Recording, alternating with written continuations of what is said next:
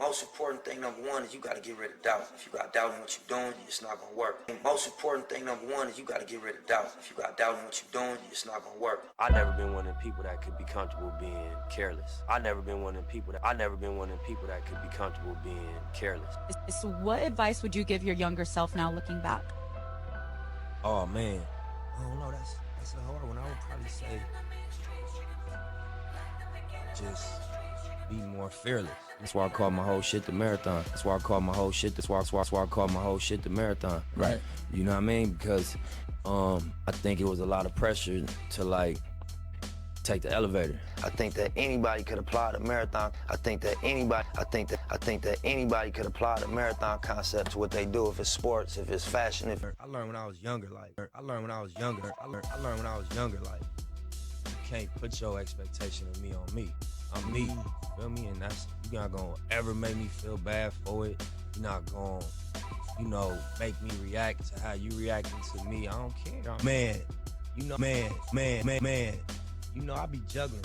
You know what I'm saying? I juggle a lot. I play a lot of positions. You know what I mean? So, my mentality when I do start to a lot, you know what I'm saying? It's just like, that's what it's supposed to feel like.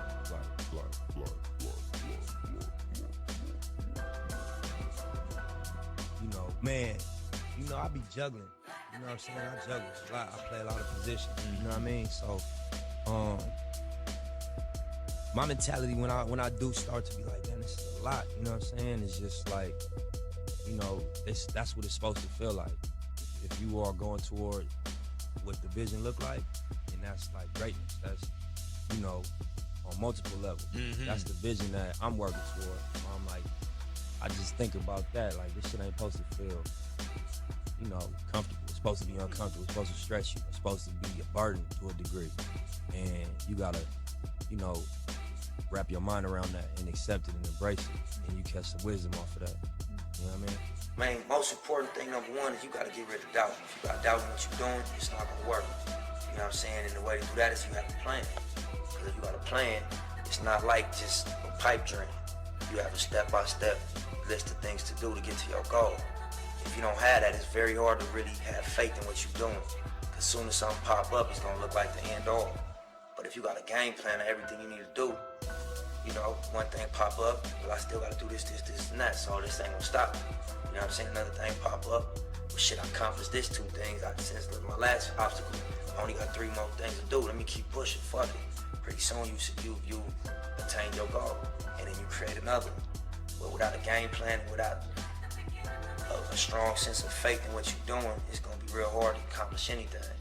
And I know, it's a lot of obstacles out here. Family, baby mamas, the legal system, trouble with the law, your homeboys being involved in a crab in the bucket syndrome, where, you making moves and starting to make your way out, and people start trying to attach themselves to you and really become weight, extra weight. And sometimes it's like kamikaze, they blow themselves up trying to stop you. So, you just gotta have faith in what you're doing and not take no for an answer. You'll get it. It'll be a long run, but you'll get it. I believe in you work with what you got, man. I was never a robber. I was always a hustler. Mm-hmm. Why I say that is that you can watch what other people doing, and this nigga on this level of the game, and it'll start poisoning your process, and you want to skip steps. Yeah. And I always believe that I seen niggas jump the gun and step outside of their comfort zone or what they known for doing and go get smacked and go get 100 years. So I relate that to music where, when I didn't have a deal, we did mixtapes. Yeah. That's what we could do. You know what I'm saying? We could buy some equipment, pay a producer to use the beat, and put it out. Instead of saying, oh, I can't do nothing. Let me go just rush to somebody for some help. Work within the realm of what you got access to, and that was mixtapes. Yeah. And when I didn't have the internet or no fan base that cared, we was out the trunk with it. Facts. So I just believe in being, embracing what you got around you. And as your resources grow, level up. Do you ever get down where it was like, man, this ain't gonna work? Or, That's why I call my thing the marathon, because I'm not gonna lie and portray this ultimate poise like I've had it figured out. Nah, I just didn't quit. That's the only distinguishing quality from me and probably whoever else going through this or went through this or is gonna go through this. is that I ain't quit. I went through every emotion. I went through every emotion with trying to pursue what I'm doing. You know what I mean? And I think that what gonna separate whoever's gonna try to go for something is that, you know, unless, you know, you're gonna really take the stance if I'm gonna die behind what I'm getting at right now. So what advice would you give your younger self now looking back? Oh man. That's a hard one. I would probably say just be more fearless. You know what I mean? I got all my radical moonshots have defined me. I don't be my downfall. My downfall be, you know, not going crazy, not you know, having a higher expectation. Anytime I set my sight on something that seemed way outlandish, it always come back exactly how I seen it. So I think I would tell myself just put way bigger goals up, you know, on the wall. Have a bigger vision, have a higher expectation. I just believed in the plan on paper, and just, you know, amongst the team, it always felt like it could work. It was a good plan, and that to be empowered the way we wanted to be empowered, to get to the level that we want to get to, that it was this route. And it seemed like you had to be comfortable being counted out at times, because if you was uncomfortable with that would put pressure on you to make decisions that might be premature, might work against you in the long run. That's why I call my whole shit the marathon. Right.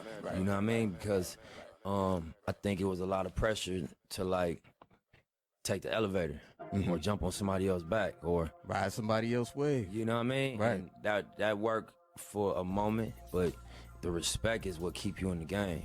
Absolutely. Know what I mean? And the distinguishing yourself through how you get there, you know, is what people really at the end of the day say, that I know his character from demonstration, you know what I mean? Right. So that was what was most important, and whatever we could accomplish within that boundary, that's what we wanted. We didn't want nothing else outside of that until we was, you know, in a position to get that on our own and in our own way. And so every time we make a step forward or make progress, it count for that much more, because we know how we got here. We know we kept it pure. For sure. Going against the odds to be successful, because it's not in your favor. The game ain't built for your success. You just gotta be a beast. You gotta be harder. You gotta be stronger. You gotta be meaner. You gotta be hungrier, because you're gonna be fighting an uphill battle. It's like escape velocity. You know, to get out of the atmosphere, going to space, you need the escape velocity. And if you don't have it, you're not gonna penetrate the atmosphere, because it's gravity working against you. It's embrace it as part of the game. That's how it goes. You know, that's what it's physics. It ain't personal. It's science. For real, if you're a young kid trying to do it, it's gonna run you down. You know what I'm saying? It's gonna beat you up. But life gonna do it to you. Failing gonna do that to you too. That's real though. I think to stay inspired, you just have to make the decision that that's your intention. And I think that's what we see when we see young people do unbelievable things come from odds that's unbelievable. They had the raw intention. They had a strong intention. It was pure. And it drove them there, and it took them there, and it navigated, you know, through all the speed bumps and the potholes and all that. Obviously, it's a marathon, and it just stands for endurance. It stands for staying down. It stands for, like, not quitting, accepting the ups and downs of whatever game you commit yourself to, and riding it out, you feel me? Because, you know, that's the reality of, you know, success or greatness, that it come with a roller coaster ride, you know? So I think that anybody could apply the marathon concept to what they do, if it's sports, if it's fashion, if it's music, if it's hustling, whatever. You're just on a marathon, you know?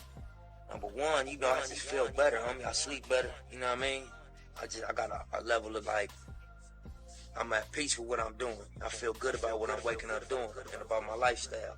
At one point, I wasn't proud of my lifestyle. You know what I'm saying? I wasn't content with what I was doing on a day-to-day basis. I wasn't happy with that. So I was eating that, even though I'd be on the surface, cool and straight. Deep down, I knew that this wasn't the direction of what I need to be doing. Now I wake up with the feeling that I'm going in the direction that I'm here for. Like what I'm on this planet for, I'm doing.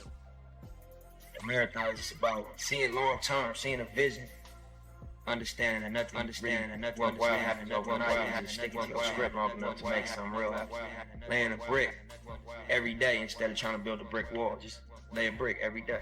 Eventually you look up, you're gonna have a brick wall. The best thing you can do for a person is to inspire them. That's the best currency you can offer them, inspiration. And so when a person can rely on you for that, you know,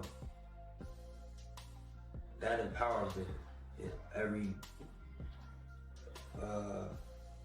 realm of their life. Being inspired, it empowers them in their relationships and their business and their art and their creativity. It empowers them because without inspiration, you drop. And you know, you can't summon the energy unless you're inspired. I've never been one of the people that could be comfortable being careless.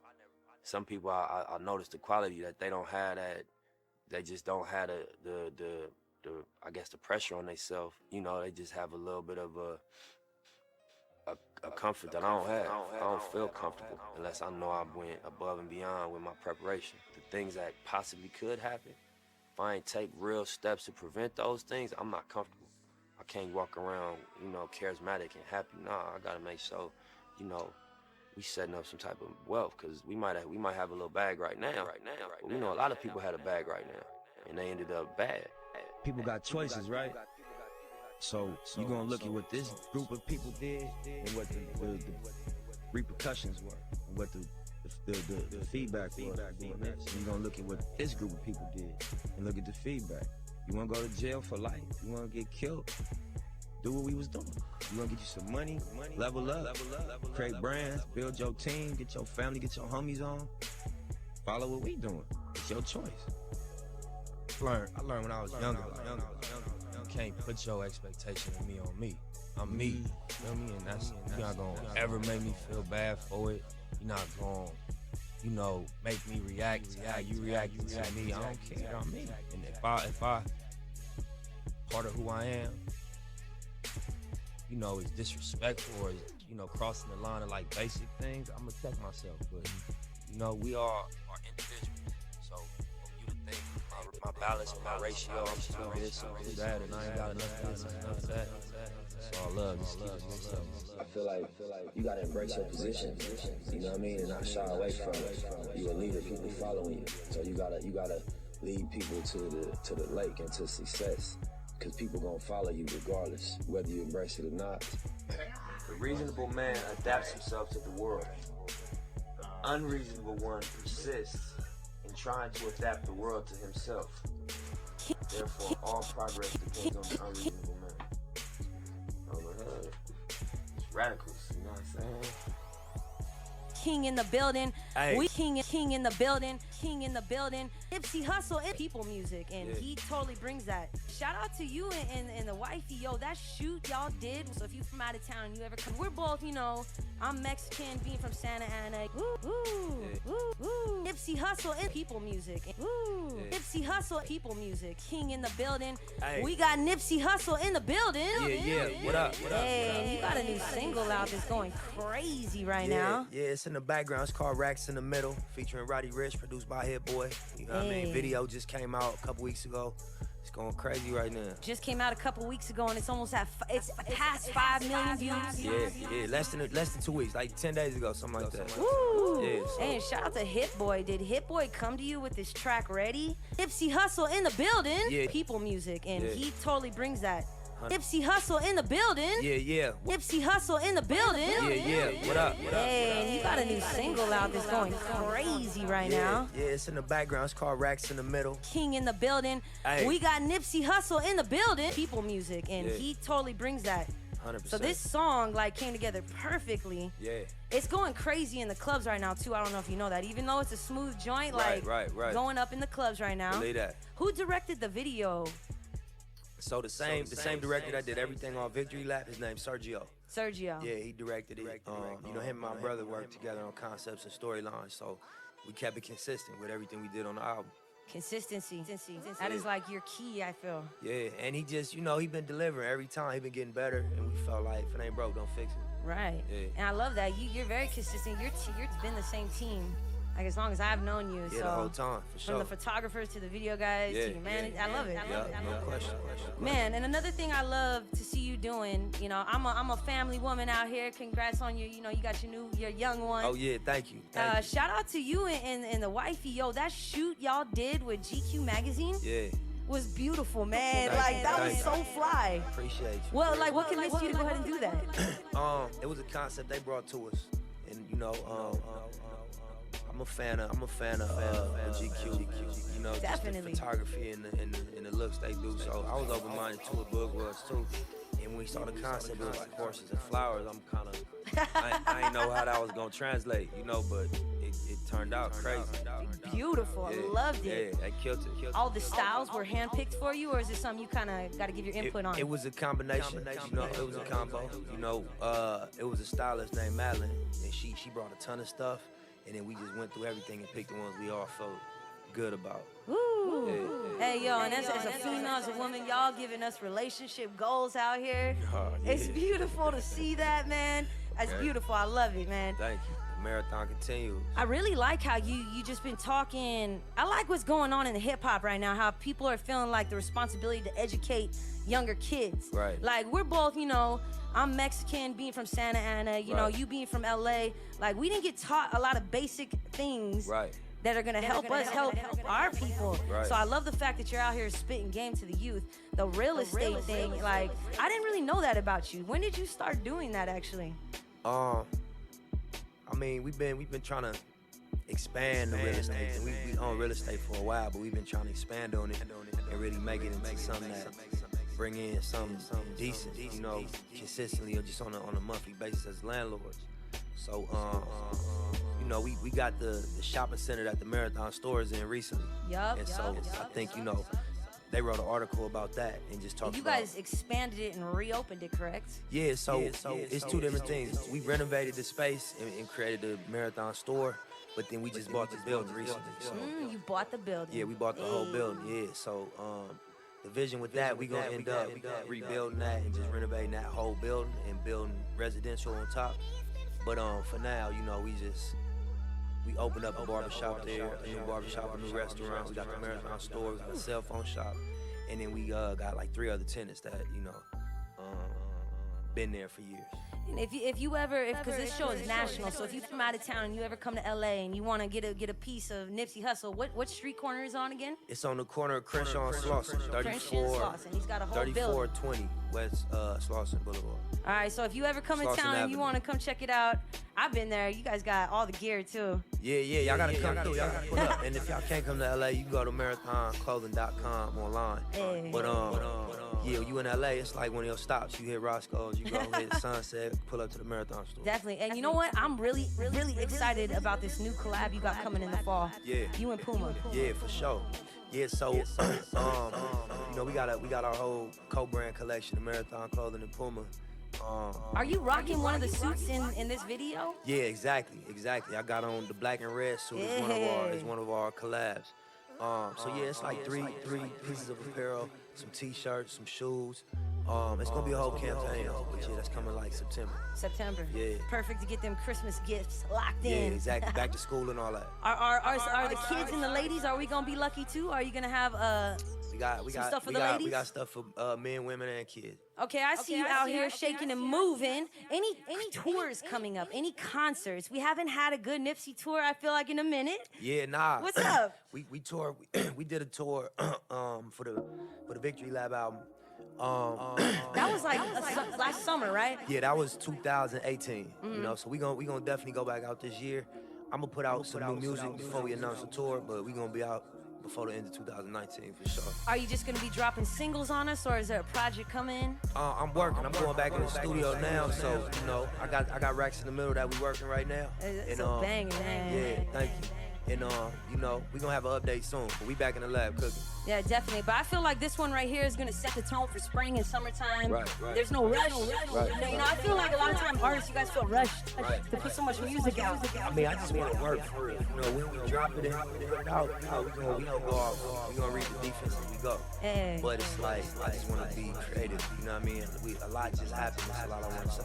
Hey, it's a lot that happened, man. Like a Grammy nomination. Yeah, definitely. Congratulations. I haven't seen you, so Thank you. congratulations, man. Thank you. I'm so proud of you, man. Appreciate you. Well, thank you for coming through. I know you got a lot to do, so thank you for coming through and hanging out with us. Of course. Always. Hey, be sure, like I said, this is the single right now. The video's out. As soon as this interview's over, head over and watch the video. Yeah. Racks in the Middle featuring Roddy Ricch.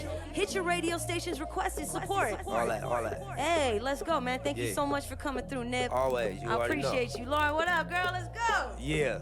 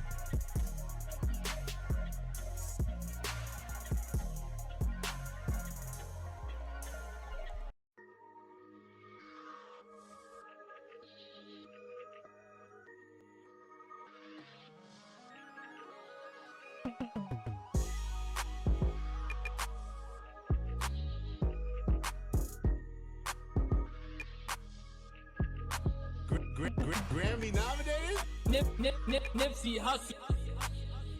Grammy nominated? Nipsey Hussle hip hop. Grammy nominated? Nipsey Hussle. Grammy nominated? Nipsey Hussle.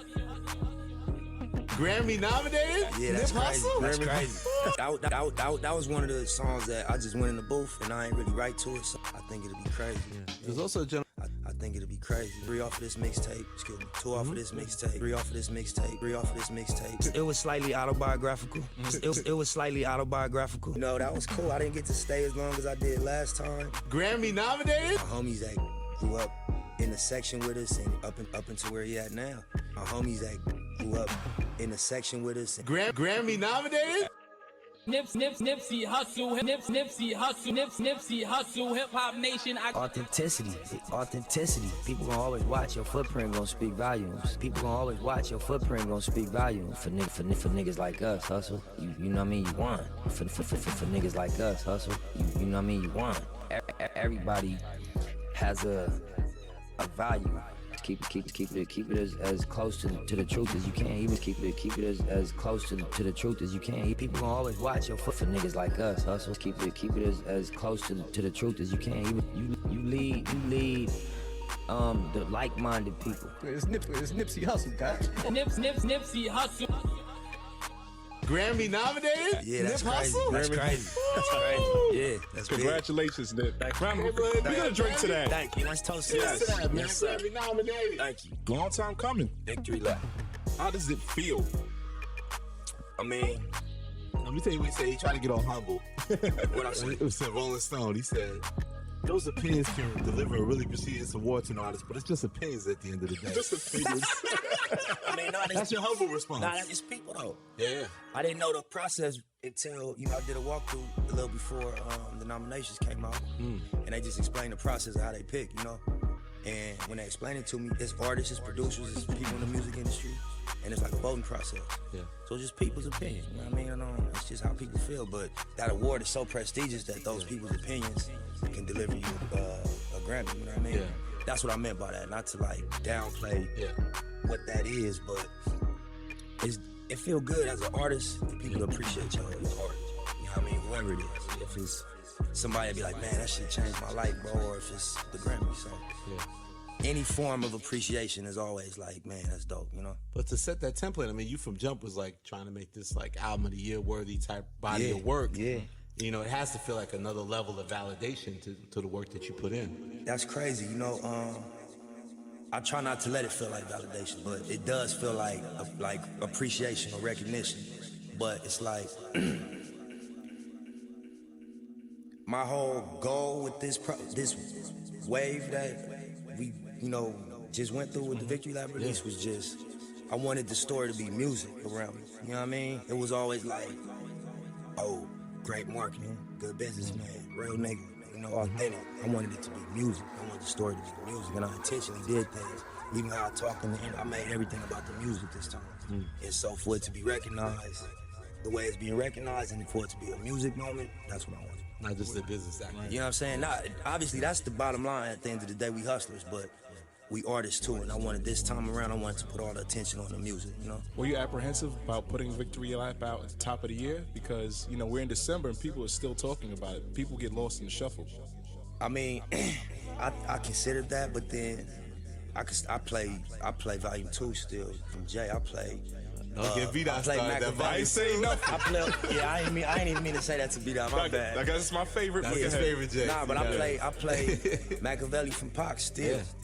Timeless classic, like authentic music. I play The Fix from Scarface still. I play Miseducation for my daughter. I introduce her to classic music, so I don't feel like I don't try to make I don't try to consider. Oh, it's going real fast right now. Everybody's dropping. I try not to think in that term. I'm thinking like, make some great music and people will appreciate it and be able to live it. So when the nominations came out, you were in the gym at 5 in the morning, something like that? How'd you know that? It was an interview. Oh, I said that. Yeah, I was Can working you Snoop out. Dogg on? You trying to get buff up here?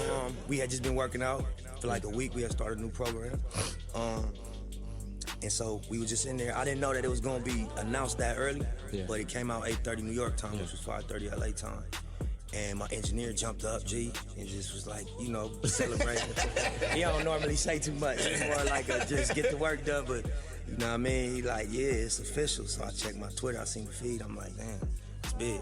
Yeah. The other thing I saw you say is it's rewarding for you to be recognized because people feel like this is a really strong year in hip hop. Like there were a lot of big releases. That's another thing. This was, everybody put music out. Everybody put albums out this year.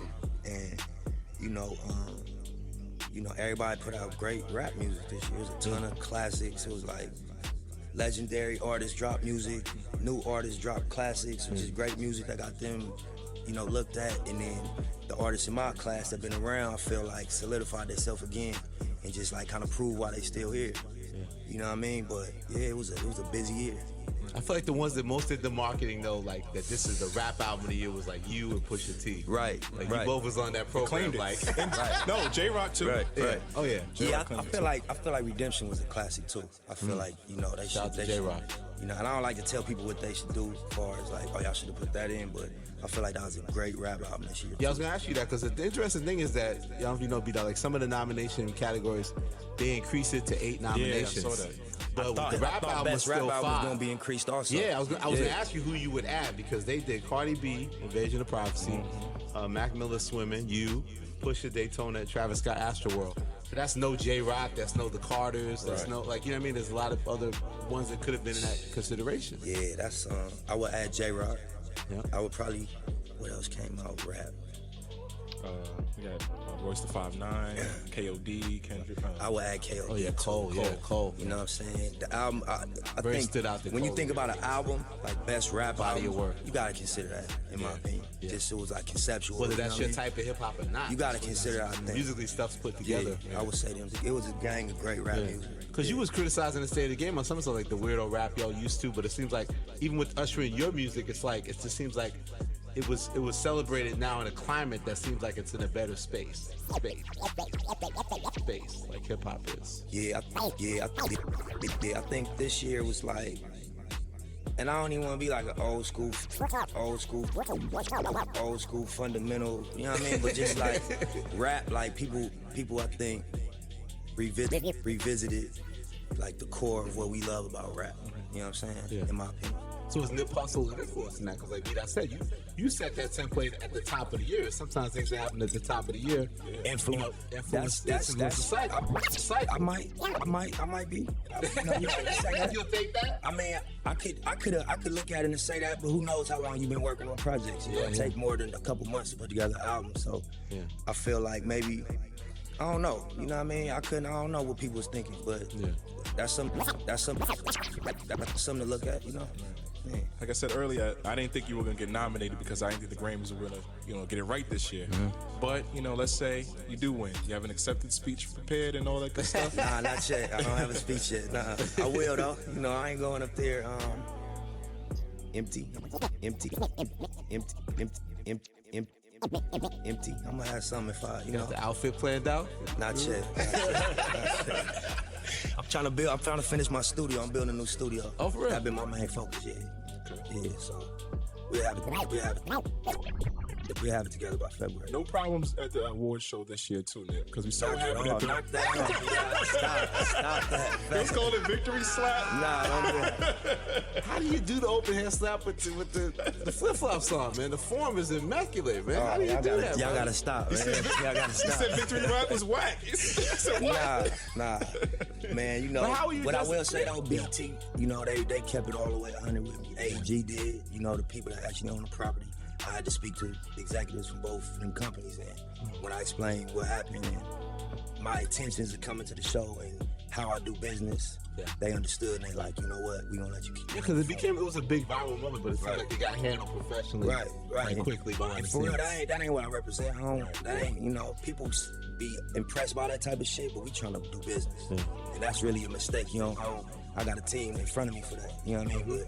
We men, and sometimes you go off your rocker a little bit. Yeah. But it's crazy because it's like, because the other side of it, right, is like we known you in the game for a minute, but it's like now you're like in the TMZ radar more. People look at everything you're doing more. Like if you at the Lakers game, the Lincoln game and old boys get into it. Rondo, Chris Paul. They're like, why they pulling his pants up? Like he got ready to go. I thought it was gonna spill into where I was at. It was like close. You feel me? Oh, come on, man. I'm not jumping in no NBA fight.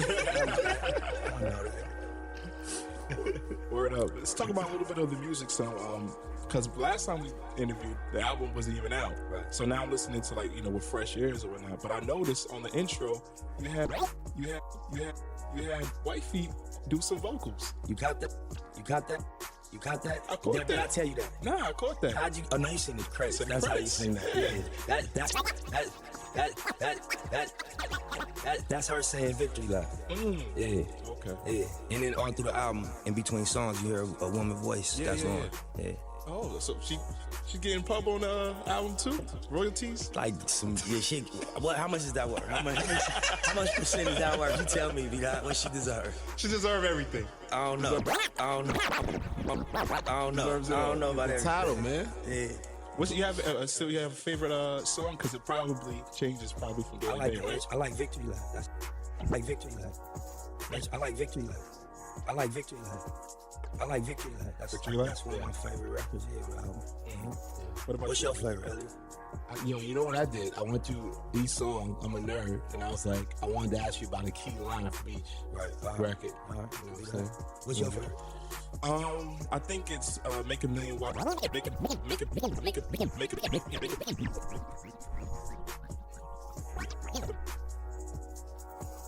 Make a Million While You're Young. Right. And I have a hot take about it. I feel like this album is very motivational. So whenever you get like a paycheck or you get some money or windfall, I listen to that record and think about how to invest it. I said on Twitter that I think the second verse is like a TED talk for, how to save money and stash and whatnot. And I really like that record. Who's doing that little interview part? Who's that? It's the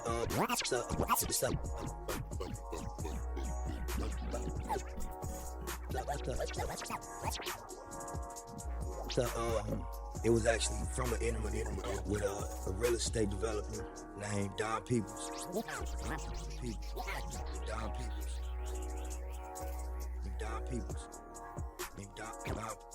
Don Peoples. He was being interviewed. The guy speaking as the interviewer. So he was asking Don Peoples, tell me about your deal that made your first million. Yeah.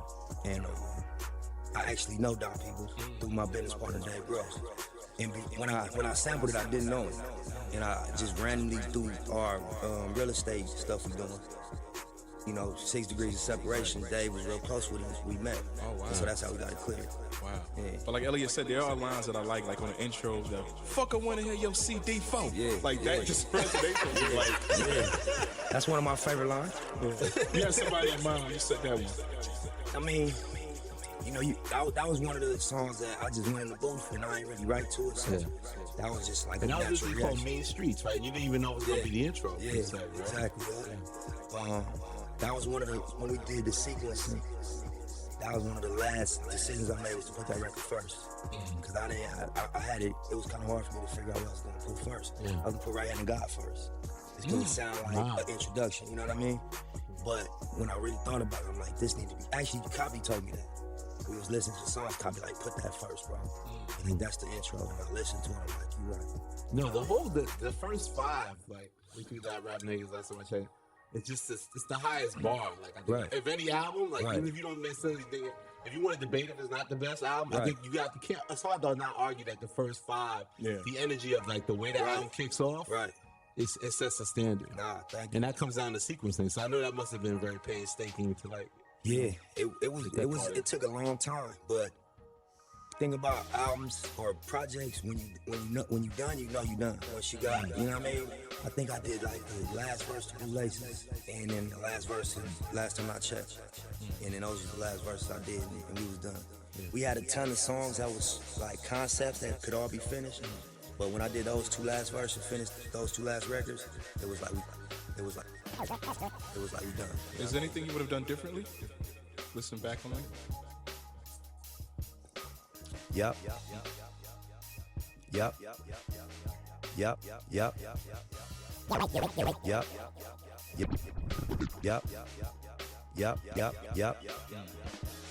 I'm gonna do it on the second album. But I did learn as I went on tour and just, you know what I'm saying, went out into the world. I'm like, okay, I see what I got, I see what I don't have, I see what I need, you know what I mean? But as a project, as a concept, I think I executed on the concept. You know what I mean? And you always said that part of what makes it good is the stories and that they're rooted in truth. Right. You know, you even young niggas, you say no exaggeration for the content of my songs. Yeah. Like, and I think that you always say that one thing that resonates with classic material, whether it's from like Adele or Lauryn Hill or whoever, is the honesty in the music. Right. How did you continue to push yourself to execute it that way or give that level of like honesty and sincerity?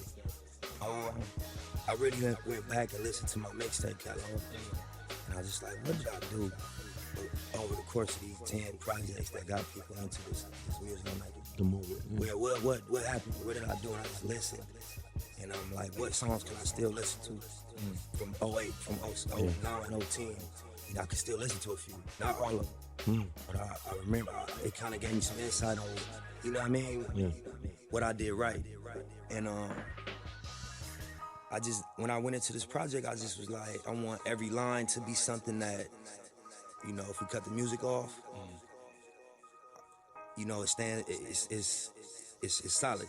You know what I mean? It's not on. I want every song, every hook, every verse, every line. I just want it to be pure and just on the bullseye. And we had to do a lot of songs and take a lot of time, but what I thought was like, damn, if I'd have took 3 off of this mixtape, 2 off of this mixtape, 1 off of this one, 4 off of this one, I'd have had a timeless piece of work. And you know, that's what the fans are into you for, because they got all of them. And they probably made their playlist, you know what I mean? But if they'd have got it all on one project, that project would have been timeless. So what are some of like those classic in your mind, like for the hardcore Nip fans? Hussle in the House. Like if they wanted to make a playlist. Yeah, Hussle in the House, right? The Hussle Way, off Volume 3, right? Rap music, off Volume 3. That's a record I feel like is a pure record. A pure record.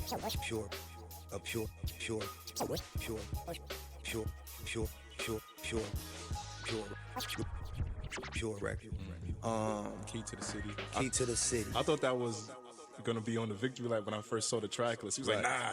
Nah, this is new. Yeah, that's part 2. Yeah, a record like Keys to the City. Blue Laces. Blue Laces. Blue Laces. So songs you did sequels to also kind of hold that. That's why I did sequels. That's why I did sequels to them. Yeah. I got a record on the marathon called Love.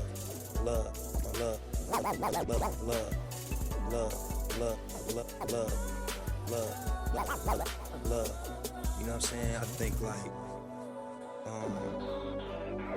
Ocean Views, off Slauson Boy 2. You know what I'm saying? I was Save the World, right? Face the World. Face the World. Life on the Brewster. Yeah. You see us. Checking you out. You know what I'm saying? Slauson and Crenshaw, true story. The outro on Crenshaw. I think them is times when I hit my bullseye. Yeah. Me as a fan, you know, you make music for the time sometimes where you feel like, damn, I need to be stronger in this area. Let me do a feature. But then when the time is over and you just look back, there's certain songs that's just like you purely just being yourself, getting off in the room. Yeah. And so that's what I try to do. That's what I try to do. That's what I try to do. That's what I try to do. That's what I try to do.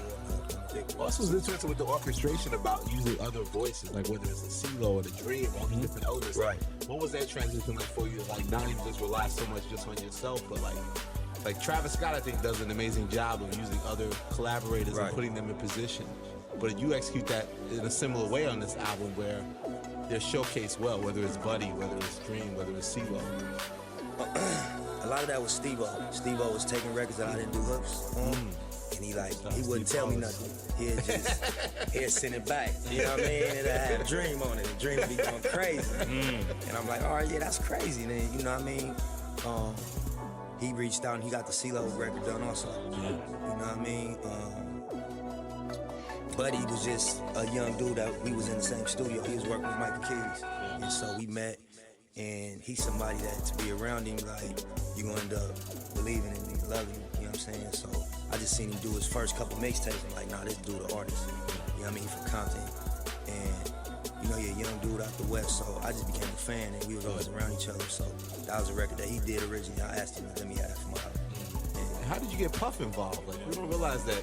Damn, you had this I think Sean Combs touch it the whole thing. I think Bug introduced us originally, and then I think like last time I checked, video dropped, and Puff hit me like, man, you look like you doing yoga, nigga. What you got going on over there? You know what I'm saying? You look like you focused, nigga. You on some shit. You look like you focused. You know what I mean? Like I don't know. I feel like you about to drop a classic on him. Like, pull up on me. I'm like, yeah, I'm pulling up. I pulled up, played the records, and then, you know, we just had a convo about the music, and you know what I'm saying? He was just like, you know, I told him what I wanted as a producer. I mean, as an artist from a producer. And yeah. He like, let's do it. You know, I ain't worked on no rap in a while, and we just open the records up and start, you know what I'm saying, trying to make them better, take them to the next level. Really, I would say Puff's major impact is on rap niggas. He told me, he played Natural Born Killers. And he like, if it don't sound like this, Ice Cube, go back to the drawing board, bro. This record is way louder than it came out in the 90s. How? This shit way more aggressive. You gotta get your shit on that level, the production. And we went back and beefed it up. So you felt you had a concept, but you wasn't fully executing. Yeah, it ain't get all the way where we was trying to take it until we went back after that combo and was like, all right, boom. And then we kind of like juiced it up. And then how'd you get him to talk on Young Niggas? I heard you had everybody make sure when he came in the booth, they applauded him when he came out the booth. We was all smoking and drinking. We just was like, we was trying to get him to get in the booth. And I was trying to get him on rap niggas because I wanted him in the mink, in the video like he was with Nas. Yeah. But he like, nah, I like young niggas. So I'm like, all right, fuck it. He like, I'm going right now. All right, go in. And he started, you know what I'm saying?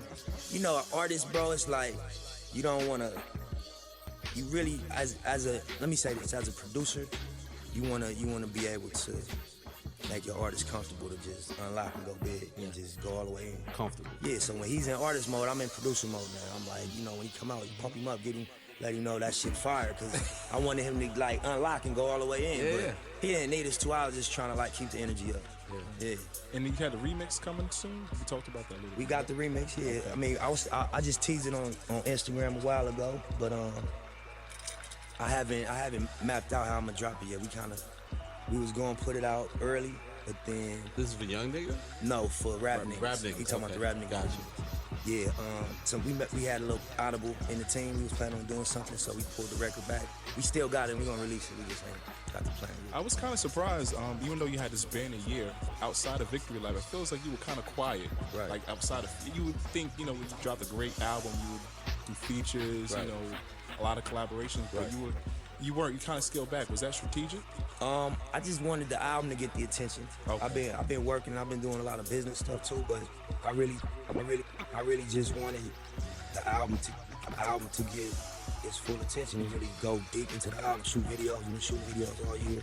We went on tour, right? And then, you know, it's a lot of business stuff I'm doing behind the scenes too. But you know, I really wanted to focus to be on the album this year. You know what I mean? Yeah. You mentioned videos. You said the Double Up video was based on a real experience. Roughly, you know what I mean? Roughly, yeah. It was slightly autobiographical. Yeah. It's like my second favorite song. Like, I know that song was special because I played it so many times.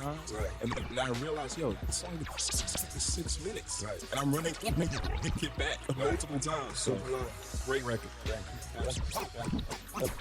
What's the other record you said it's your second favorite? Oh, the first one is Make a Million While You're Young, so Double Up is like number 2. Why was Double Up a bonus track? I just couldn't find a place for it in the sequence.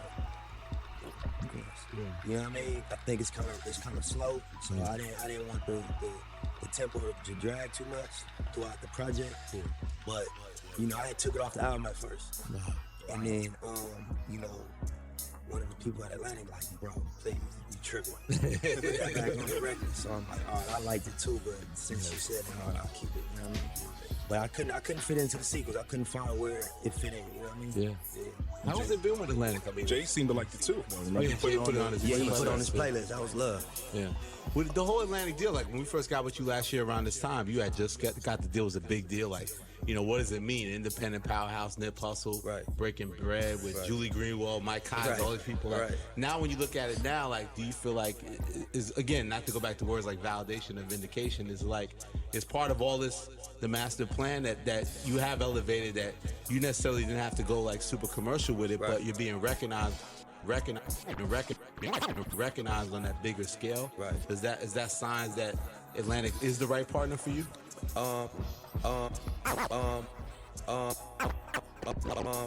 It was signs before that, you know, just how the whole album rollout went, just from the process of us signing to getting the album on the shelf or on the platforms. Yes.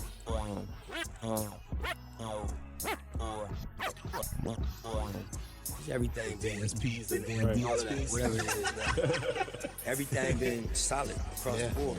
You know what I mean? Yeah. So I had a convo with Julianne Kaiser just about that. Like, you know, shit been clean.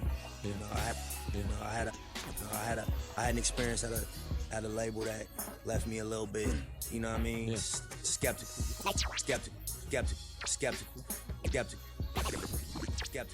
about just the relationship. That you could do that. Right, but just first and foremost was the terms. We went back in on. They met the terms, and then after that, just the experience with them. Everybody been men and women of their word. You know what I'm saying?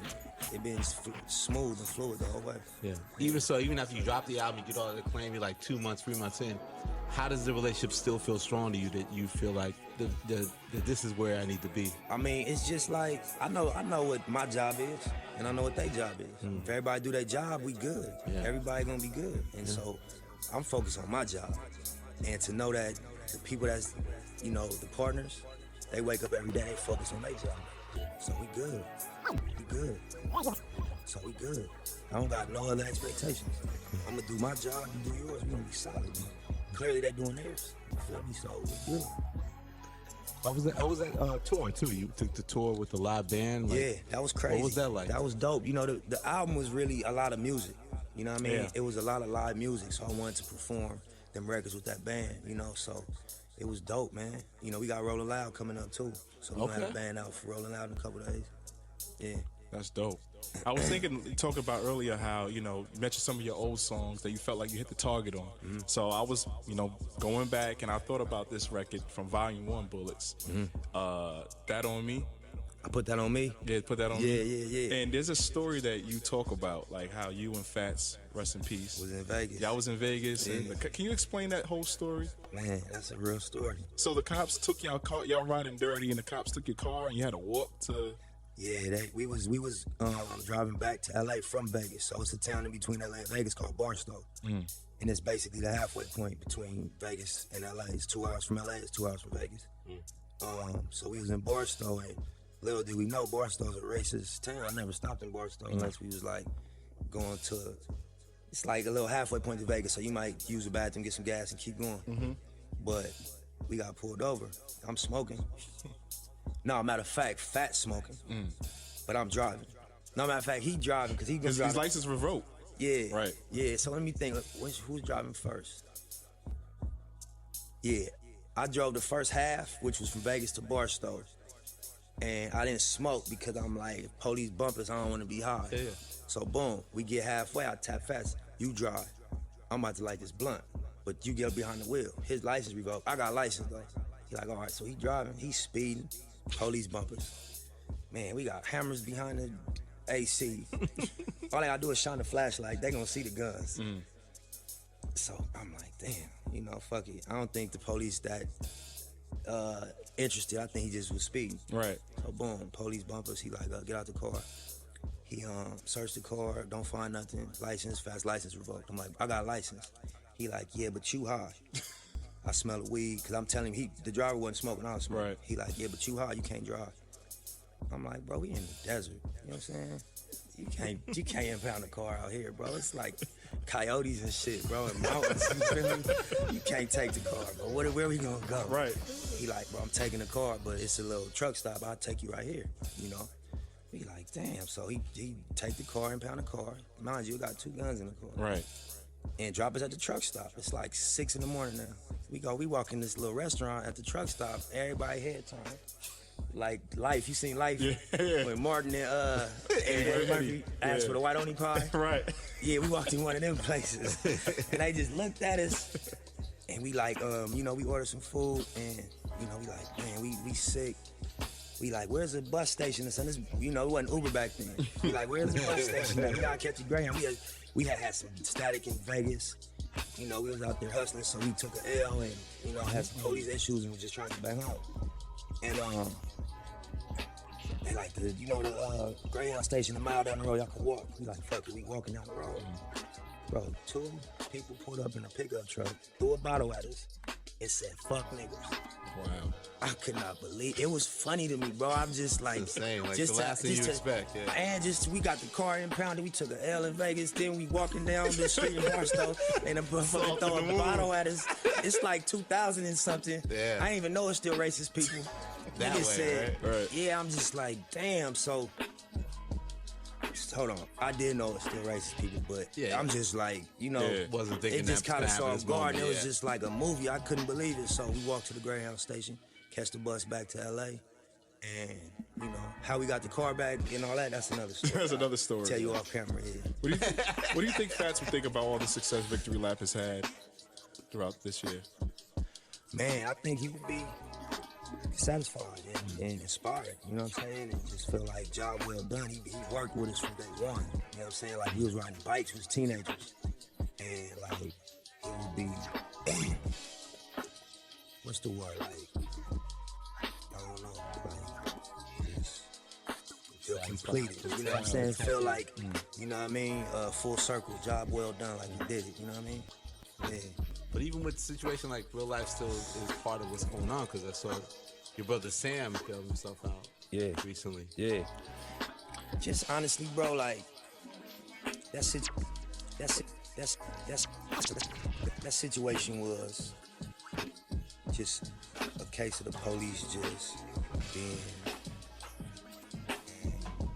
devilish. Devilish. Devilish.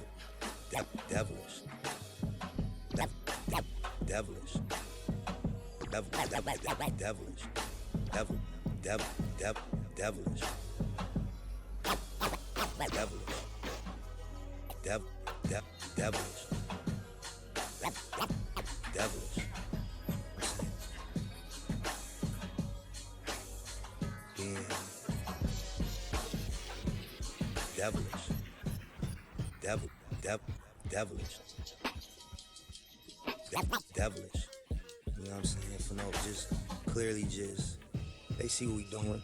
They see what the energy is. They see what direction we going in. And just the history of where we come from, they still hate them.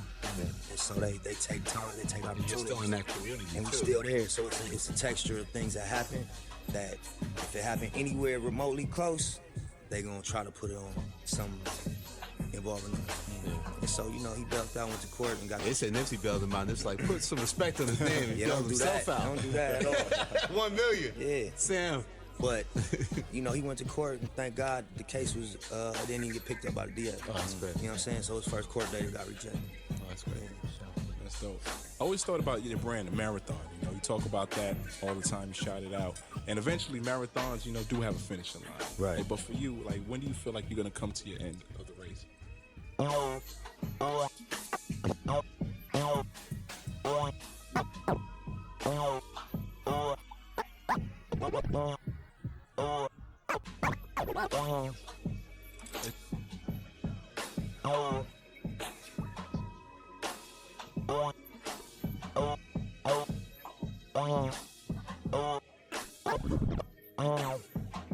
Is there an end? I mean, yeah, life at the end of life, you know. But I feel like it's not limited to music. That point of view, it's not just about making music. It's just about, you know, a mentality, in my opinion. Just you know how to take your lumps in life. You know what I mean? Because you gonna take your L's. You gonna have your ups and downs. So just a philosophy or a point of view on how to look at the journey. You know? The journey. The journey. The journey. The journey. You know what I mean? You got where you at, you got where you trying to be. And then you got all this shit in between that's not gonna matter when you get it. You know what I mean? So I feel like, and it was a way of inspiring myself also. Just like the pep talk I was telling myself while I was in a vulnerable moment. moment. You know what I mean? Yeah. That the marathon it goes on. It don't stop. You know what I'm saying? I've been doing this. It wasn't about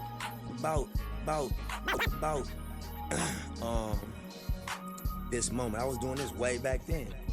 Way back then. Way back then. Yeah. Doing this back then got me here. So reflect, bro. Just, you know what I'm saying? Keep it going. Right. What do you mean when you said never let a hard time humble us? Never let a hard time humble us, because you know it's the game gonna test you. It's ups and downs. So like, you know, you gotta be who you are at all times. You know what I mean? So, just like a principle to live by. You know? Yeah.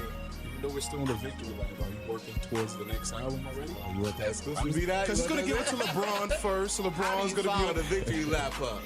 Nah, what's crazy, man? What's crazy, bro, is that I made no pressure after victory lap. You know what I'm saying? So all them records came after victory lap. Every one. I like that EP.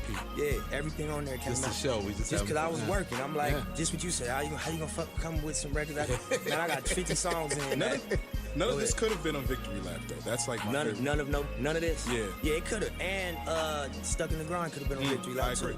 You know what I'm saying? But you know, I just wanted to make music. We mixed the album. I got the album done, like mastered in my hand. All right, what we gonna do now? We gotta shoot videos. We gotta mix the music. We gotta do the marketing. I mean, we gotta work on some more music and then figure out the release and all that. But I wanna stay in music mode. You know what I mean? Yeah. So to answer that, we got a ton of music. You know, I got like 2 other collab projects I did. Bino with Bino, that we gonna figure out what to do with the records. I saw you and Nipsey, you and Meek, but teasing something like you gonna do a collaboration album. You would download that? You would stream that? Hell yeah! I'll give you $10 for it right now. We gonna charge 100. We gonna be proud to pay with that. I think that'd be dope. I think that last Meek project. I mean, I think we all feel like that's his best project. Yeah. That's, you know what I mean? Like some classic street rap music that we ain't got in a long time. I think that people love to see that. People love to see that. We've been like talking about it for a while, doing records like that never came out, but I think it'll be crazy. There's also a gentleman, Dallas Lifestyle, is tying with Dallas Martin. Yeah. He A&R both your projects. Yeah. Can you talk about what he adds? And he got Roddy Ricch. That's okay. He's been working with Roddy Ricch from early on. So, just he had a great year. You know what I mean? What's crazy about Dallas, man? Me and Dallas been talking about trying to figure out how to get me to put an album out proper. Yep. Since like 2011 when MMG was at Warner Brothers. And Todd Moskowitz was the executive. And so you know what I mean, just to see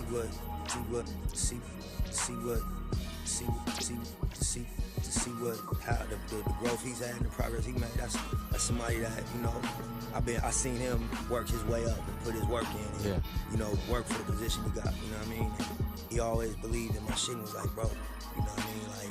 Like, whenever it's time, you know what I mean? Let's figure something out. So it was dope we got to work together when I came around. Yeah, how do you add to the process?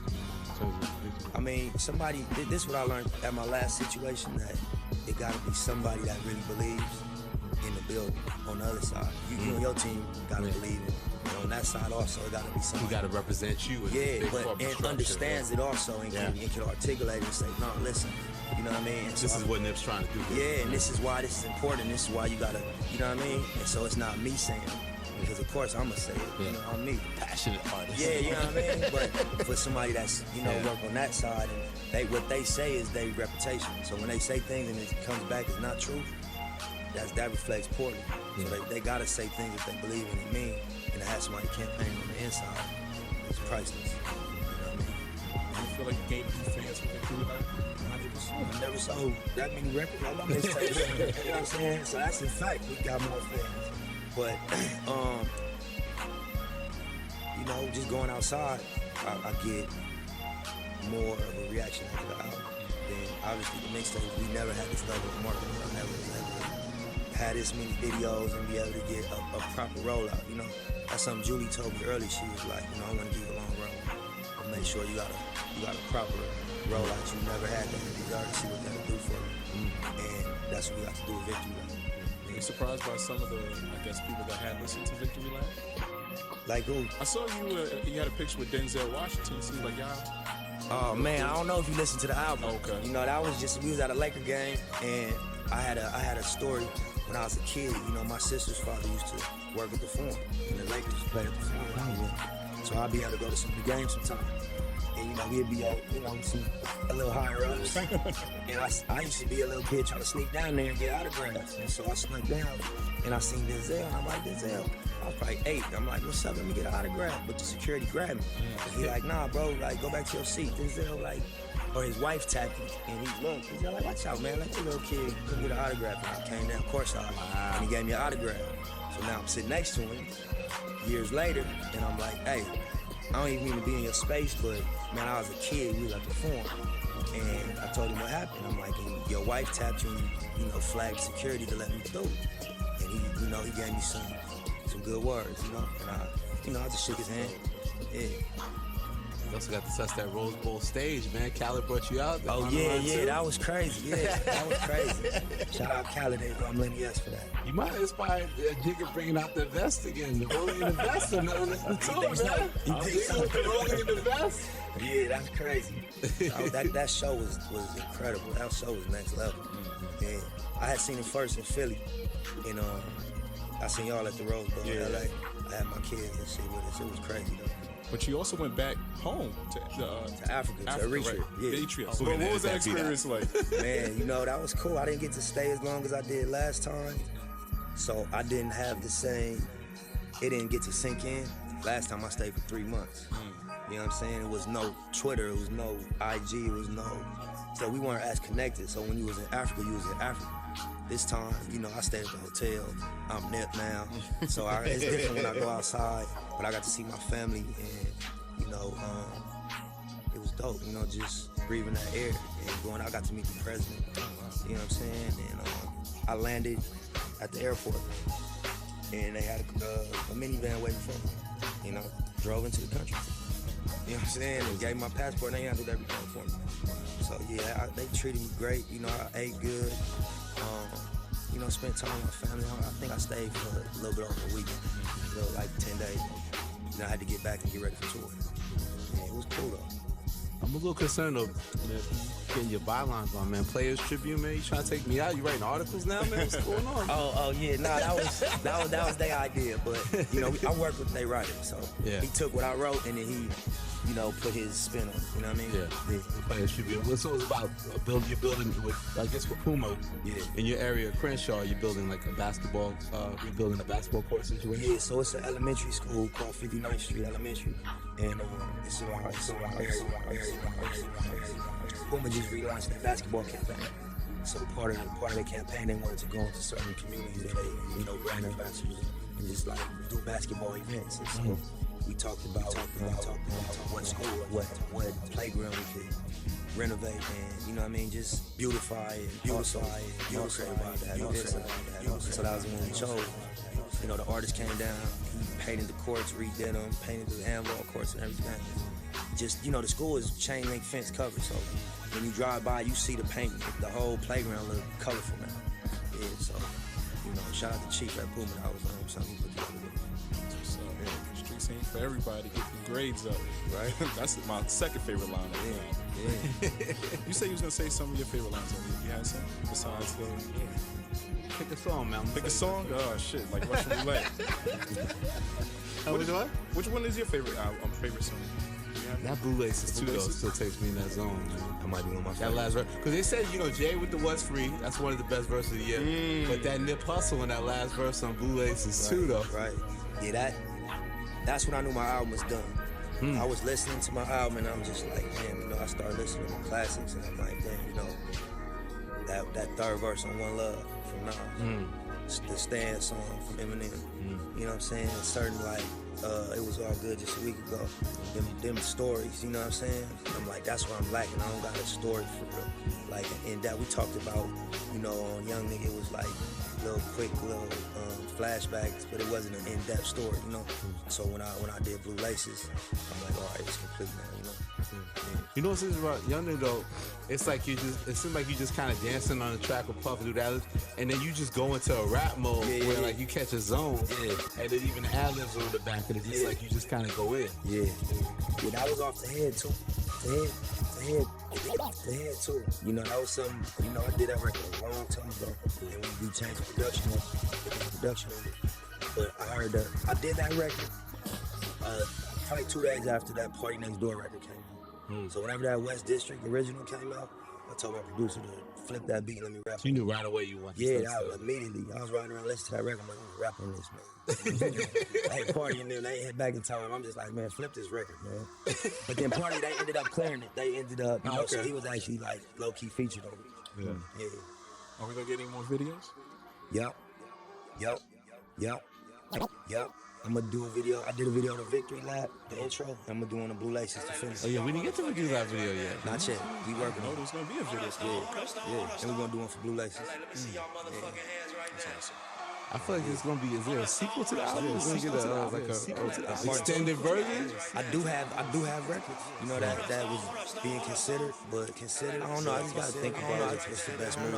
I'm really trying to make new music. You know what I'm saying? But I wouldn't hold the music back. I'll land it somewhere.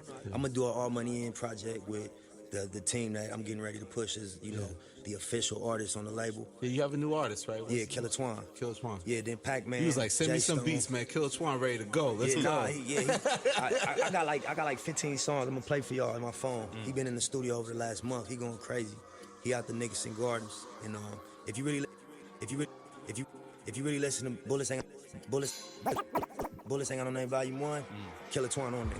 Oh, okay. He's on the last record, you know, so we been working with Killer, and you know, like I told y'all off camera, the focus was to get the album out, but we had a in-depth plan of what we wanted to do. And so part of that is getting the label really solidified, you know what I mean? Yeah. And so like I said, we got Killer, we got Pac, we got J Stone, Cobby, BH, and then we working with a ton of other artists too, but you know, we gonna come with the original home team, my homies in the section with us, and then, you know, building the sound with us, and then it's gonna turn straight music, you know what I mean? Like you say, you never was stingy. Like I think about Mine 3, you always had a lot of collaborating. I mean, that's how we start making music. We had studios in our neighborhood. If I had the equipment, it was in my spot, and in my closet was the mic, and Cuzzy would come pull up and lay a verse, and Covey would lay a verse, and then, you know, Robin Hood would have a studio, and we'd go to his spot and record. So, you know, that was just how we made music. It's times when it's like a solo personal moment, and it's like, this is a solo project or this is a solo record, but overall, we all made music collectively together. Yeah. How's Granny feeling about the success, man? Oh, man. We took Granny with us to Vegas. She was on the Puma Jet with us. Yeah. She was turned up, man. Puma Jet is nice, man. Man. Planes shirt on, the waves out, man. But Yoshi had the bet on himself. Yeah. So every collab, yeah. Because in the Planes Tribune thing, you spoke a lot about her. Like, for people that don't know, her role is. Yeah, Granny just, I'm sure anybody grew up how we grew up, you know. Granny's an important part of the family. And my granny was just like backbone, you know what I mean? And we lived with Granny for the first 7 years of my life, you know what I mean? So she had a 2-bedroom house, and it was me, Moms, and bro in the other bedroom in the bed together. And Granny wake up, cook breakfast every morning, you know what I'm saying? Like an old school, you know what I mean, structured, never really angry, always good energy. She's a unique person, but, you know, easiest person to love. Anybody, you might get in the elevator and love Granny by the time you get off. That's just how her spirit is. She talked to everybody. She just, you know what I mean, a happy person. Yeah, 86 and still wake up every morning. You know? Sharp. Yeah, drop my son off. She had my son all day. She go out to the, you know, events with us and all that. Took her to the Pac premiere when the Pac movie came out. She just, you know, it's a pure spirit, you know? Yeah. That's awesome. Yeah. Well, we see the family in the upfront, man. Yeah, you know, my thing is really like a family business, for real. Yeah. My dad is a part of the Marathon Clothing. He worked every day at the shop, you know what I mean? My brother is my business partner. Yeah. You know, my sister worked with us, you know what I mean? Moms. everybody. It's really like a family business for real. You know, my girls in all my videos. You know what I mean? They say you put a ring on it, man. Man, that was, you know, for the record. You know what I'm saying? Just for the record. I mean, I won't get my boss involved. By the way, the caliber woman Lauren is, that's a wife off top. Right, sir. Period. You know what I mean? But sir. We didn't get married. You know what I mean? So, we was at the club celebrating her birthday. I'm sure. I might be invite everybody to dinner. I'm gonna say, bring y'all wives. Right. Y'all might not be married. Y'all know how we talk. You know what I'm saying? But you know, we was just having fun celebrating her birthday. Yeah. You know, we going out tonight too. So she hosting them right now. Yeah. It's great to see like you're out there more. You know. Yeah, sharing with us. Right. You know, they just TMZ was in front of the club. You know, so they kind of just. After we ate dinner, drunk some shots, you know what I mean? They got a little extra out of it, so it's all good. I heard you say something about, in terms of like the business, how people listen to music, so you had an interesting quote. You said like almost like the metric for success almost is inspiration. Because a lot of times before you even have the catalog, people always speak about Nip Hussle, like he inspires me. You talk about how that like it still continues to be like, to me, like the foundation of what you do. Like you creating great content, but it still inspires others. Right. Yeah, I think I read that somewhere. It was just like the highest human act is to inspire. You know what I mean? And so for me, it's like, why do I don't care really the business side of music outside of just being a hustler. When it comes to music I love, you know, I might pay attention and get informed about how the album performed, but it don't really influence how I feel about the music. So, you know, when I thought about what factor make me like the music, you know, what really is it? And I think it's like the music that inspires you. That's what you really, that's the stuff you play over and over again. That's the music. And you got shit that entertain you, shit that, you know, motivates you. But I think at the core, all that, it inspires you to dance. It inspires you to get some money. It inspires you to fall in love. But it inspires you, you know what I'm saying? Yeah. I think that's the goal of making music, is to inspire some emotional reaction from people, you know? Yeah. So whether it does gold, platinum, it's not really important to you. It's more so about. I mean, this is what I know. You create classic music, people gonna catch on. It's gonna, you know what I'm saying? It's gonna perform how it performs. You know what I mean? But as a hustler, yeah, I want my shit to go platinum. You know what I'm saying? I want my shit because I want to charge what a platinum artist charge for everything. You know what I mean? And I want to be multi. But it's steps. You know what I mean? Yeah. We gonna play the game how it goes. I think you said something too that Kendrick don't get credit in the sense of how he cracked that commercial code, but in a sense you feel like he never really went commercial with his music. It's like people just responded that way. I think they came to what he was doing. Yeah. Section 80 doesn't sound too far from Good Kid. They completely different sonically and the storyline, but they don't sound like a different artist. Yeah. You know what I'm saying? Up until where he at now, to where I feel like, you know, I think they just came to him, and I think that's the goal. You know what I mean? Because it's like you didn't pursue it, and you ended up with it, so you don't gotta change for it. You get to be who you are. Do you feel like the next step after Ricky left, this next album is maybe not going to take steps? I mean, I feel like you know, you gotta think. The last project I put out was Mailbox Man or Crenshaw, like officially, right? I had mixtapes after that, but you know, from that to this, you know, that's a hell of a jump. It's a hell of a jump. You know what I mean? And so from Victory Lap to what we do next, you gotta think I learned a lot from when I put out Crenshaw and Mailbox Money. You know, everything went into Victory Lap that I learned. And I'm gonna learn a lot from now until, you know, this next thing that come out. And I've learned a lot just putting this project out. It's my first major label release. Absolutely. You know what I mean? It's the first time I actually, you know, mix and master a project. You know what I mean? It's the first time we really did a full campaign and marketed the album, did radio runs and all that. And, you know, I feel like, cool, I got it. I figured out what it looked like. I knew the whole process, the whole team at Atlanta. I know where everybody is. We got a working history. The next one gotta be bigger. You know what I mean? It gotta, you know, continue to grow. You know what I'm saying? In my opinion. Yeah. Can you give us a sneak peek into 2019? Man, more music. That's my goal. More music. More music. More music. More music. That's my goal. More music. That's my goal. More music. That's my goal. more music, that's my goal. You know, more than anything, just to be up front. I got a ton of business stuff. Y'all gonna see it that unfolds. Right? But the music is what's, you know, everybody's tuning for. So just more music for real. Appreciate it, man. Good luck. Always. Grammys, Always. Thank y'all, man. Family? Yeah. Y'all killed y'all cup. I was going slow, huh? Let me catch up, man. The victory's sick. Love. One What's time, up? man. Yeah. Hip-hop, baby. Nipsey Hussle, Nipsey Hussle. Authenticity. It revolves around the truth. Tell everybody has a value. Keep it as close to the truth as you can. You lead. People gonna always watch your foot. You lead. The like-minded people. People gonna always watch your footprint for niggas like us, Hussle. It's Nipsey Hussle, guys. Nipsey Hussle, Hip Hop Nation. I go by the name of Torre, the tour guide. And I go by, but my mic is off. This is live. Here we go. Here we go. Great Rizzy right here, Shade 45. The hype is real. Absolutely, man. We got a studio audience. Nipsey Hussle is here, and we just heard Dedication featuring Kendrick Lamar. Crazy joint. We want to dedicate some of this because we're serious about one of the things that we love to pride ourselves on is how much we involve, our listeners, man. So we're going to take it to the audience. If you guys got questions for Nip, I'm going to go to my man, Zach, right here in the front with the good kicks on. Zachary. Can I join it? Is that right? Let's get Zachary this microphone so we can get this good question. Zach was about to go ahead and read that off from his seat. Like, my shit is real. First off, what's good, Nick? What's up, bro?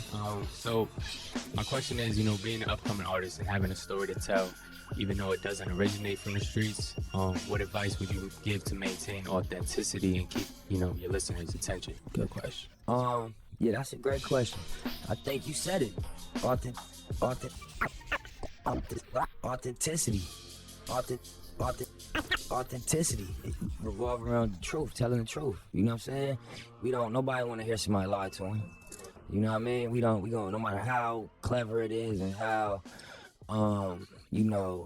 technically dope it is, we wanted to start with being the truth. So, you know what I mean? I think that everybody has a value, an artistic value. You just gotta mind yourself for it, you know what I'm saying? And the quickest way to do that is just look at the facts and just revolve around the facts, in my experience, you know what I mean? So I would just say, keep it honest, keep it as close to the truth as you can, even if it's unpopular, you know what I mean? Stick to keeping it truthful, because trends always change, and if you jump around, you're gonna look goofy. If you just stick to what's real to you, enough time gonna pass, they're gonna say this dude has been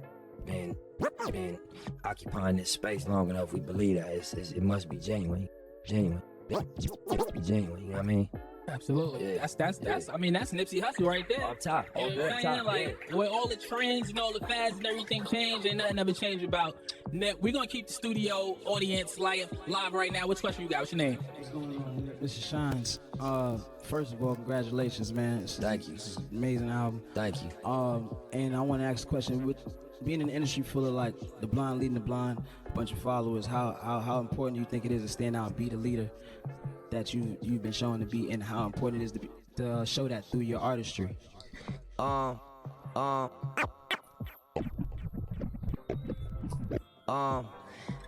I think it's just about doing what you believe in.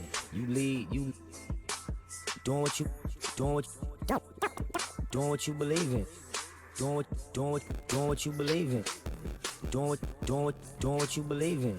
You lead the like-minded people, because you're gonna do what you think is true and what you think is right, and then it's gonna be certain people that agree and they're gonna follow, and then the results of what you've done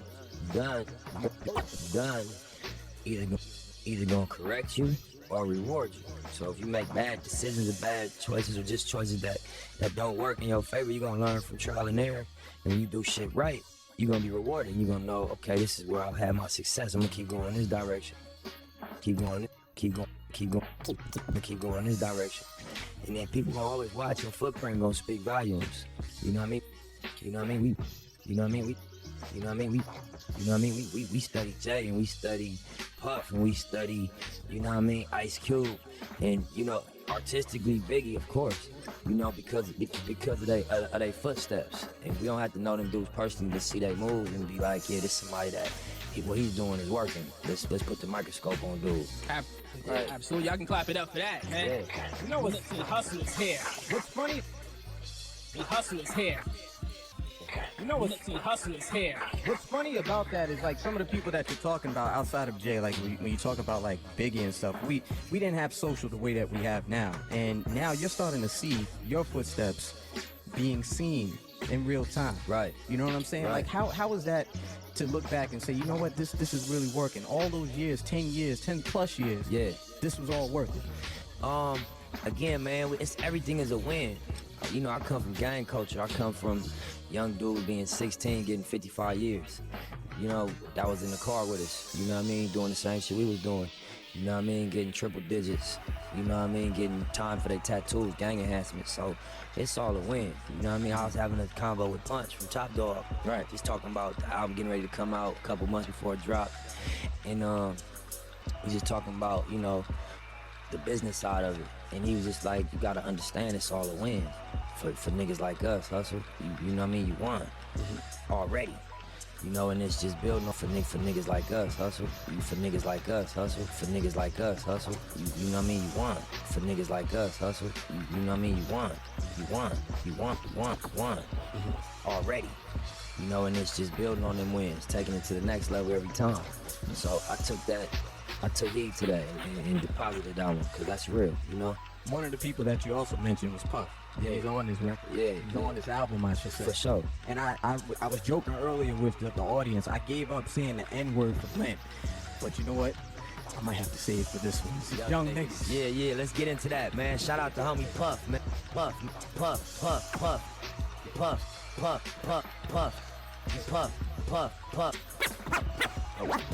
Puff, man, you know what I'm saying? God, go ahead, man. God, go ahead. It's Nipsey Hussle, guys. Forgive me, man.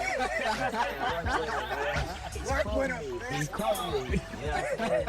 It don't count if it's a quote, right? No, it It doesn't. don't count if it's a quote. Whoa, here we go. Let's get into that music right there. Why don't you introduce it, man? Yeah, what's up? It's Neighborhood Nip Hussle. We're gonna get into another record off the Victory Lap album that's out right now, streaming everywhere. Download it, go buy it, do all three. This record called Young Niggas featuring Puff. Let's do it. Special guest. Yeah. Nipsey Hussle was popping, bro. What's crack? Special guest. Yeah. Nipsey Hussle was popping, bro. What's crack? Give some people some information about Dr. Sebi. Before we go, man. Please give me some advice. Before we go, man. It's a lot of power in music. So Before we go, man. it's a couple people every generation. Take me to the bookstore. I want to grab some shit. I exist in a lot of categories. Before we go, man. Please give me some advice. Special guest. Yeah. Nipsey Hussle was popping, bro. What's cracking? How you feeling? Good, man. I'm good. Victory lap. Yeah, it's out now online. Stream it, download it, get into it, buy it from the store. Do all three, man. It's out. That's what's up, man. I've been riding to it, man, all night, last night, this morning, you know what I'm saying? And,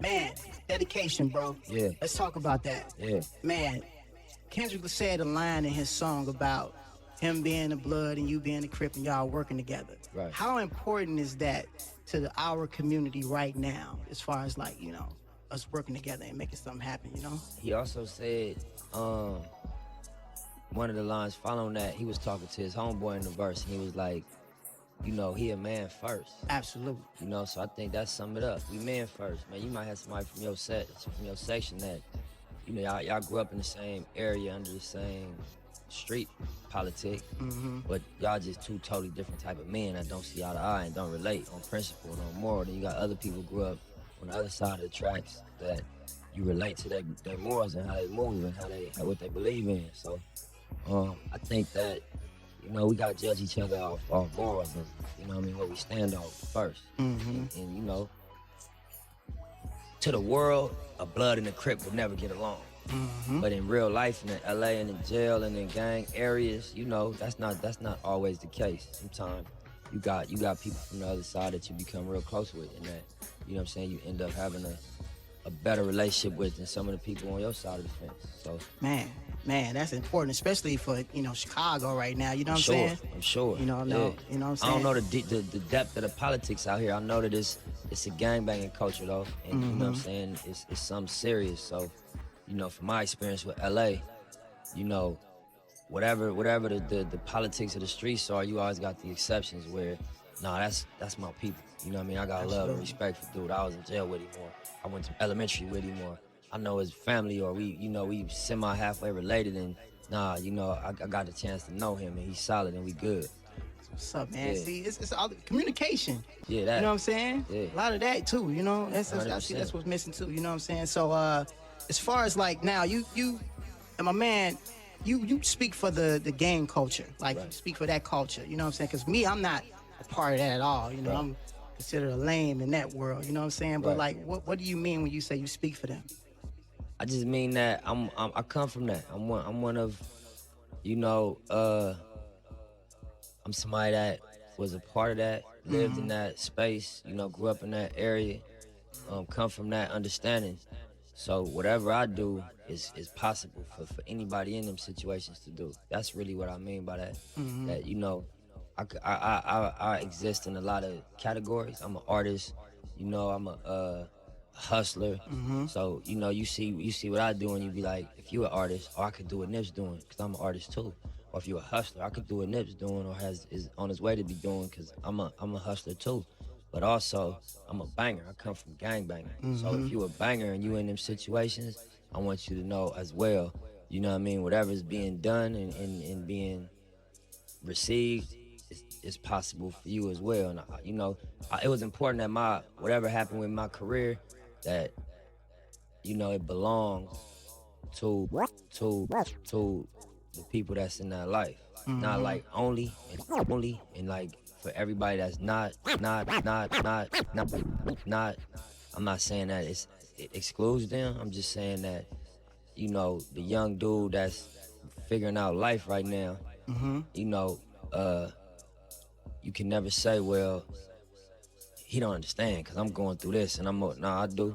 You know what I'm saying? I understand exactly what you're going through, and you can follow what I did and make it a part of that. You know what I mean? Now, your mentors, you know what I'm saying? You got any mentors, that brought you up in the game, you know what I'm saying? Because it was actually an interview that I heard you talk about, this book called Contagion. I brought it with me. Yeah. You know what I'm saying? Yeah. So like, talk about some of your mentors and some of the thought processes or books that they put you on to put you in a different spectrum in the thought My mom put me on books. Uh-huh. You know what I mean? My mom was one of the first influence, obviously, on me. Naturally. Yeah, and she was somebody that, she never told me no about a book. Mm-hmm. You know what I mean? We might not go to Toys R Us and get what I want every time, or, but if I be like, take me to the bookstore, I want to grab something, she'll stop what she doing and take me. Mm-hmm. You know what I mean? So, and also just surrounding me by books as a young person. Mm-hmm. And then my big brother had a big influence on me. Somebody that was always stand up, solid backbone, lived off principles and morals since we was kids. Mm-hmm. You know what I mean? He wouldn't even steal candy from the store. When we was bad little kids, he would stop me from stealing candy. Like, we gonna buy that. We not stealing that, bro. We gonna hustle before we take something. You know what I'm saying? Yeah, that's a big bro right there. Yeah, so, and then a lot of people, man, just, people that I consider to be intelligent, I listen to, or somebody that was, you know what I mean? It was like a reward for being ignorant growing up. Like, the dumbest one that didn't care about life the most got the credit. And I ain't never really, understand that. So it was always people that was in the environment, but, didn't feel ashamed to be intelligent or, speak with some type of sense. Yeah, and I'd always gravitate toward that individual, you know what I'm saying? Yeah.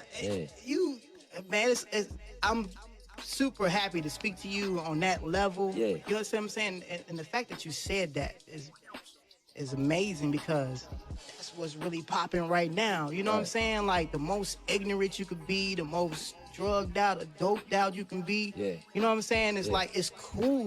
I don't know what happened. You know what I'm saying? And it's hard to, especially, I got a son, he's 16. You know what I'm saying? So I'm constantly on him about, yo, don't follow them, don't do this, don't do that. You know what I'm saying? And I'm a father. They don't look at me like, come on, you from Dad. a different era, and you my pops, you're supposed to tell me that. Right. Yeah. You know what I'm saying? But it's real, definitely real. I agree, man. Yeah, we ain't gotta go too deep into it, but I always appreciated the ones I was secure enough to speak real. Even though it wasn't a popular, message. Right. They was like, whoever don't like it, whatever, so what? We could deal with that how we deal with it. But this is what I got to say. This is what I think. Absolutely. You know what I'm saying? Absolutely. Now, Stolen Greatness on the Loaded Bases record with you and CeeLo. Yeah. Explain how powerful that term is. I said, it's a couple people every generation that wasn't supposed to make it out, but decode the matrix. And when they get to speak, it's like a coded language. The minds, because of their strength and all the stolen greatness. Yes, sir. Just what I was talking about coming from gang culture. You know, everybody go to jail. Everybody get killed. In gang banging. For real. Yeah. That's like a catchphrase. You know what I'm saying? But in real life, you know what I mean? Everybody go get them football numbers, get washed up, or get, flipped. So to not do that, you successful. To be alive and not in jail, you successful, you survived. Absolutely. But then to be somebody that achieved on another level and just by like regular world standards are successful. Not in terms of just not being in jail, not dead, but like, paying taxes and owning businesses and being somebody that, got employees and pay salaries to be successful on that level is really rare. You know what I mean? And so that's why I said it's a couple people every generation that wasn't supposed to make it out. They code the matrix. And when they get to speak, it's like a coded language. You know what I mean? Because it's like, it's different. It's a different level of combo you're gonna get. You know what I mean? From somebody like Snoop who beat a murder and was involved in all type of, prior to rap. A person like 50 or Jay or, E40 or, any one of these people that, they walked the path and they figured it out. It ain't a lot. We don't get a lot of them every generation. But the ones we do, we hang on to every word because we know they speak from experience. Absolutely, absolutely. Man, now, it's so much to talk about with Dr. Sebi. Yeah, you know what I'm saying? Sebi. Envy corrected me on the air. It was dead wrong, man. Yeah, his name Dr. Sebi. It's Sebi, okay. Yeah. Dr. Sebi. I researched him myself. The person who actually cured AIDS. 100%. Now, see, we going in murky waters now. Be ready for what come with this. Oh, come on, I'm ready. Just be ready. I'm here. You know what? That's the reason why I say I'm super excited to speak to you about this kind of stuff because this is the stuff that I'm not public about. Stuff that I read. Dr. Sebi. Yeah.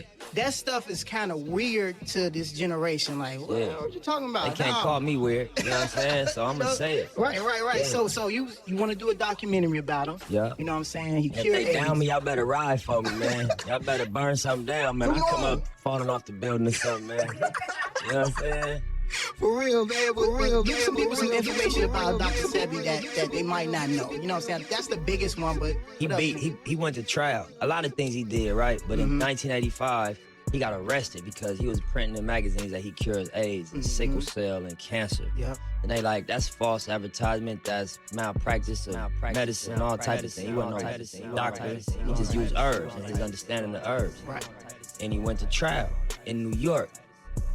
And he proved in the state of New York, on record, that he said, bring me y'all AIDS patients from y'all doctors. He treated them while he was on trial. He said, now have y'all doctors testing. The same ones diagnosing with AIDS, had them testing.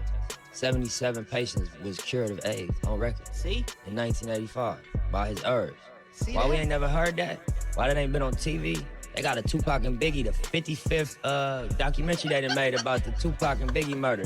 They got billboards, you know what I'm saying? Yes, sir. And that's no disrespect to Pac and Biggie. No. We love them, and that's our, that's us. Yes. But why we ain't seen no doc on that? Why that's not no headline news, you feel me?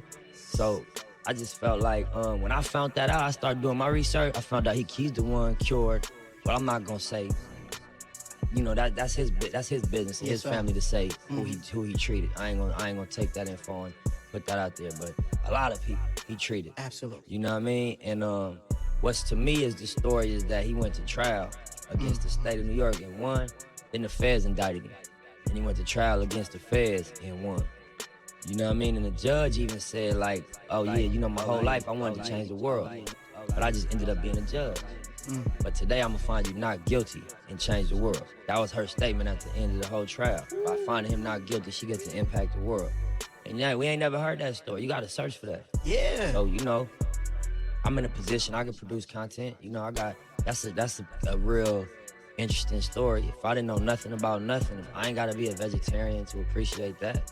Or a health nut. No disrespect to nobody, what I mean when I say that. To appreciate that. Damn, that's interesting. That's interesting. Dude, let me research. And after that, they'll go into everything he's done and, you know, figure out exactly how powerful dude was and why he ended up mysteriously dying in jail recently. You know what I mean? Brother, you know what I'm saying? You've done so much. Right now, you got your own dispensary out there in LA right now. Yeah. Dispensary out there in LA right. You got your own dispensary. You got your own dispensary out there in LA.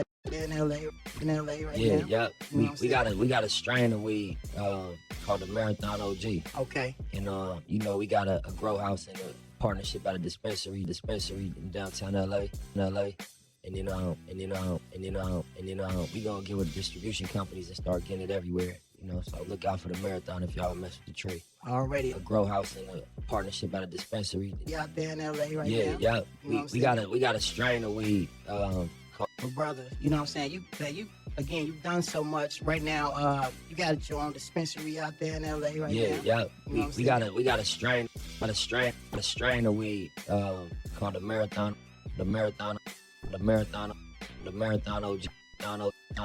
OG. Okay. And you know, we got a grow house and a partnership at a dispensary in downtown LA.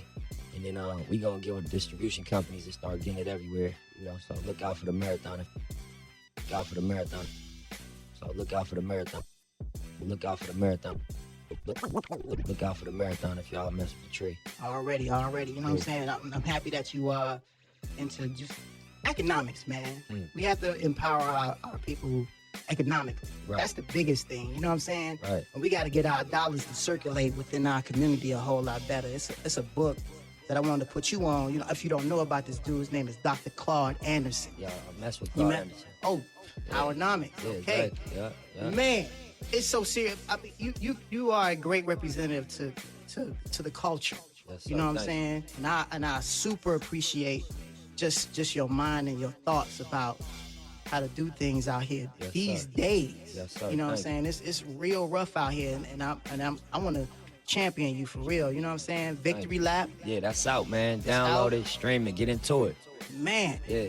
Bro, I don't know what else I could possibly say to you, bro. We could be talking for hours. I mean, keep me on air, man. Let's take a break and come back. Victory lap out, man. Go grab that. Already, man. It's all love. Hey, well, before we go, man, please give me some advice for my Chicago people who are affected by, you know, gang beef for real. They in it. Yeah. You know what I'm saying? I know a lot of people, you know, which is holding them back from prospering in Chicago. I believe that. You know what I'm saying? It's like it's hard out here. But what advice could you give to them, you know, that's in it right now? What could you give it, you know, to pump them up, you know, get them on the right level? That's a hard question, bro, because I know what it's like. You know what I mean? Mm-hmm. So, you know, it's a lot of factors in getting somebody to reassess their way of living. For me, for example, I ain't know no identity of myself outside of who I was to the game. Mm-hmm. You know what I'm saying? If I ain't this, what am I? You know, what's my value then? If I ain't a reputable member of this gang that's respected and feared, then what is my other value? I ain't no PhD. I ain't finished school. I wasn't Nip Hussle the rapper that, you know, had fans and people love back then. I was just this dude from this neighborhood, and I was the most powerful thing going on. So, I understand, but at the same time, you know, we don't like, it ain't natural to go to as many funerals as we go to and bury and know this many people that die and deal with, you know, death so closely. That's not natural. So, you know, I think that everybody got to go through their own path, figure out what type of life they really want, you know what I mean? And I would just say, look at the examples. You got people that flip the game in their favor. Follow them examples. Absolutely. You know what I'm saying? Blind can't lead the blind, you know? But I couldn't preach to no group or individual, because I empathize. I know it's deeper than just I want to change my life, let's go. It ain't that easy, you know what I'm saying? Yeah, but you know what I mean? It's a lot of power in music. It's a lot of power in art. So like, you know, I would try to do it through art, through my music. I would try to sprinkle the entertainment with some medicine, with some advice. You know what I mean? And let people get it if they want to, and attach to it naturally. And make a statement, you know what I'm saying? And say, here's what you do. That's not realistic. You know what I mean? True. My fucking moment, my fucking moment. I don't even want to let this situation force me. A very memorable session was when it was late at night. We've been smoking weed all day. And I ain't even take it as nothing but a higher energy. He wasn't the, you know, celebrity. He was we had done it at 1500 Studio in Inglewood. That's one of my favorite records off Victory Lap. My fucking moment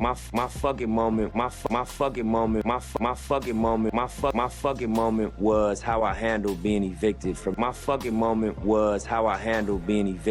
the studio that we never missed rent at. It was just some political paperwork shit that went bad, and we took a big L. In the process of recording Victory Lap, right when I came off the Crenshaw tour, I spent a lot of money building the studio, renovated the space, built it from scratch. You know, spent a lot of time, energy, almost a year building it. And then we found out we had a sublease, and the owner of the building just evicted us in 2 days. You know, I talked to the owners, and, you know, I'm like, I paid the rent for a year, direct. I didn't know who I was paying the rent to. It wasn't the owner. I was under the impression it was the owner. And they were just like, nah, I'm cool. We ain't really fucking with you. And they didn't really give me no reason. And, you know, I had all type of people like, I'm gonna burn the building down, Hussle. You know what I mean? Fuck this building. The police came in, literally evicted us. And we had, you know, put the walls up, put the floors down, spent everything. I mean, done everything in that building. And I just told everybody, chill. We ain't doing nothing. They got that. We gonna take it as, you know, we gonna just take that one for the team. You know, and I knew that I had matured at that point because I ain't even want no retaliation because they robbed me, in essence. You know what I'm saying? They just took something from me. And they ended up keeping a lot of the walls and the structure up for their next tenant. You know what I mean? But it's cool. It wasn't even, I ain't even take it as nothing but a higher energy moving me out of that space. I had all the resources to get it done. Without even saying do it. I just had to say cool. I ain't even had to say go do it. I just had to say yeah. But I said nah, don't do nothing. We don't want to do nothing to these people, to this building. I don't even want to create that type of energy to come back around. It's good. We're gonna take that on the chin. And you know, I felt good about that.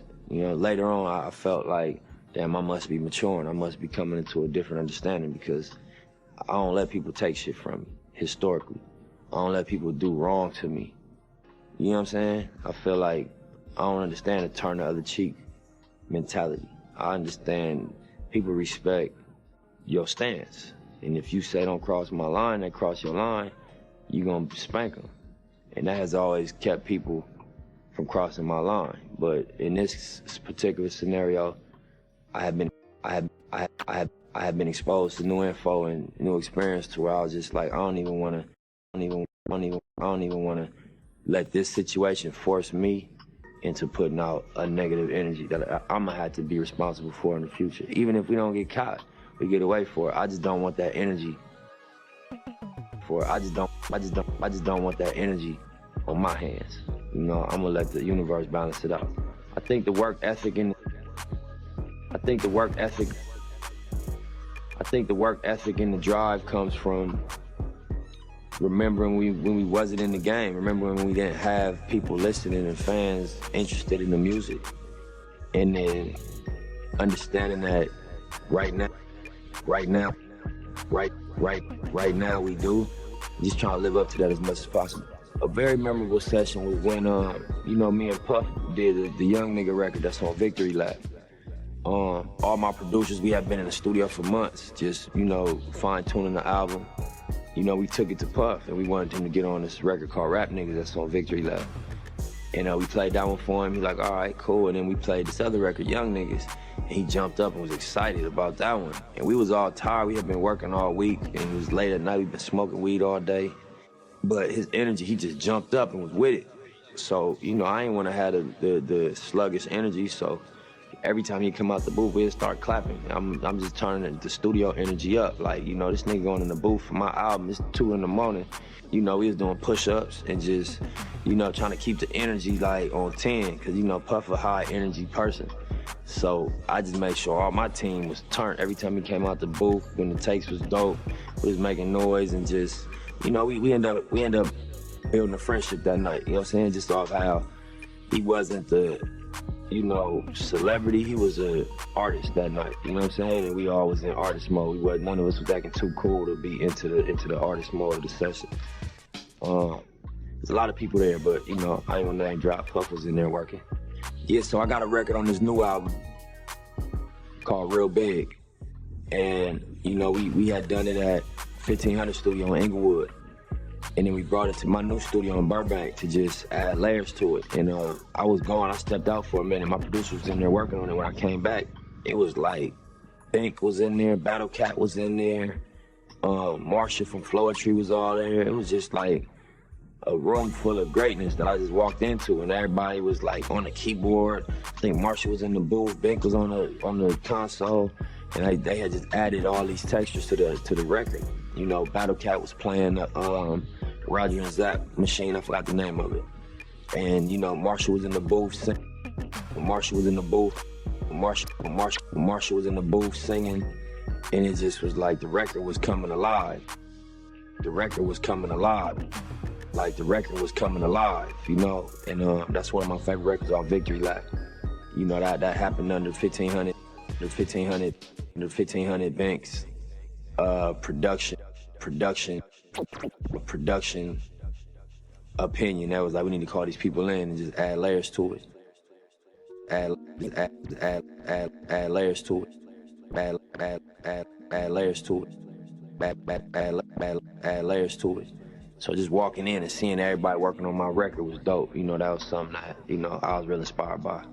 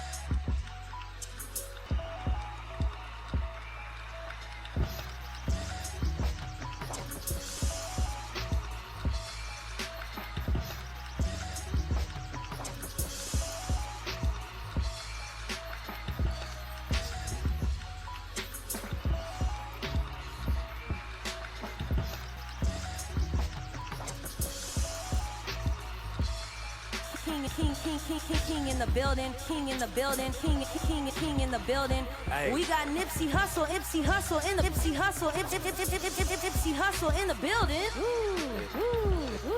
King in the building, Nipsey Hussle in the king in the building, Nipsey Hussle in the king in the building. And we're both, you know, I'm Mexican, being from Santa Ana, you know, you being from LA. Nipsey Hussle in the building. Shout out to you and the wifey, yo. That shoot y'all did with GQ magazine, people. So if you, we're both, you know. So if you from out of town, you ever come to LA. Tell him we got the building right now. Yo, my bro, man, neighborhood Nip Hussle, Nipsey Hussle in the building. Everything is based on the individual to begin with, so I think it took a while for the album. I wanted it to be of a certain caliber. Would you ever consider getting into politics like in 20 years, Nip? Real quick, man, because I think we should use our platforms to talk about these things more often. I know you're from East African descent. I just feel like, man, we got this platform, you know, we got to talk about that stuff too. Well, look, Victory Lap coming out in February. Yeah, All-Star Weekend. All-Star Weekend. It took a while. Would you ever consider getting into politics? Don't listen to exactly what Snoop, his approach was, or Nas' approach was. Don't listen to exactly what Snoop, his approach was. On Larry King Now. The renowned West Coast rapper Nipsey Hussle, the intention of the word. The NFL has included the use of the N-word under the umbrella of unsportsmanlike conduct. The NFL has included the use of the N-word under... How about any racial slur? On Larry King Now, the N-word. Who can use it and when? The intention of the word. It's used the most prevalent. The intention of the word. It's used the most prevalent. We've seen leaps and bounds since Jackie Robinson. The NFL has included the use of the N-word. How about any racial slur? Nipsey just performed Smash Hit. Nipsey just performed with them at an arena show in Anaheim 2 nights ago. And you see the entire crowd, a multicultural millennial crowd, all singing along and celebrating. When you hear that, are you offended when you hear that or not? I'm offended when I hear that it's coming. Grammy nominated? Grammy nominated? That was one of those songs that that was one of the songs that I just went. That was one of the songs that I just went in the booth and I ain't really write to it, so I think it'll be crazy. There's also a gentleman, Dallas Lifestyle, tie-in with Dallas Martin. Yeah. That was cool. I didn't get to stay as long as I did last time. He's that grew up in the section with us and you know, building the sound with us. Our homies that grew up in the section with us. Our homies that grew up in the section with us and you know, building the sound with us. And then it's gonna turn straight music, you know, into where he at now. To where I feel like, you know, I think they just came to him. And I think that's the goal. You know what I mean? Because it's like, you didn't pursue it. And pursue it, and you ended up with it, so you don't gotta change for it. Change for it. Nipsey Hussle, Crenshaw's boy, Mr. DeWitt, Nipsey's father, had looked around, saw the environment his kids were growing up in, and knew he had to do something. In like 2002, 2003, I was stapling posters, me and my brothers. The marathon concept is about setting lofty goals. And it just stands for endurance. It stands for staying down. And it just stands for endurance. It stands for staying down. And it just stands for endurance. It stands for staying down. Rapper Nipsey Hussle. Rapper Nipsey Hussle. Nipsey started in the corner of Slauson and Crenshaw. The corner of Slauson and Crenshaw. Nipsey started in this parking lot on the corner of Slauson and Crenshaw. We playing a long game. We playing a long game. Nipsey Hussle, welcome to Good Day LA. How you doing, bro? Good to have you here. Nipsey Hussle, welcome to Good Day LA. The marathon concept is about setting lofty goals. And it just stands for endurance. Many people at the time believed it would be a commercial failure. Many people at the time believed it would be a commercial failure. He said, if I have 10 marathon stores in different parts of the globe, and I drop 1,000 units to each store at $100 each, I'll make $1 million as soon as we sell out the first 10,000. Nipsey Hussle, welcome to Good Day LA. How you doing, bro? We recorded this album over the course of like 3 or 4 years. So under my new partnership with Atlantic Records and my company, All Money In. So more video support, more marketing, more radio. Just a bigger platform to do what we've been doing. And I know you're working with Puma also on your clothing as Yeah, well. yeah. Me and Puma have a co-brand collection we're working on, and I'm also a brand ambassador for Puma. Brand ambassador for Puma, and brand ambassador for Puma. Also instrumental in the playground renovation on 59th Street Elementary. Well, let's talk a little bit more about that. This concept of paying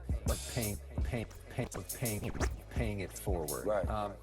What is your advice to other people out there? Because a lot of people in that community don't have a lot of material things. Right. What is your advice to them in terms of paying it forward, in terms of service, in terms of ways to give back to the people in your community? I just think you just gotta be in your heart. You know, you're gonna make moves off what's in your heart. And the way I came up, I talked about it in the piece. I was you know, supported by the community that we making our moves in now. My mixtapes, my music, my early music was purchased hand to hand by the same people in the area that might play on them courts so kids go to that school. So I just think it's a form of just being genuine, being genuine and being authentic to how I came up. And it's got to be such a tribute. It's got to feel so good. Yeah, basically before my deal and before I already had an outlet, I got money on the street for consciously. You got that phone with your show, going to pick up 200 here. I took the music into my house. When you don't do it, then I do it. I've done this, and I know the effect it has. I understand that you don't go hit the club and spend 5 racks a night. Then I might speak on it from the position of somebody that's actively involved in it. Neighborhood. It wasn't a hard process, man. I like Sway Lee. Did you see that whole process? It wasn't a hard process. Neighborhood. Did you see that whole the process? Let's say you fall off tomorrow, shit goes left. Let's not say that. I like Sway Lee. That's like a world stage. You know, was there ever a point in time where you were discouraged enough to where you were thinking about second guessing the music shit, get back to the street shit? Because I remember for a while there. I remember being frustrated about. I remember being frustrated about that. Just coming up man, ain't nobody reaching out. Neighborhood. Neighborhood Nip Hussle is in neighborhood. Neighborhood Nip Hussle is in the building. Hustle man in the building. It wasn't a hard process once we got the offer. Did you see that whole the process? Let's say you fall off tomorrow, shit goes left. Let's not say that. I like Sway Lee. That's like a world stage. You know, was there ever a point in time where you were discouraged enough to where you were thinking? I remember being frustrated about that. Just coming up man, ain't nobody reaching out. Yep. Neighborhood Nip Hussle is in the building. Hustle man in the building. What's up, man? We back at home. Hey man, listen. First of all, goddamn it, I feel like I took a victory lap with you. You know what I'm saying? Congratulations. That's right. You know what I'm saying? Grammy nominated and shit. And I had talked to you. Well, we text, but I ain't got to see you since everything. But congratulations on that, my baby. Yeah. Thank you. That shit. Thank you. That shit was big for the city. Absolutely. It's crazy that it's been a year since the album came out. I remember we interviewed you last year. It was All-Star Weekend, and just the buzz, and the Grammy. When you first got the news for the Grammy nomination, I was so happy to see you, J-Rock, and Push get nominations, just for the real rap shit. You know what I'm saying?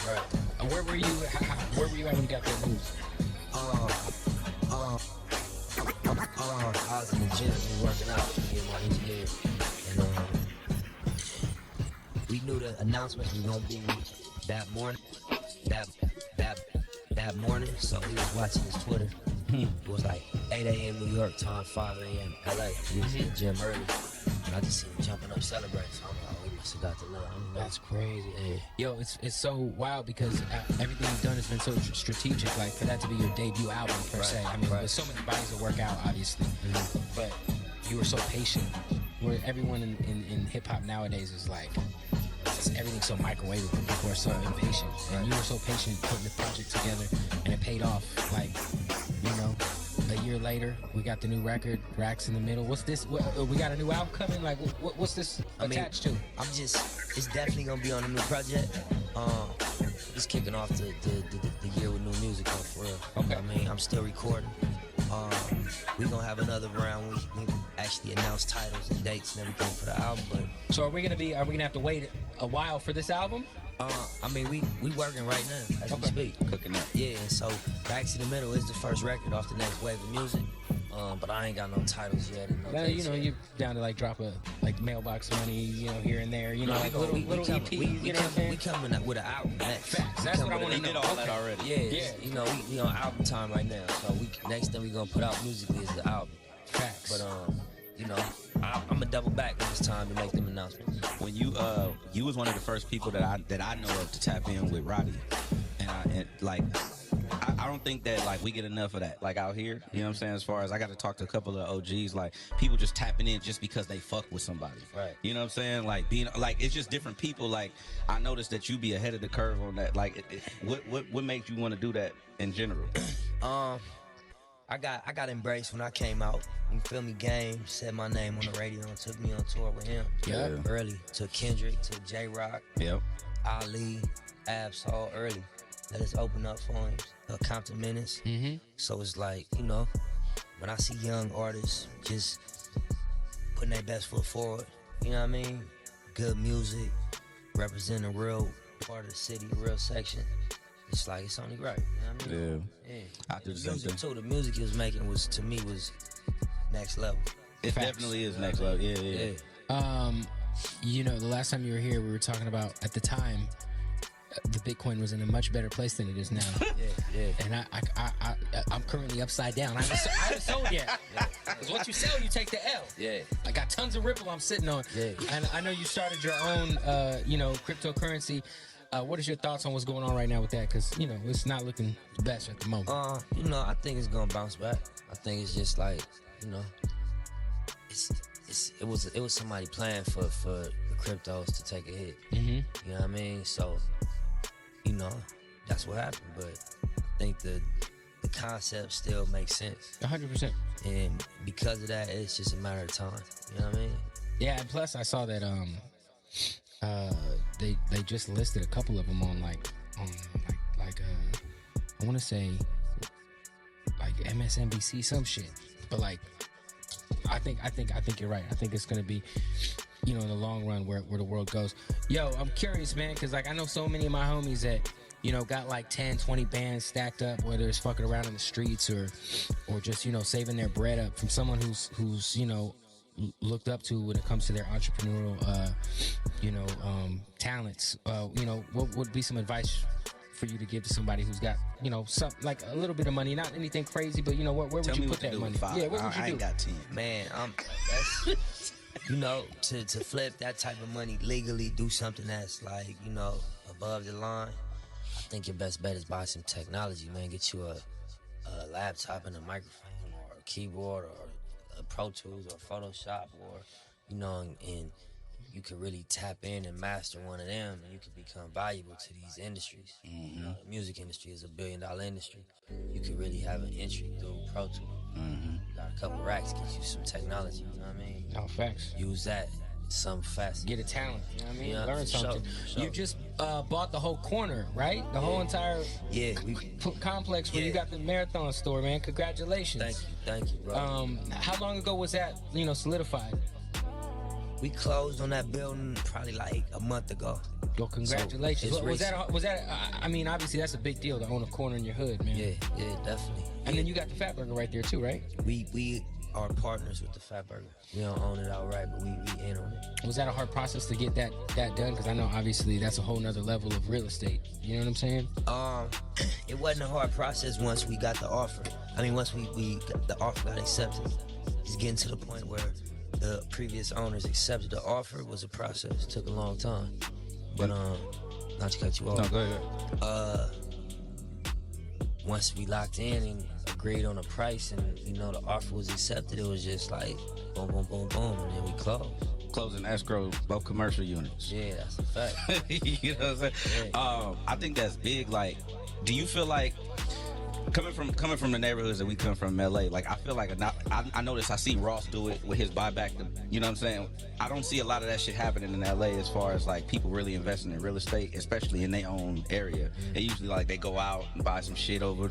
Do you feel like more people should step up and do that, or do you feel like what you're doing is like something that you on an island by yourself? I mean, people gotta do it in their heart, you know? They shouldn't just do it because Nip did it or because Ross did it. If it's in your heart, if that's something that makes sense, if it's part of your big picture plan, you should do that.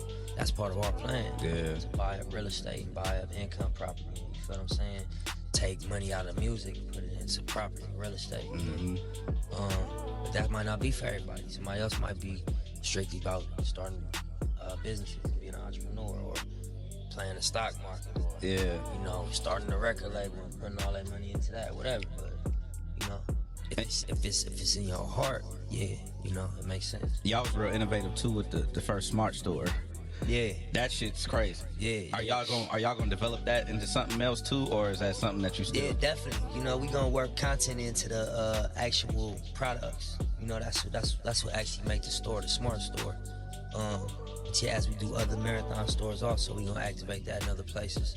It's just an idea that ain't really got no ceiling. It's limitless what we can do with it. So there's more marathon stores coming up? Yeah, definitely more stores. You already got some locations scouted, or? Yeah, a few. Okay. What cities? Yeah. I mean, obviously the LA area or outside LA? Another one in LA, and then some other cities outside of LA. Dope. Yeah. What's up with this Meek Mill Nipsey project that I've heard that there's some rumblings about? Yeah. Y'all talking about doing a project together? Yeah, we've been cutting ideas and just getting in. You know what I mean? We got a couple records that's gonna go off for the summer. So how many of you guys got in together? Oh man, I ain't gonna say no numbers yet. You guys are both on the same label. It'll be easy to make it happen. Yeah. It's not hard at all. We just gotta lock in and get the records done. So that's something that we could for sure hopefully expect this year. You think? Yeah, we would like to come summertime. You know what I'm saying? We gonna do it. You know, so you just gotta lock in. That's crazy.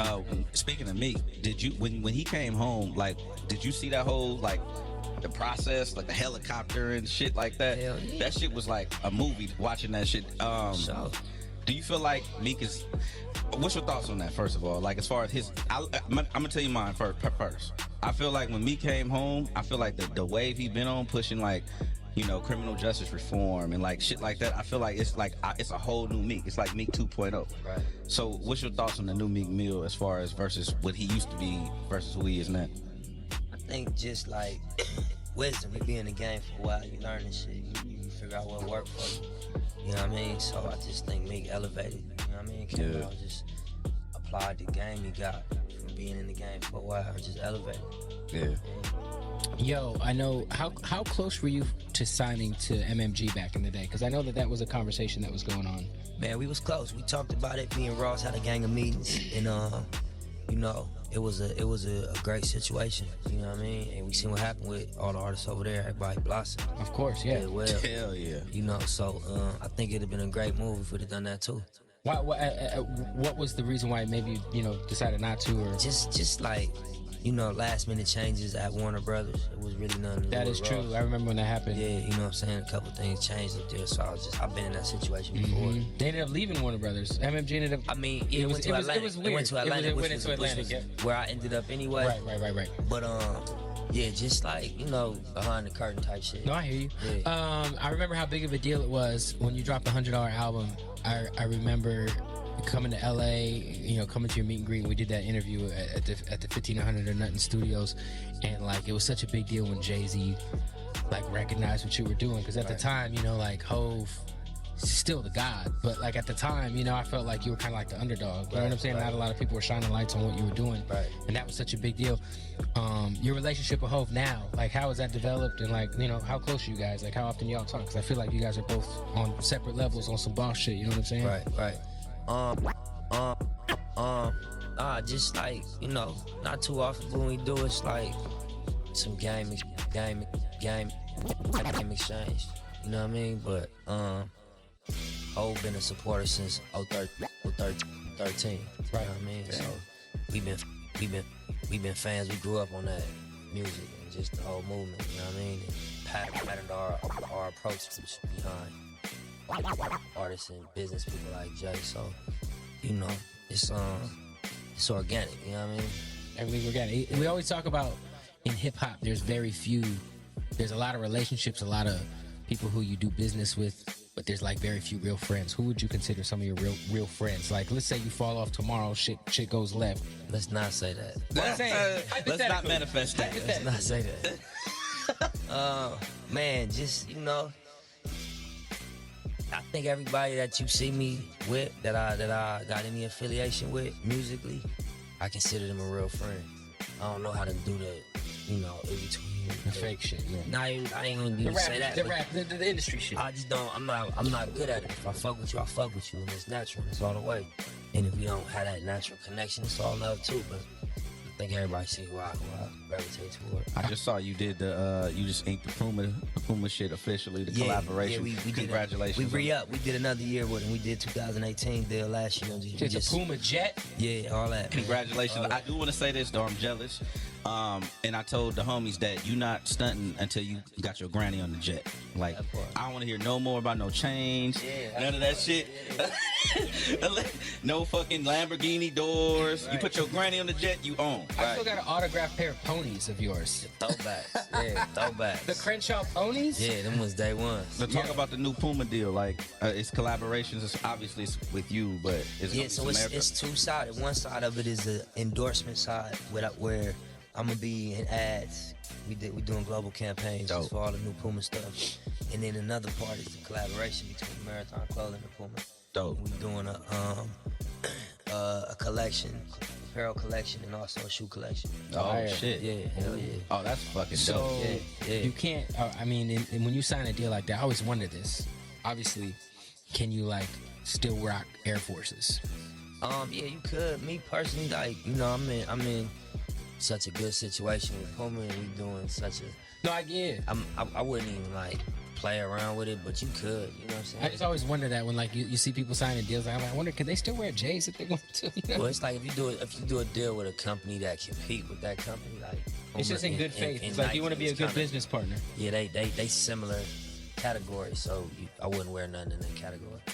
We talked about you working with Roddy Ricch. There's a lot of dope, up and coming talent right now. Who's some people you got your eye on that you're a fan of that maybe you haven't worked with yet, that you haven't got to tap in with yet? You mean out here? Out here or anywhere? Man, a lot of people. It's a lot of young artists going crazy. I like Sway Lee. I like Sway Lee. Of course. Sway dope. I like Post Malone. As far as like, I thought you producers, I like Tay Keith.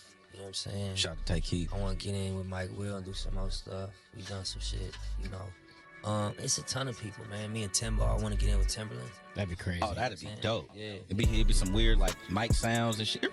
Tim crazy. Yeah. His music always got like some left sounds. Yeah. Knocking. Scott Storch made the comeback, man. Scott Storch is winning. Have you gotten in with Scott? Bell. Yeah, for sure he did. He came. He was playing on the album toward the end of us mixing Victory Lap. He came in and played on a lot of the records when me and Puff went in. Oh wow. Yeah. That's dope. Hey, you know what's interesting about Victory Lap? My favorite song on the album changes every couple of months. Right. Every time it definitely evolves. For sure. It's It's crazy. Like I meant to hit you and tell you that like my shit's obviously what my shit was starting off and then the single. Right. And then so after last time I checked it went to Grinding All My Life. Right. And now I'm on Right Hand to God. That's right. And then it's like it's just young. It just changed every 2 months the more I listen to it. Right. You said you go through that process too, right? Yeah, it's moods on there. It's different moods. So you be in one mode and certain songs gonna hit you different. And then when you in a different mood, other records will hit you different. But it's all like raw and like I think like concentrated. So it's just like one of the ones that's telling you a story. It's a deep story. Deep story on there. Yeah. It's one of the ones that's like high energy. It's like really high energy. I just think it's concentrated. You know what I mean? If you had to choose a reason why Victory Lap was nominated for Best Rap Album, what would you say? I think that it's just if you think about what rap is, you think about what hip hop is, and you listen to the album, it's really that at a high level. High level hip hop. Yeah, like, in my opinion. Outside of your project, out of everything that was nominated, what was your favorite rap album of last year? Obviously, there was a lot of good albums last year. Man. 2018. Man, 2018 was crazy. I think all of them was really great albums for real. Even like stuff Astro World was a great album. Of course. Incredible. Daytona was a great album. Cardi B's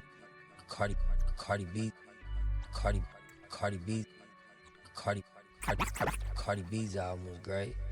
And honestly, I didn't listen to Mac fully yet. I ain't had a chance to dive in yet, but everybody loved it. It seemed like 100%. It seemed like all the reaction to it, everybody loved that album. Yeah. Did you feel like because I feel like, you know, I lived in Florida for a little bit. I've lived everywhere, you know what I'm saying, doing this radio shit, and you know, all the while about being a fan of yours. And I feel like certain pockets of the country were still kind of like sleep. You know what I'm saying? Well, you know, did you feel like the Grammy nomination was with a lot of people? Did you notice like more eyes, more followers? Like, was that something that you noticed? That's something that you could feel it.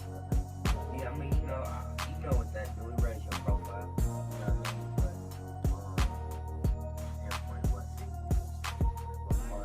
I couldn't say that, but I just know that, you know, that's like a world stage. Facts. You know what I mean? Yo, when you got Diddy to talk Puff Daddy shit on your album, were you in the studio when that happened? Of course, yeah. What was that? What was the vibe like in the studio that's when you got? That's classic rap shit. Classic rap shit. Classic rap shit. Yo, man, I'm like, yo, he got Diddy doing that Puffy shit on here, man. Yeah. Now we was at a mansion. We was at Puff Mansion. And one of those nights. And, you know what I mean? It was like, get in the booth, man, do that shit. And you know, he did his P. Diddy shit. That shit's crazy. Yeah, that shit was legendary. That's one of my favorites on the album too. Yeah. Having a relationship with Puffy is obviously, you know, not a lot of people can say that in hip hop. You know, he's obviously withstanded everything throughout his career. You know, it's still one of the biggest moguls. Does he ever give you any like business tips or any sort of, you know what I mean, any sort of plays on the bread? Yeah, we talked about music, business, a lot of stuff. Yeah. Have you obviously he's got Ciroc. Have you explored getting into that? I feel like a lot of rappers have alcohol now. You know what I mean? Right. Have you explored getting into that side of things? You know, it make a lot of money. I see when it's done right, it's really successful. It do big business. So I wouldn't rule it out. You know? That's what's up, man. Yeah. Go ahead. No, I was gonna ask you about as far as other businesses, what else are you tapping into? Because you obviously have conquered mastering your brand as far as apparel, you know what I'm saying? Now real estate, joint ventures. Right. What's next business wise? Man, you know, just more real estate hopefully. More music, you know. Yeah. And then just expanding what we already got brewing. You know, we got the Marathon clothing, we got the Marathon store.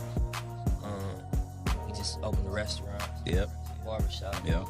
Just expanding all them brands. You know what I mean? Maximizing the potential that all of them things hold. Yo, it's crazy because I remember a point in time when I was in Vegas and we had you calling on the show. It was that weird time where, you know, guys like yourself and a lot of your peers weren't getting a lot of love from the OGs out here. You know, so I think specifically it was something said about Dre or something, but you know, obviously I know Head was a Glasses DJ, you know what I'm saying? So that whole entire class of rappers, I felt like for a while there was like a ceiling that it was an interesting time. It was interesting for sure. But you know, was there ever a point in time where you were discouraged enough to where you were like thinking about like second guessing the music shit, getting back into the street shit? Because I remember for a while there it was like, fuck man, like none of these new West Coast guys is getting the love they deserve. You know what I'm saying? I mean, it was all progress for me. You feel me? Like we was still getting money at that time. We was getting rap money. Right. So it was all progress. That was amazing to me that we didn't get paid off music. Facts. You know what I mean? And it was like, man, we gonna, and it kept growing. Slowly, it was just growing. So we like, shit, I'm cool as long as it keep making progress. I ain't on nobody else's timetable. You know, this is a legal, legitimate route. We gonna keep flipping this till it grow. What did you learn from that original Epic deal that you were part of, like that you took from and have used moving forward? Obviously, coming into the Atlantic situation. I just had to learn the music business. That's really it. It's a business. It got so many moving parts. It got so many different categories that you just gotta understand it and then have a zoomed out point of view on it. You know, and it make me move just different and better. Do you ever go back and listen to Bullets Ain't Got No Name too? That's my favorite Nipsey project. Yeah, but B-Dot say that too. He said that's his favorite one. That shit is woo. Yeah, that was raw. Roll the Windows Up was on there, right? Yeah, Roll the Windows Up was on there. Yeah, that shit was raw. Yo, yeah. Do you ever go back and listen to the old shit, man? Yeah, I do from time to time. I tap in. Yeah, it's a different energy in there. That was a different moment. You know what I mean? So like, I just tap into the energy and listen. Like, damn, wasn't nothing certain right then. It was still like it could have went either way. You know? Facts, man. So, yo, I've heard talks in the past of like you was it UYG and Dom maybe doing a project? Yeah, we was talking about that a while ago. How many songs? I mean, I'm assuming it's probably not gonna happen, but did you guys cut any records? Man, we had like ideas. We ain't never really like go further with that though. That'd be crazy. Yeah. What? So Hit Boy obviously is on the Racks in the Middle shit. What about any other producers that is from here that you tapped in on, like on me the and Mustard, we locked in. Okay, bet. Yeah, me and Mustard locked in. Okay, cool. You know what I mean? I'm some shit on his new album. He got a Grammy. Oh, yeah, he caught one. Got a Grammy, like, didn't he he? caught one. Caught one. Him and LMA. Hey man. Hey man. Hey man. Hey man. That was big because that's his label. That's like his artist on his label. Facts. I'm like, yeah, that's a big win. And J-Rock caught him one too. Facts. Is that next for you, like running the LMA thing as far as the artists and? Yeah, we just finished building our studio and office. You know what I mean? We got our roster of artists that we really tapping in and gonna really dig deep on and work with this year. You know, so we definitely gonna make some label announcements. I remember being frustrated about that. I remember being frustrated about that. It's coming up like, man, ain't nobody like reaching out. Yep. Man, we ain't got nobody doing it. But it's like, man, you gotta build that made us a certain type of way. That's why you got a movement like mine, like Top TDE, like, you know what I mean? Just all the indie movements, like 400, like 10 Summers. Yeah. You know what I'm saying? Cause we ain't had nobody to really plug into. You gotta do your own shit, right? Yeah. How close were you from squabbing up with the Rockets? I saw you at the Laker-Rocket game when that fight happened. It looked like you was about to, you know what I mean? Well, when you jack the slacks, that's what, it's international. I was like, oh, Nipsey about to, oh shit! Nah, it just looked like it was about to spill my way. He was getting ready. He said spill my way. How are you feeling about the Lakers season? Obviously, it's disappointing. No, it's Brian's first year with the team. You know, they got some chemistry they got to lock in. They probably got to make some changes, but, you know, I ain't expect them to go get a chip first year. Yeah. I think that groin injury is what fucked everything up, man. Them 18 games. Yeah. You know, followed up by the trade rumors. Right. Yeah, it's just, first season shit. They gonna get it together. If you're the GM of the Lakers, are you firing Luke Walton? Man. Or are you letting them have another season? What you gonna do? I'm firing getting rid of him? I'd have fired him already. Yeah. I'd have fired him 2 weeks ago. What you gonna put in his place? Well, I mean, in the offseason, I don't know. I feel like they should have fired. Let him finish the season and then get rid of him. I would have fired him 2 weeks ago. Right. If you were gonna make a playoff push, you had to do something to light a fire under the locker room's ass. Fire the coach. Right. Yo, no say no hablo inglés. Right. hey, but like when they were talking about, because obviously I know you're a Laker fan. I'm a big basketball fan, and when they were talking about this AD trade and everybody who was gonna get traded, I thought it was a bit much. Who, like, out of all the young kids on the team, who if you know who you got, like, who do you want to keep next year? I want Kuzma to stay with us. Hell yeah, I like Kuz. Yeah, you know what I mean. He play like a hog. And shit, you know. When he turn up, it's on. Yeah, like I fuck with Kuz. So, we still got Brandon Ingram though. Yeah. I like our Brandon. Yeah, but when I seen it, especially when I seen the pictures back, I'm like, yeah, I get it, you know. Yeah. A concept he produced, you know. Yeah, that shit was dope. Thank you. You made it real hard for us out here. You know what I'm saying? I did. Oh yeah. How'd I do that? Because like, now you gotta how the fuck I'm gonna compete with a horse? Yeah, I feel you. Listen, I just got married. Yeah, so like he just got married. That's right. Congratulations. Yeah, you know, I'm just trying to get flowers every couple of weeks. I ain't got horses. It's no way you can compete with that. Long list, man. I don't want to say about it. I respect that. Do you think that as far as like the award shows and stuff like that, do you feel like I feel like this year and the last year they was more tapped in than they normally are. Like, cause you travel a lot. You travel more than me. I got a job now, so. Man, yeah, but then it's like, you know, I ain't just levels. You know what I mean? So, you know, you gotta conquer each level. Keep bossing up. Eventually it'll be like your option. You want to be involved if you want to even show up. Yeah. You know, I'm taking that shit personal. Yeah, you know. Followed up by the trade rumors. Right. Yeah, it's just, you know, first season shit. Well, I mean, in the off season, I don't know. I feel like they should have let him finish the season and then get rid of him. And shit, you know. When he turn up, it's on. Yeah. If I don't give her a shit. Yeah, that's my fan, man. Shout out to Brittany. Or something in the hood. It's, okay. Like, it's crazy. I'm sorry, you said a horse. Right. A horse. Right. A horse. Right. Yeah. Okay. Well, he rode a pony into the club. You know what I'm saying?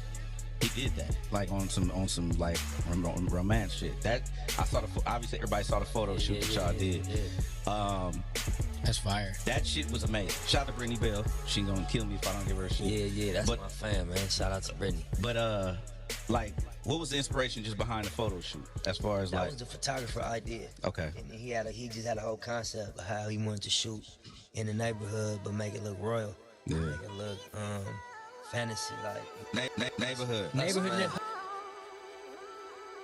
All right.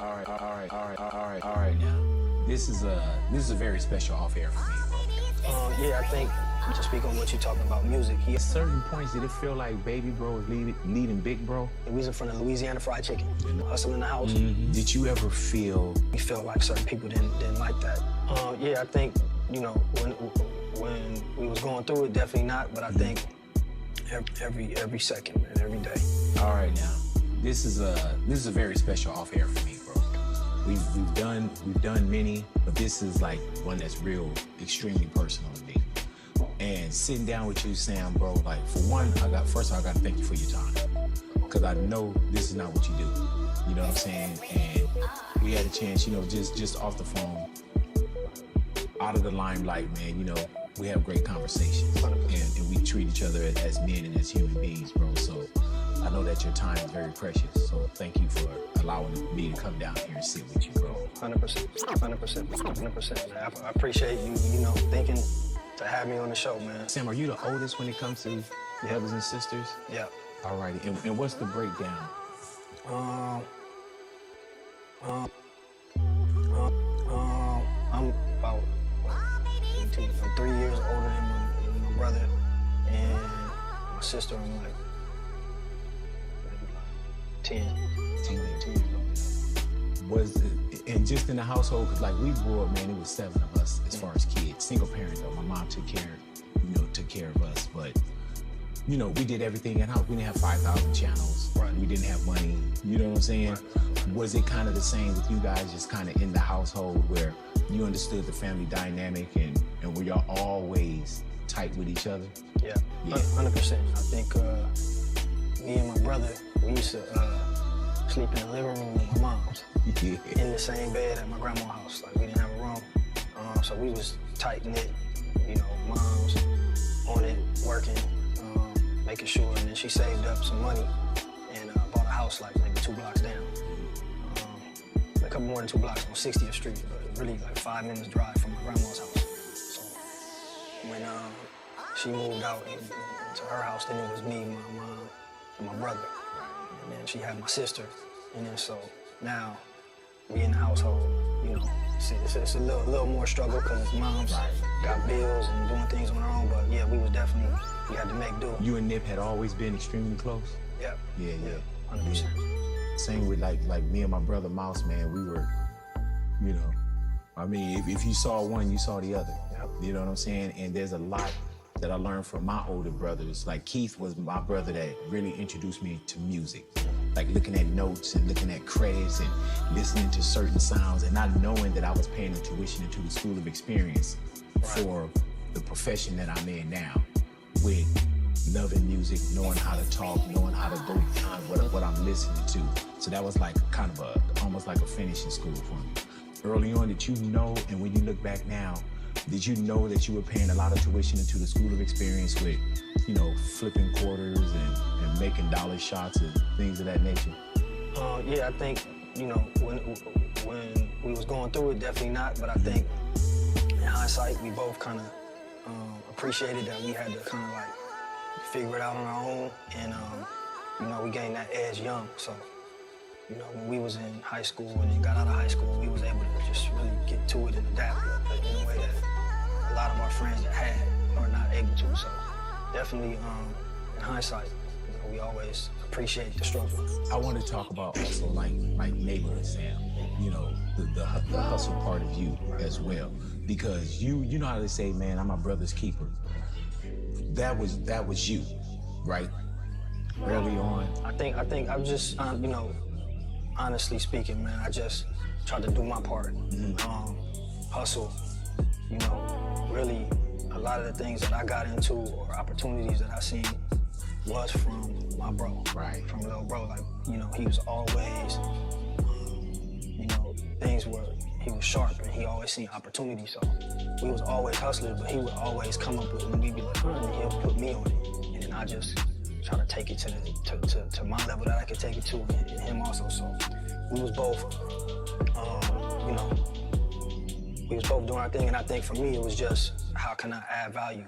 And, you know, to speak on what you're talking about music, he always had a love for music. And to speak on what you're talking about music, to speak on what you're talking about music, to speak on what you're talking about music, he always had a love for music since he was young. And, you know, we would have money, he would just go and spend it all on, you know, Source magazines and this, and buying CDs. And I'm like, bro, save your money. But that was his passion. And moving forward, when we get older, you know, when you don't have, you want to get money and you want to get to it, but it comes to a point when you're getting money, what's the next level? Yeah. And, you know, what do you do with it? And I think he had the vision and he was like, look, this is what we're going to do. Was Nip with you in the, when you were doing the CDs and DVDs and everything at a distance? And Nip was doing his thing. You know, he was hustling. He was getting money a lot of different ways. He you know, he put me up on that CD thing a long time ago when he was in high school. He actually built the computer, young, with the burner in it, and was showing me. I was like, man, he's bringing backpacks full of equipment. He stole computer parts, and then he bring it in the bedroom. We shared a bedroom. I'm like, bro, get this shit up out of here, man. I'm clean. I want my shit clean. Right. Man, get this junk out of here. I'm building the computer. I'm like, bro, shut the fuck up. You building the computer. So he built it, and that motherfucker was working, and then he stole a CD burner. He got one, and he put it in, and he showed me, and he came back, I think, one day from high school with like $300. So this is the time I'm flipping burgers still. I'm making like 60, 70 a day. Mm-hmm. Like, yeah, I made 300 today, man, and I'm off of CDs. Yeah. You know, all the news, he was telling me, I go to Napster, I get it before it comes out. I got a list, and he showed me these lists. He like, I got another 300-400 orders that I'm burning today to get to school. So I was just, now I'm like, all right, show me. And so now he showed me everything. And, that wasn't junk anymore, huh? Not junk. You know, at this point, he was still kind of shorter than me. So I'm like, all right, that's mine. Right. I took over there. So he was mad. We arguing back and forth. You take over the enterprise? I'm taking over this burner for a minute, but no, I always joke and laugh. Like, man, he put any hustle we was ever on, me, everybody, our friends that we grew up with, you know, bro was the visionary and brought it to the team. From an early age. From an early age, man. Early age. Damn. I used to tell everybody this, but him also. When I first heard him write something, I couldn't believe it. You know, I was like, you wrote this? He like, yeah. I'm like, oh, okay, this is special. And so, you know me, I'm like, shit, my brother wrote that, so I start trying to write something. Man, I'm writing for 2 weeks, and I just threw the shit away, I ain't got it, so. Certain points did it feel like Baby Bro? Certain points did it feel like Baby Bro was leading Big Bro? No, 100%. Yeah. 100%, man, 100%. And you know, even since we was young, we always knew he was like special. And you know, it was always from the older brother. You know, it's an honor that my little brother is doing, you know, things that I can be proud of. And just, you know, never failed, man. Since we was little. So you saw how special how special Nip was before the world knew how special he was. 100%. 100%. I think anybody at this time, a lot of people ask me this question, like, man, when did he? And I be telling them it wasn't no when, it was always. anybody that was around him from young, he was certified gifted as a little kid. Anybody that was around him, his charisma, he always stood out. People were always like, nah, this guy's special. From a little kid to junior high to high school to, you know, in the neighborhood, the homies. Everybody like, nah, this dude is special. Everybody, you know, Nip led. You know what I'm saying? That people followed him and respected and looked up to him. Older, young, it didn't matter. They knew. Who tapped into the neighborhood first? Hussle. Oh, really? Sure, Hussle. You know, I'm young and I'm going to school in Watts before him. So as far as like knowing about hoods and gang LA culture, I was exposed to that first, going to Watts and going to school at Markham, outside of our neighborhood and what we saw. But once, you know, obviously Nip got older, Nip in our neighborhood, which I never wanted him to be a part of. Right. You know, honestly, you know, anybody, and I say it's anybody that grow up and understand, you don't want your little bro being a part of, you know, some shit that you know is destructive. My goal was always, we gotta get this bread, and we gotta get the money, and we gotta, you know, we need to make sure that we home. You always concerned when you start seeing him going down a certain path, because you already know, man, like, dude, he's studious, he reading books, he building computers, you know what I'm saying? And then there's always a time where we got some of this and some of that, you know, and he had this and he had that. Were you concerned when you saw Nip kind of getting in a lot more? Yeah, 100%. 100%. What would you? 100%. What would you tell him? Would you tell him like, man, you got this music, or he just wasn't listening?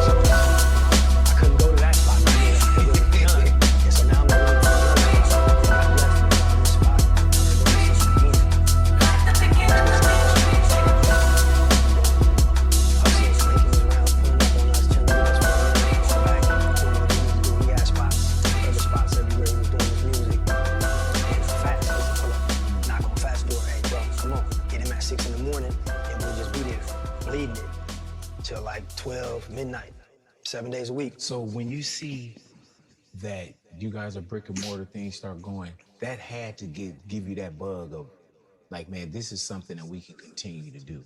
Yeah. What did you learn early on when you go brick and mortar? You know, we was no rules at that point. Oh, yeah. So, you know, we was hungry, we was thirsty, we was doing everything. We had fake Louis bags, we had fake Lacoste shirts, we had the fake Nikes. Remember when the Jordans, everybody had, we had everything in there, and you know, we was thinking it was never gonna end. We was like, oh, this is crazy. The store ended up making damn near like $4,000-5,000 a day. Just cause we had the Jordans, we had the this, it was just, you know, and then we get hit. You know, we get hit hard too. At this point. Detectives. Motion Picture Association come back on me right there. 77 Precinct. So they hit the shop. You know, it was multiple, you know. You just saw different jackets. Yeah. Reading it. Yeah, I got stuck. That's what stuck me. That when they raided that got me stuck. I ended up, I was already out on joint suspension, had like 5 or 6 felony arrests that I was fighting, and then this one they came in, probation department came with them. They raided like 40 different police officers, and they got me. And so I ended up going, and I didn't get out. I was in for like 22 months. And when I get out, the shop is gone. Lost the shop. So it's almost 2 years later. 2 years later. But Hussle got signed, and Hussle was in New York, and Hussle is in the magazines, and so my whole time in, I'm getting, you know, I'm feeling like, all right, I'm not even tripping. It's meant to be. I was out for as much as I was needed to try to help as much as I could, and then now bro got it from here, and transition has happened. You know what I'm saying? And, you know, and you were getting word that Nip was moving. Yeah, he's sending me. You know, I'm on the phone with them every day. I'm hearing about it. He's sending me magazine articles. You know, I'm listening to the radio. You know, I see the music video, the first music video, Hussle in the House. Mm-hmm. Did you ever feel like, man, this is really happening? Not were you surprised by how big things were becoming, but did you always envision that either your little bro was gonna be this guy, or did you always envision that there was something bigger for you guys together, or you couldn't see what this either was becoming or what it is now? I think definitely never, me personally, I never envisioned that, you know, it was gonna become, you know, where Hussle took it, I had no clue. But I always felt like we was gonna be good because we was hustling. Mm-hmm. And we was gonna, regardless, we was gonna have. That was for me, that was the thing, like, we wanna make sure we have, we wanna make sure the family got it. Like Granny getting a new Jaguar. Mom's gotta get a Benz. Pops gotta get a BMW, you know, and get some jewelry. And y'all were able to do those things. Yeah, that was the, for us, young, growing up, that was like, you made it. Yeah. So, now, when you in that, reality hits. Like, okay, hold on, how this can't last. How do I legitimize? Or what is the next level? Because it's nothing, you know, it's the foundation of what we're doing. Mm-hmm. It doesn't last when you're doing anything illegal or you're on the street. So with that, I think Hussle had the vision, and Hussle was like, no, this is what we're gonna do. And every time Hussle would lead the way, and I remember Hussle telling like, this clothing gonna be big. It's gonna be one of the biggest things we do watch. Hey man, I remember even the Smart Store, when y'all opened up the Marathon Smart Store. I was like, what the fuck is a Smart Store? And early on, we were talking about, yeah, you can come in and you can point your phone at this. And I'm like, what? And then is it Idris? Yep. Idris Sandu. Yep. I remember, man, when he told us the story about how he met him, he said he was like, went to go get a green juice, and Idris was in there, and he said, man, I just kept walking past, bro. And he was doing something with his hands and making things move. But even just to tap in to something like that so early, bro. Yep. When and peep it and understand, man, this is the next thing. Mm-hmm. And now you see certain things now, man. Like Nip was on before we even had the scans where everything could just be scanned out. Everything is scanned like that. And when you talk about a Smart Store, bro, nobody was thinking about that. Man, I'm gonna tell you a story, man. That goes to Hussle Genius. You know, we scrambling, trying to get the store open. And we did like a little mini doc. and we made sure the store was filled up with clothes, and we trying to, fold them correctly and make sure it's clean, and we finally ready, probably like a week and a half before the grand opening, maybe like 2 weeks, and we doing our countdown. And Hussle like, yeah, man, I just met this guy at the Starbucks. I was going to get a tea or something, and I seen him, and I'm like, huh? He like, yeah, we about to make the store a smart store. So I'm like, what? I'm like, no, we don't got time for that. I don't even know what, like you say, I don't know what is the smart store. He's like, no, trust me, bro. So I'm pulling my hair out.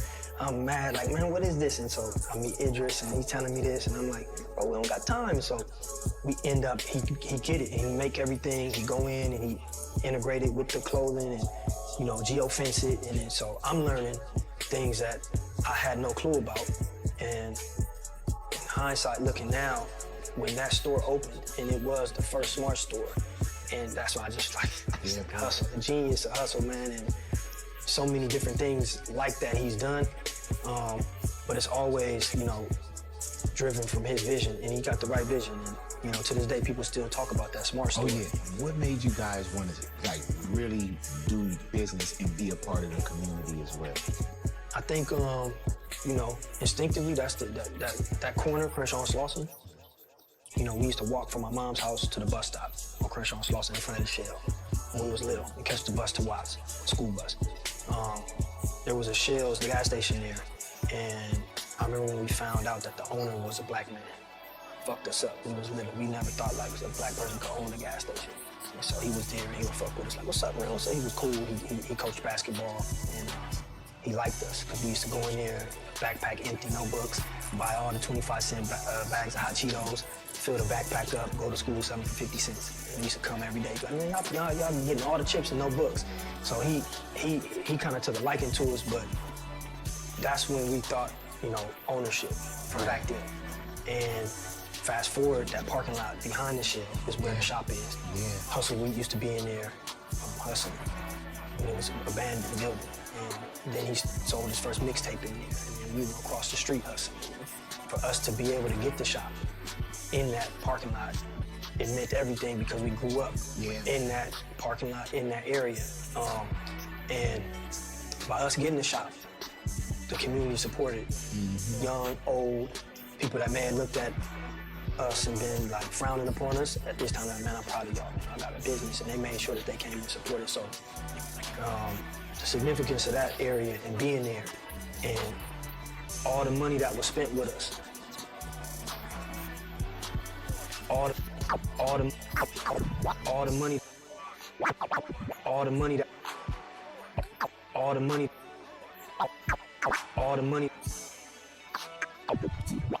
the money that was spent with us, they saw what it was turning into. So everybody, from the aunties, the grandmas, to the homies, coming spending money, they seen we took it and we flipped it. And we took it and we flipped it. And they saw what the support, what we did with the support. And it was key for Hussle that he stayed, and we opened the first marathon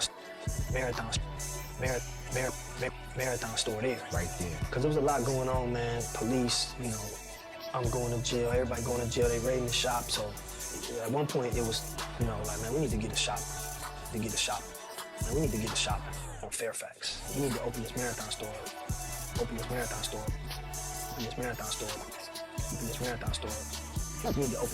store.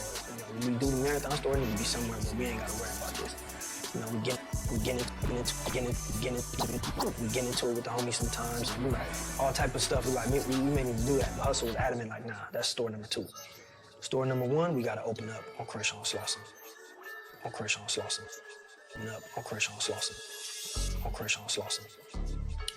And I think number 1, it was because he wanted to inspire and wanted to show people, like, nah, like I'm from this area and I'm doing something big here and I'm investing here. And number 2, it was an obligation because we was made and the brand was built from the people's support. What was that day like for you, bro? What was that day like for you, bro? And did you feel any premonitions before we lost him? 100%, man. I think, man, we just was my cousin's birthday, so I want to say the night before, Hip took us to Wally's, Beverly Hills, me, Pops, and Adam, cousin Adam, and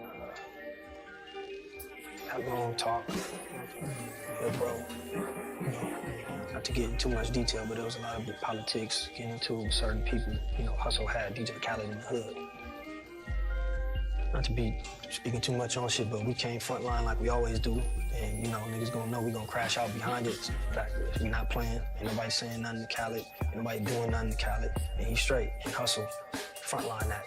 He felt like certain people didn't like that. He felt like certain people didn't like that. He felt like certain people didn't like that.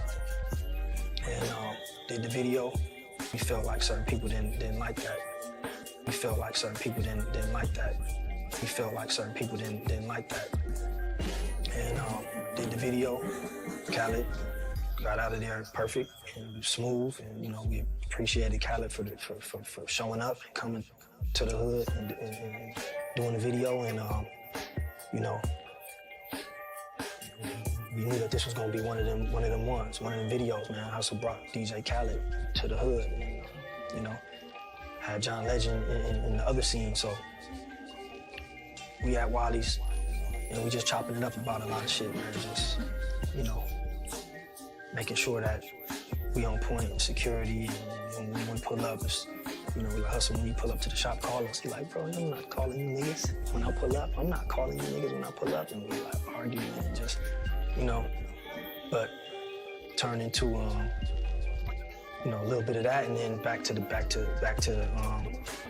celebrating bro Adam's birthday, and Hussle got us the back room, and, family there, chopping it, and just us four, and we stayed there forever, man. And when we walked out,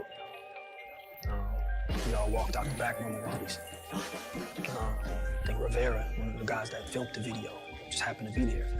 And so he see us walking out, he's like, oh, Hussle, what's up? And he's like, man, what's going on? He's like, bro, they just sent me the first edit of the video.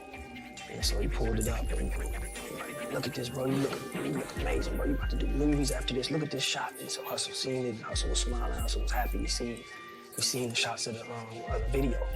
He's like, man, he's telling him, like, bro, ain't no more small time shit, man. After this, nigga, your shit going out the roof. And so, we was all happy and shook hands with them, and we left.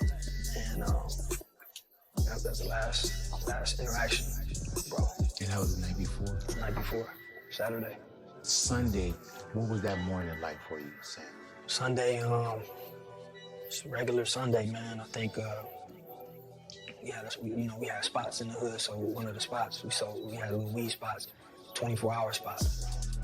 And I think it was my boy who usually do one of the shifts. I had to cover one of the shifts. And so I think I was in it all night. And I ended up, the morning shift came in, I ended up leaving. And so my goal was to go to the house and sleep a couple hours and then go back to the shop and close the shop up for the rest of the night. So I'm at Granny's house, sleep on the floor. And his phone was just going crazy, man. It woke me up, and I picked the phone up. I forget who called me, man. I just hear people screaming in the background. And they like, bro got shot. So I just immediately just run out the house. Check out the door. My grandma was in the living room watching TV, so she seen me run out. Didn't close the door, just got in the car. Grandma's on 5th in Slauson, so the shop is maybe like 6 blocks away. So I just ran every light, every stop sign, and get there, and man, it's just going crazy, man.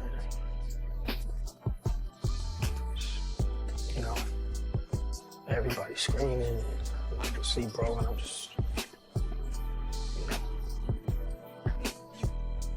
it's fucked up, but bro still breathing. I think Kev Mack was like talking to him and trying to tell him, breathe, stay with, just breathe, bro. So I'm looking, trying to, we need to figure this shit out. So I might have to the ambulance on the phone, and everybody screaming. I'm just like, man, shut the fuck up, man. It's just like you know, take the phone, and I'm trying to talk to the ambulance. They say they coming, and they telling me, you know, I'm asking them like what do we need to be doing, and so they telling me to try to administer CPR on bro. Asking me, is he breathing? I'm like, yeah, he's still breathing, you know. And just try to do the best that we could. And finally, you know, police came and ambulance came, and they took him. So I'm just praying, you know. I had faith that bro was gonna be all right. And you know, I had a lot of people shot in that parking lot. We drove multiple people to the hospital. You know, I'm like, man, if anybody make it, bro gonna make it for sure. Not what is the first thing that you do, man, but where's headspace, man? Because it's hard to just not, you know, either throw it all away or give it all up. Right. You know, because we got Nip as friend, music, whatever it may be. You know, y'all sharing bedrooms. That's like me and my bro. Right. You know, at some point, do you feel like any of this is worth it, or were you ready to throw it all away? No, 100%. Like crash out, broad daylight, whoever, and you know, we start figuring out who the streets were saying it was, and you know, that's what the whole unit was like. Where's this nigga at? And you know, that was the mind space at that point. Aside from just dealing with, you know, the reality, you know, but it was go time, man. You know, make sure the kids is good, make sure his kids is good, and make sure we keep going. Is it as random as what the public thought it was? Like, Nip seen somebody, Eric, and talked, and... I mean, you know, he already got convicted, so for me, without going into too many details, somebody come to the shop. They know we in the doorway. When Hussle pull up, we in the doorway. You gonna see me with a hoodie on, and I got a pistol. You gonna see one of the team members in the hoodie in the doorway with a pistol. That's protocol when Hussle pull up. So it's Sunday. It's busy in there. Why the niggas in there didn't follow the protocol? I wasn't there. Why they didn't follow it? Maybe they was fucking around helping the customer, doing some fucking customer service. This is what I'm thinking. Trying to, you know, transition into some legitimate, just selling clothes. But nobody was in the doorway. And from my understanding, no boy walked up with no shirt on first to check the scene, because he know what's going on in that parking lot.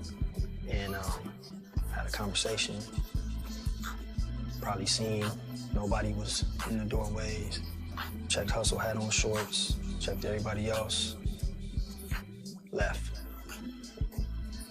They say came back with a red shirt on, tiptoed through the alley, and went right and started shooting. So to me, that's premeditated. Number one, there's no red shirts in the hood. You can't buy no red shirt. No liquor store sell no red shirt. Number two, when a nigga come through the alley with a red shirt, that's the throw off, or the Bloods did it, or the Inglewood families did it, or the BPS did it. That's the throw off, red shirt. So for me, he felt he was supposed to do a job, or somebody sent him or whatever, and he was nervous. He was supposed to hit that alley with that red shirt immediately, but he didn't do that. He came in and he wanted to check the scene. He wanted to make sure he wasn't getting into a shootout. And that's my thoughts on it. Do you still hear Nip or any words? Yeah, 100%. I hear, you know, every second and every day, 100%. Well, I I know we're talking about the documentary that's coming, man. You know, the legacy. Yep. You know, I feel like, Sam, you've been protecting it so well. And every second and every day. Every second and every day. Every second and every day. 100%. Man, well, I know we're talking about the documentary that's coming, man. You know, the legacy. Yep. You know, I feel like, Sam, you've been protecting it so well. And I'm making sure that it didn't get into the wrong hands, that there's nothing goofy. You know, as much as we love him, there's nothing like brotherly love, bro. You know what I'm saying? And, you know, just to even get up every day is, I'm pretty sure at times it is, and I know it had to be extremely hard, because I know what loss is too. And man, like, bro, I really thank you for sitting down with us, man. Come on, thank you. You know, and I know, like I said, when we first started off, this isn't something that you do. And it took me some time to even want to, like, man, not even, oh, I need the interview, I need to sit down. But I just wanted to talk to you, you know, and I thank you for allowing me to sit with you and you to be this comfortable with me, bro. And, you know, on and off, we've had a chance to talk about you being comfortable, loving what we do as well, man. And I want to be a part of preserving that legacy and continuing that legacy, man.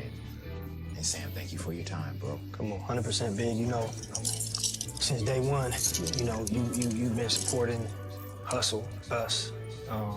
We was little listening to you, so it's an honor, and, you know, definitely Hussle loves you and had a lot of respect, and definitely appreciate you, all the support, and, you know, 100%, I'm honored to be, you know, on this with you, man. So thank you, for sure. And I was talking about this box right here, man.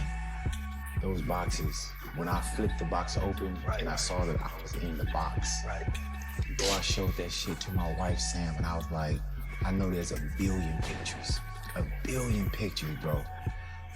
And to get in that box, man, it's like, you can't tell me shit, bro. Come on, you part of the story, man. You part of the history. You know what I'm saying, man?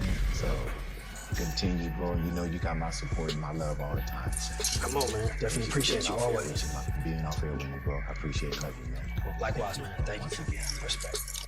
Yeah, basically before my deal and before I really had an outlet, I got money on the street for. I took the music into my house. Well, you don't do it, then I do it. Because I understand that you don't go hit the club and spend 5 racks a night. Then I might speak on it from a position of somebody that's actively involved. You got that from me for sure. Going to pick up 200 here, 500 here, consciously, because I seen what was going on. Yeah, basically before my deal and before I really had an outlet to get my music out, I was just full-time hustling, part-time rapping. Like, I always had a passion for rap music, and I was always trying to create the situation to where I could do this full time.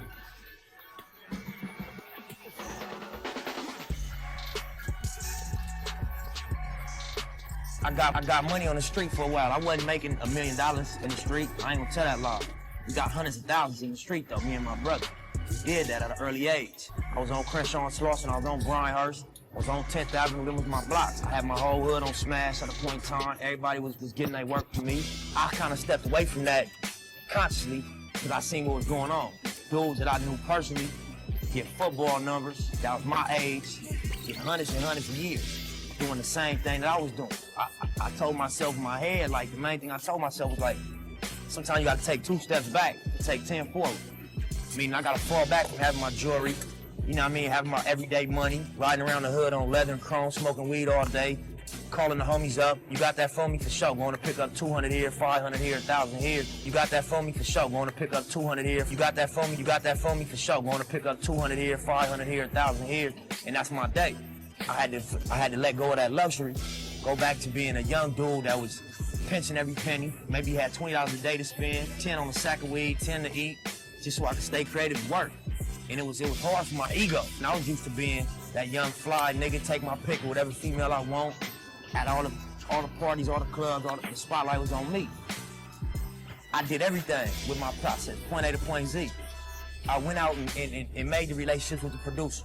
I took the music into my house. I took the music into my house. I took the music into my house, imported into Pro Tools. I took the music into my house, imported into Pro Tools, graded the shit out, recorded myself, ran from the Pro Tools to the mic and back and forth, bounced it down, burnt it on CD, took it into the street, promoted myself, sold it myself, went to these meetings, articulated my vision to the label, signed the deal, put my first foot forward to the street with my mixtape series.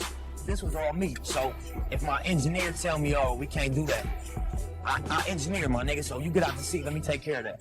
Or if my team say, oh, that's not gonna work. If you go to Queens or Manhattan or Brooklyn and you wanna go to every high school and surround their high schools and really do grassroots promotion, and oh, that's not gonna connect. Well, you don't do it, then I'll do it, cause I've done this and I know the effect it has. I ain't got to my millions in this industry yet. We still on them hundreds of thousands. We trying to get to that million. Me as a new artist coming in, so I'm used to this type of money because it's not to the point where it's rap money, $1 million, $2, $3 million, $5 million, and then Hollywood money, $10 million. It's not to that right now. It's to the 50,000s and 100,000s and 20,000. So I understand the mentality behind that money. I understand that that's not money that changes your life. I understand that you don't go hit the club and spend 5 racks at night off of your advance. You know what I'm saying? Because I done did that with my street money and woke up the next day with no work.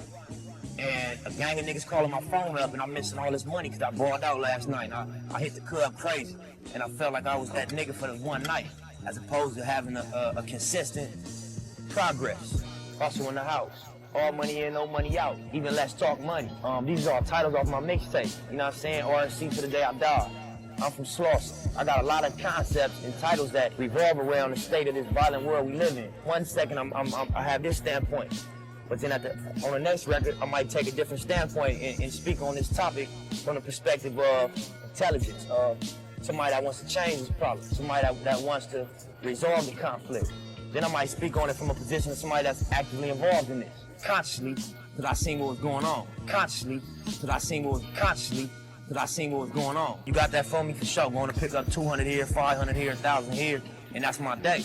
I had to let go of that luxury, go back to being a young dude that was pinching every penny. Maybe he had $20 a day to spend, 10 on a sack of weed, 10 to eat, just so I could stay creative and work.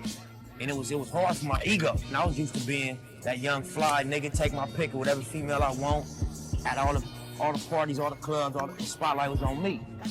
I took the music into my house, imported it into Pro Tools. I took the music into my house, imported it into Pro Tools, graded the shit out, recorded myself, ran from the Pro Tools to the mic and back and forth, bounced it down, burnt it on CD, took it into the street, promoted myself, sold it myself, went to these meetings, articulated my vision to the label, signed the deal, put my first foot forward to the street with my mixtape series. This was all me. So if my engineer tell me, oh, we can't do that, I engineer, my nigga, so you get out the seat, let me take care of that. Or if my team say, oh, that's not gonna work. If you go to Queens or Manhattan or Brooklyn and you wanna go to every high school and surround their high schools and really do grassroots promotion, then oh, that's not gonna connect. Well, you don't do it, then I'll do it, because I've done this and I know the effect it has. I ain't got to my millions in this industry yet. We still on them hundreds of thousands. We trying to get to that million. Me as a new artist coming in, so I'm used to this type of money because it's not to the point where it's rap money, $1 million, $2, $3 million, $5 million, and then Hollywood money, $10 million. It's not to that right now. It's to the 50,000s and 100,000s and 20,000. So I understand the mentality behind that money. I understand that that's not money that changes your life. I understand that you don't go hit the club and spend 5 racks at night off of your advance. You know what I'm saying? Because I done did that with my street money and woke up the next day with no work. And a gang of niggas calling my phone up and I'm missing all this money because I balled out last night. And I hit the club crazy. And I felt like I was that nigga for the one night as opposed to having a consistent progress. Hustle in the house. All money in, no money out. Even Let's Talk Money. These are all titles off my mixtape. You know what I'm saying? RNC to the day I die. I'm from Slauson. I got a lot of concepts and titles that revolve around the state of this violent world we live in. 1 second, I have this standpoint. But then on the next record, I might take a different standpoint and speak on this topic from the perspective of intelligence, somebody that wants to change this problem, somebody that wants to resolve the conflict. Then I might speak on it from a position of somebody that's actively involved in this, hustle in the house. Then I might speak on it from somebody that feels trapped in this, So it's a gang of different perspectives. Then I might speak on it from a position of somebody that's actively involved in this. Then I might speak on it from a position of somebody that's actively involved in this. Hustle in the house. Then I might speak on it from somebody that feels trapped in this. So it's a gang of different perspectives of how this state of reality is real and how it affects everybody. And that's kind of like the theme of Bullets Ain't Got No Names as the title of my series. Volume 1, 2, and 3 is all different spins off of that. Every song represents a different position that you can take on that topic as it feels a debate.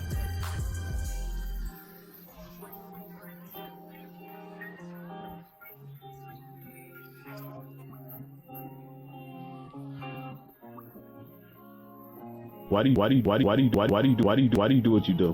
Why do you do what you do? Why do you do what you do?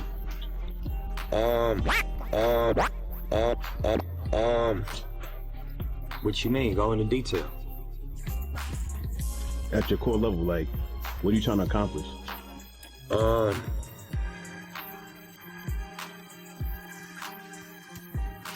I guess just on a core level, I would say to inspire. Yeah.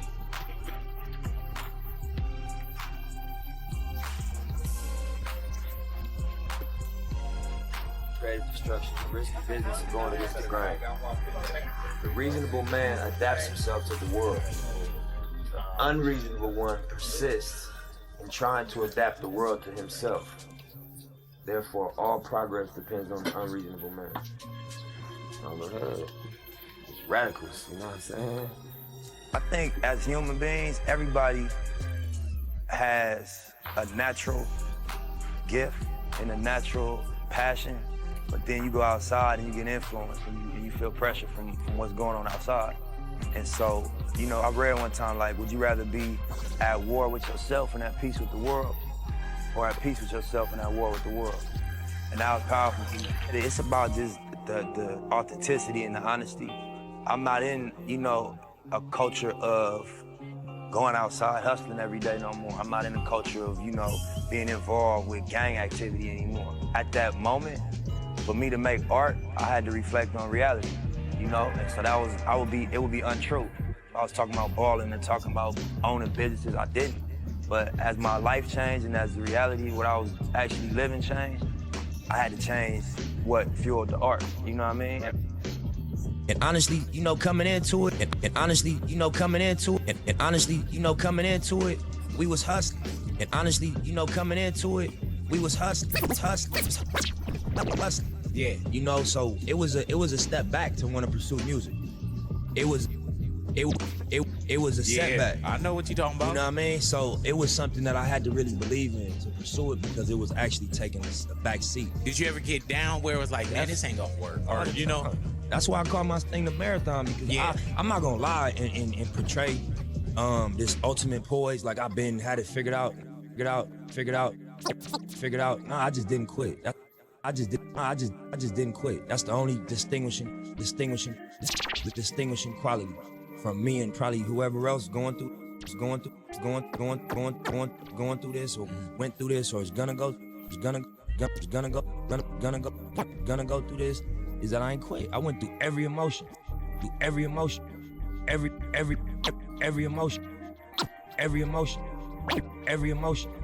I went through every emotion with trying to pursue what I'm doing. You know what I mean? And I think that what gonna separate whoever's gonna try to go for something is that you ain't gonna quit. Unless, you know, you're gonna really take the stance if I'm gonna die behind what I'm getting at right now. Do you know how kids spell love? T-I-M-E. You know, not only kids, just people in general. You know, time is how, when somebody gives you their time, how you really know. I read somewhere that the highest human act is to inspire. And we all are in search of inspiration every day. So events like this and just opportunities to be able to either inspire or be inspired, either inspire or be inspired, either inspire or be inspired, I think is what creates movements, you know. We all have the capacity to inspire. You know, hey Nip, are you aware that you're teaching people? Yeah, in a way, I think so, definitely. But then again, I don't listen to people that I can't learn from. So I don't listen to interviews of artists that don't have no value in what they say. I don't listen to music from people that I can't get no game from. Are you the smartest one on your team? Definitely not.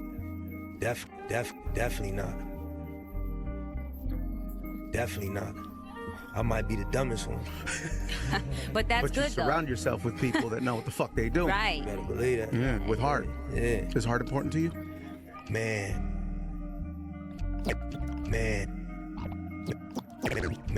I had this convo the other day. I had this convo the other day. I think like, yeah, definitely. I think that's the least value part of the game is the heart. That's the muscle that got you here.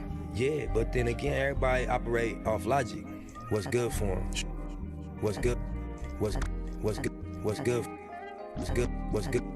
for them? Sure. It's true. And that create opportunists. And that create, and that create, lack of code. And you see all type of weirdo shit going on, because everybody operating off logic. This is a good move, this is a good look. It's a good look for me. Yeah, but it's codes and it's rules. And that's where the heart gonna stop you. That's right. From doing goofy shit and doing, disloyal and just playing yourself for the opportunity. Yeah. You know what I'm saying? For an opportunity that can just fade away. You're gonna consume the opportunity and then it's gonna be done and you're gonna have on your record that the way you got to the opportunity was fraud. And that's not gonna go nowhere. As a human, I'm competitive as, rap is competitive like an athlete. You know what I mean? You don't want to be number 2 by design. You ain't gonna cry if you don't win the championship. You're gonna go harder in the gym. But what I know about life is that you're gonna hurt yourself. Life is, especially as a creative, creativity and competition is opposites. You know what I'm saying? And they work against each other. Creative. When you have to draw from a blank canvas, you gotta draw from your pool of experiences for it to have that thing in it. And you can compete and make something that's like technically good, but it's like a cloned human being. They might have 2 legs, but it's not the same as a baby that was born from a mama and daddy and it was some love made, and that's a different formula. So I think that to create is like a natural labor, and then to copy or to like compare or compete creatively, you confuse yourself. You know what I'm saying? Because you miss all the dope shit that only you can do. The shit only Nip can say certain lines. It's a song that only I can write because it's only true to me. Now it's true to everybody in the world if it's true because we all got the same general truths, but the specifics of it, them is the songs I need to write. And those is where I'ma really succeed. And I think I heard Ross say some real shit. He's like, man, I want every penny that's mine. I want every penny that's mine. I want every penny that's mine. I don't want a penny more or a penny less. And that's a good way to look at it. I don't want any shine, success that ain't mine. You know what I'm saying? I just want all of mine. All of mine. All of mine. So I think that's gonna put you in the mindset of, filtering yourself. Sure. Mental health and hip hop important? And life is important. Sure. One thing I heard Ross say before, it was like, the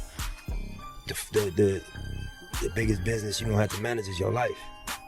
You know what I'm saying? Outside of all your other businesses, the business of your life has to be managed first. You know what I'm saying? That resonated with me. Man, trust your gut. Okay. You know what I mean? If anything, I say, gamble on yourself, trust your gut, because it wasn't the most conventional idea as far as just the way we put it out, us choosing to stay affiliated with just ourselves as far as like cosigns and all that. But it ended up working out. So I just say, trust your gut, man. When you got a good idea, believe in it and bet on yourself. I mean, whatever you define a win as, because that's real. Everybody got a different definition of what they in the game for. I couldn't get my way in trying to figure it.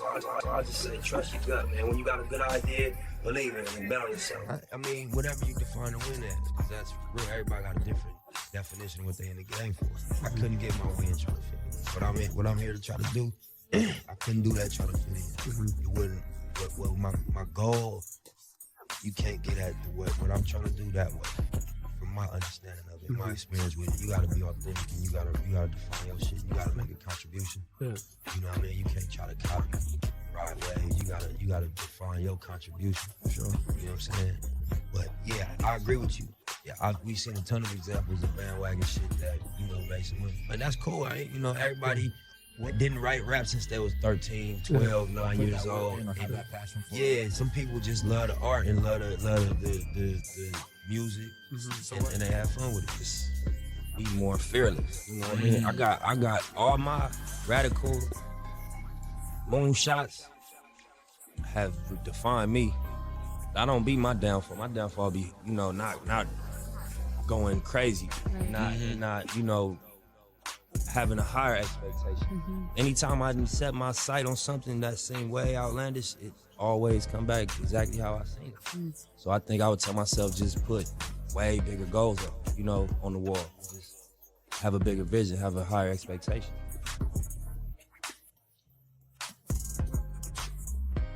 Long-winded, running through this life like it was mine. Long-winded, running through this life like it was mine. Long-winded, running through this life like it was mine. Never settling, but setting every goal high. 1,000 burpees on the path to my own destruction or success. But what is a mistake without the lesson? See, the best teacher in life is your own experience. None of us know who we are until we fail. They say every man is defined by his reaction to any given situation. Well, who would you want to define you? Someone else or yourself? How's everybody feeling right now? How's everybody feeling right now? Are you guys excited to see Nipsey Hussle? Are you guys excited to see Nipsey Hussle? Are you guys excited to see Nipsey Hussle? All right, then I need you guys all to put your hands together for Nipsey Hussle. What's up, everybody? What's cracking? What's up, everybody? I didn't know it had hit its peak. I knew it was growing. The Marathon store was the world's first smart store. Other ways to, create income and to monetize. I don't know. I didn't know it had hit its peak. I appreciate y'all coming, really. I'm excited on some music shit, really. Regardless of, the business side and everything that's gonna happen on. How's everybody feeling right now? Nipsey Hussle. Nipsey Hussle. I just believed in the plan. Nipsey Hussle. That worked for a moment, but I just believed in the plan. Every time we make a step forward or make progress, I just believed in the plan. All my original goals, I met them. I just believed in the plan. I remember looking at every state, like it's 50 states. If I could sell 1,000 units in each state, I just believed in the plan. Global brand. So as I became exposed to these situations, met these people, that every time we make a step forward. Nipsey Hussle, Nipsey Hussle is here. Respect that hustle. Yeah. Nipsey Hussle. How's everybody feeling right now? Are you guys excited to see Nipsey Hussle? All right, then I need you guys all to put your hands together for Nipsey Hussle. Hey. What's up, everybody? What's cracking? I like that hat, bro. Yeah. What's up, everybody? What's cracking? I like that hat, bro. Yeah. That's right, love. Hell yeah, what's up? We are officially, a week and a half away? Yeah, like 8 days. A little bit over a week, yeah. Victory Lap in stores, available to all of y'all. Yeah, pre-order that thing, man. ASAP. Yeah. Now, I know you just dropped the track list. Not yet, I ain't put it out yet. It's coming out, well, I ain't gonna say when. It's coming out soon, though. You gonna put it out soon? Real soon. Okay, well then maybe somebody showed me a sneak peek or something because... You get the inside info, Yeah. So how has this whole process been for you? Because you've been talking about this album for a few months now. Yeah. And I know that you've been grinding, just trying to get the word out for you. Like, what are you most excited about for this album? Really just letting everybody hear the music, I feel like, I never put so much into a project. I've been on a mixtape grind since I came into the game. And this being my first album, we did a partnership with Atlantic Records. So I just wanted everything to be elevated, musically, lyrically, the production, the concepts, the features. Right. And I feel like we accomplished that. So I'm just excited to, you know, unleash the music and let everybody hear what we did. Have you been getting clapback from fans because you did the deal with Atlantic? Well, I mean, just for clarity, I'm signing All Money In for life. I got a shit night deal with my label. Okay. But you know, my label partnered up with Atlantic Records, so we did a strategic partnership. Okay. You know, so I ain't been getting no negative feedback about it. I think my fans wanted to see me take what I was doing to the next level. Okay. And you know, I waited as long as I waited so that we could do, you know, a partnership as opposed to a traditional artist signing to a label situation. Right. Yeah. Well, congratulations on that, because I know, knowing people from Atlanta, they do a lot of big things, so I can see a lot of bright things in your future. Thank you. Yeah, I'm in good company up there. Exactly. Now, because you mentioned waiting, it just brought to my mind that you were one of the first people to talk about cryptocurrency. Right. And my sister, for instance, invested a few years ago. She bought Bitcoin for like, I think it was $600 a share. Oh, she passed. And so now when it's up to 10 racks plus, like, how do you project that, especially the urban youth who are like, cryptocurrency, what if I can't touch it? You know what I mean? I mean, it's just something that this is the infant stage of that whole category. It's an investment category, so I didn't know it had hit its peak. I didn't know it had hit its peak. I didn't know it had hit its peak. What's up, everybody? What's cracking? What's cracking? I didn't know it had hit its peak. I knew it was growing. I'm like, it's gonna go to 100,000. We gonna get lit. But I mean, I'm in it for the long run though, so I'm just chilling. I ain't looking to cash out no time soon. I'm gonna just pay attention to where you know, like I said, I think it can continue to grow. Imagine when you could go to routes and spend Bitcoin. Right. You know what I mean? Yeah. What's that gonna do to the price of the coin? So I think that when they like integrate more places you can actually spend it, the value gonna shoot up even more. That's true. You know what I mean? That's one thing I've been watching a lot of lately. I've been doing a lot of investing. Personally, I invested in Netflix a year plus ago. Oh yeah. And your girl eat. So you on your stuff. You remodeling the house, I heard. You know what I mean? It's not secret. I'm just saying. My bad. So that's one thing about Nipsey. Like, it's not just about rap. He's actually educated on what's going on in tech and what's going on in financing. So I know you started your own program where you're basically trying to educate our youth on technology and how to break into that field. Like, what made you want to do that? Yeah, so the program is called Too Big to Fail, and I didn't start it. I was brought into it. It was started by an investor and a real estate developer named Dave Gross. Yeah. And we just were sitting next to each other at the Laker game, and he like, man, you know, I'm a fan of the music, and this what I got going on. Let me come out of the office, let me show it to you. And when I saw the vision, it was like, to sum it up, it's basically a bridge to connect inner city LA youth to the opportunities in Silicon Valley. Because to ever be able to get a job at Google or Facebook or any one of these companies like Apple, you gotta get trained early on science, technology, engineering, and math. Because it's like a 10, 15-year learning curve for them things. You can't start. I mean, you can start whenever, but you really behind if you start late, you know. So these people that end up working there, you know, they got trained from elementary school. Right. You know, so we just want to be able to create a center where these young kids can come tap in, and it's multi-level. This one part of it is it's like a co-working space, kind of like WeWork. Yeah. So, you know, entrepreneurs, local entrepreneurs in the area could rent office space, and then the other level is the STEM center where they could just get training and just, you know, get educated on science, technology, engineering, and math. What's up, everybody? What's cracking? What's cracking? I appreciate y'all coming, really. You know, I'm excited on some music shit, really, regardless of like the business side and everything that's gonna happen on business. I'm here as an artist, and I'm excited to put out new music and new art. It really took a while for me to get the album where it is, and I'm real confident in the music. You know, I take it y'all, I don't know how y'all won, but I figured I had to call in, and so I figured y'all fuck with me a little bit, you know? So I appreciate it, and I think that, you know, y'all will be impressed and appreciate the music when it come out. Nipsey Hussle. Nipsey Hussle. Yeah, in the building, man. I just believed in the plan. That worked for a moment, but the respect is what keep you in the game. I just believed in the plan. Every time we make a step forward or make progress, it count for that much more because we know how we got here. I just believed in the plan. All my original goals, I met them.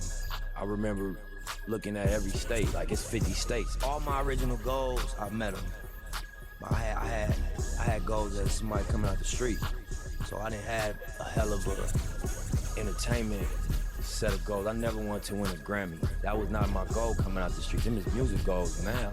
That I'm in the music game. That was never my goal. I never thought about selling 1 million records.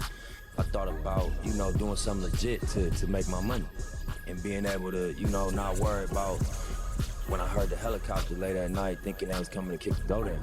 You know, I read an article that Joel Santana made $15,000 a show. I don't know if it was true or not, but I'm like, damn.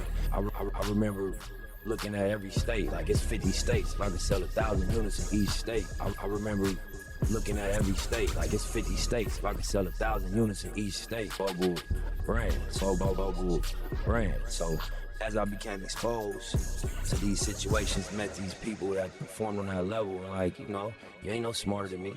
You know what I'm saying? You just in a position. You just, you know, you sitting in a space where you can execute on that level. Nipsey Hussle was saying respect that hustle. Yeah. Nipsey Hussle was saying respect that hustle. I remember looking at every state. I just believed in the plan. Nipsey Hussle was saying respect that hustle. Yeah. Victory lap is out there right now, Rizzy.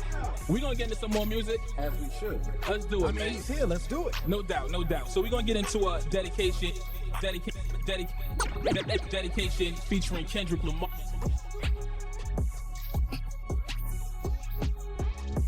Yeah, man. Yeah, man. Konnichiwa, Chicken's yours truly, world's best host, ET, right now. You really were ahead of the game. You know what I mean? For sure. For sure. You gotta be delicate. So I think a lot of that you seeing in the reaction. You gotta be delicate. You really were ahead of the game. Oh, yeah? They lost their mind. One, they was like, oh, he's, you know, he fly and all this extra ish, you know what I mean, being what they are. All the focus on the album. All the focus on the album. All the focus on the album. Victory lap, you know what I mean? Everybody that love music, that love, you know, hip hop. There's a line on your record, you say, how long till opportunity? He's preparation. There's a line on your record, you say, how long till opportunity? He's preparation, yeah. I need some real nigga reparations before I run up in your bank just for recreation and, you know, being productive. And out of frustration, I fell into the streets. When I said Tupac of my generation, Pac was highly intelligent. It never really made commercial product. It never really made commercial product. I believe that's the most effective approach to be successful. There's a lot. Yeah, man, Konnichiwa, Chicken's yours truly, world's best host, ET, right now, definitely checking into the galaxy, man. And by my side, I am happy to say and announce, man. First of all, round of applause to the man. Thank y'all. Love. Mr. Hussle. Love, man. I have to call him Mr. Hussle. It's a lot of hospitality in the film, man. You know what I'm saying? I'm feeling love. Yeah, man, so I got the chef out there. My old lady wanted to go grab some drinks, man, so she can have you something proper, you know what I mean, while you're here. I appreciate your time. Highly appreciate it. Yeah, man, you can't get time back, man, so you got to appreciate that kind of stuff. Yes, sir. The project, though, I know what the single is. Yeah. I know what you're pushing. Yeah. But I had a partner of mine. He's a well-respected mixtape DJ in the South, right? Very well-known, very well-respected, very big. Yeah. He said that he considers your project the West Coast 444. Okay. And he said, but without the preachiness. Okay. That I think that maybe people felt like Jay-Z was doing. Now, I understood Jay-Z's project. I love 444. Yeah, me too. That was a great record. How do you feel about that statement? I mean, you know, I appreciate anybody giving feedback on my music and my art, you know what I mean? So I get what he was saying probably in terms of the messaging of some of the records, just like the ownership themes and, you know, kind of like Jay kind of spoke to the business. Yeah, that too. I was gonna say Jay kind of spoke to the traditions of like ignorance a little bit in our culture. Yeah. You know what I'm saying? Like whatever our traditions are, the things that actually do work against us. So I think that my take on it from being from gang culture, I kind of spoke to the traditions that are working against us. You really were ahead of the game so long ago. Right. You really were ahead of the game so long ago. Right. What was it that you saw that everyone else caught on to late? I think I was in an untraditional space just because I wasn't in a major label system. I didn't have, you know, the way business is handled as usual, as a pressure on my releases. So, you know what I mean? And you know, my goal really was, I wasn't necessarily charging 100 for the music. I was charging 100 for a limited hard copy. Right. Because again, we was in a mixtape space at that time, and everything was going digital. Everything was on iTunes, Spotify, Tidal. Right. The mixtape sites, I knew hip hop, all of that piff. So we ain't really get from classic mixtapes. I think about like Cushion OJ from Wiz, or Rich Forever from Ross, or like So Far Gone from Drake. Even though they did distribute that later, you know, them classics. Yeah. You kind of want to have them. Meek Mill, Dream Chasers 1 and 2. That was all the online stuff. You know what I'm saying? Yeah. So after it's over, the online wave died down. I know that people wanted them hard copies for sure.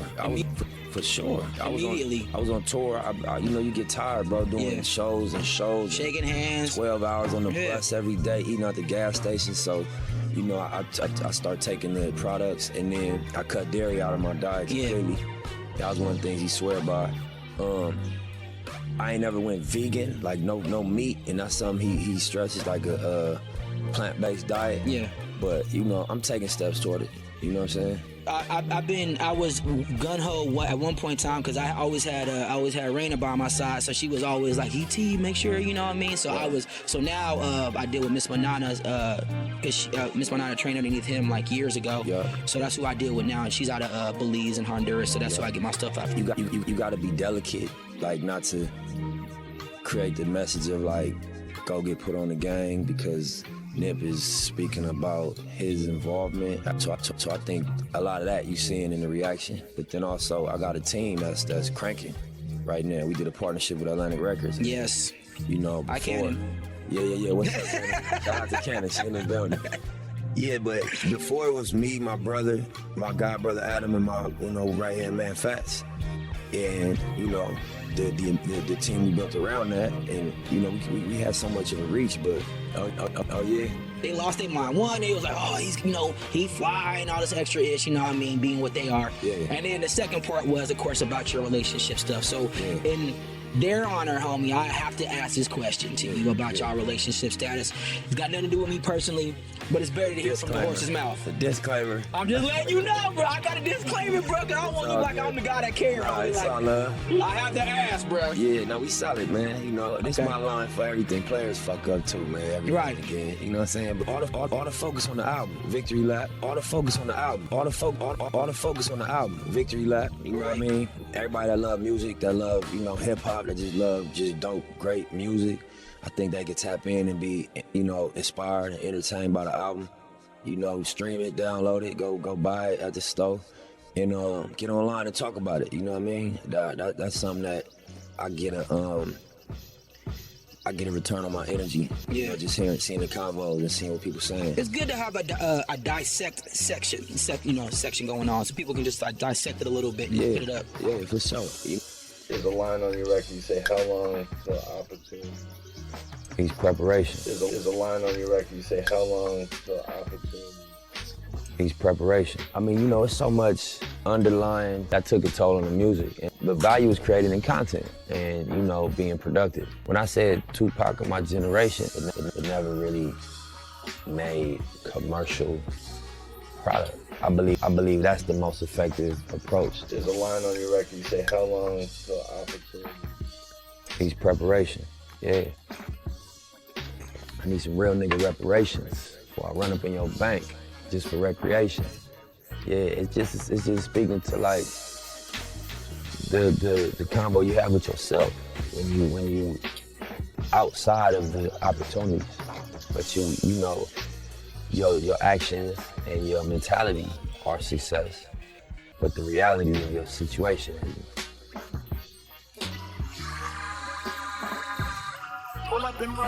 That took a toll on the music and the productivity. I don't ever make moves under pressure. Try not to. On Crenshaw, I said this is gonna be the first time I give my fan base a directive. So if you want to reciprocate for the inspiration that I've given you over the course of these 5 mixtapes, here's how you do it. Private pay. It's $100 CD. Come to the pop-up shop. So you know I had won over enough people that we sold out the first 1,000 in the first day. My whole intention was just get the people talking about it. I want everybody to, be like, why is he charging 100? What make you think it's worth 100? The value is created in content. The value is created in content. So when I think of us as hip hop artists and being productive and out of frustration, I fell into the streets. It never really, when I said Tupac of my generation, Pac was highly intelligent and, being productive. And out of frustration, I fell into the streets. When I said Tupac of my generation, Pac was highly intelligent. But in our culture, street culture, especially in his generation, intelligence was viewed as a form of weakness. How do you get the people that's really affected by, what we trying to solve? It never really made commercial product. I ain't nothing like you fucking rap niggas. God telling you, like, man, just listen to the signs and I got you. And that was the launch pad for the Marathon clothing and for everything we were doing right there on that corner. So to the young dudes, man, just stay focused, stay aggressive, stay moving with integrity and watch the signs and put your best foot forward. Right. And you're gonna always win. It's documented in everybody's life. The righteous win at all times. I'm a real nigga, I don't fear jail. I only fear God, I don't fear hell. And when they took Phil, man, a tear fell. I'ma keep the shit 100, cut this shit real, for real. I don't know why trouble always seems to follow me. It ain't my fault, it ain't my fault. Try to do right, get up out these streets, but I'm still here.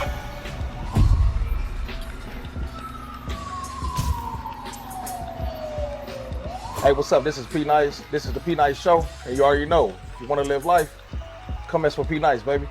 Today, I got a very, very special guest in the building, man. Very, very special guest. The co-founder of the Marathon brand, Marathon Burger, owner, just an all-around hustler, you know what I mean? From the streets to big business, you know what I mean? I got Black Sam in the building. How you doing, baby? Good. Appreciate you having me. Man, I appreciate you coming on, man, for real. Off the top. How your day going so far? Good. Good? Yes, sir. Good, man. There's a lot of stuff going on right here, man. Yeah, man. What we doing right now? Getting ready for this grand opening. It look kind of crazy in here, but just full court blitz, trying to figure out, make sure everything working. We got some food in, we're gonna start cooking, getting ready for the first.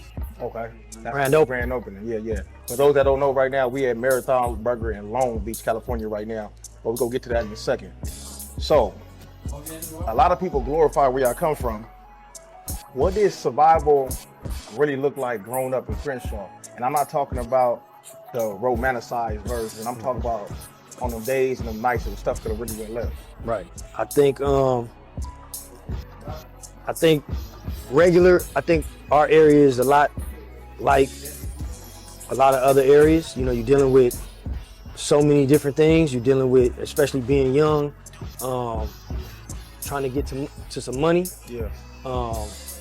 Looking up to role models who you see getting to some money, especially moms didn't really have a lot. So at least for me and my brother and a lot of people in the area, we wanted to make sure that we wasn't victims, and we trying to figure out a way to get, elevated.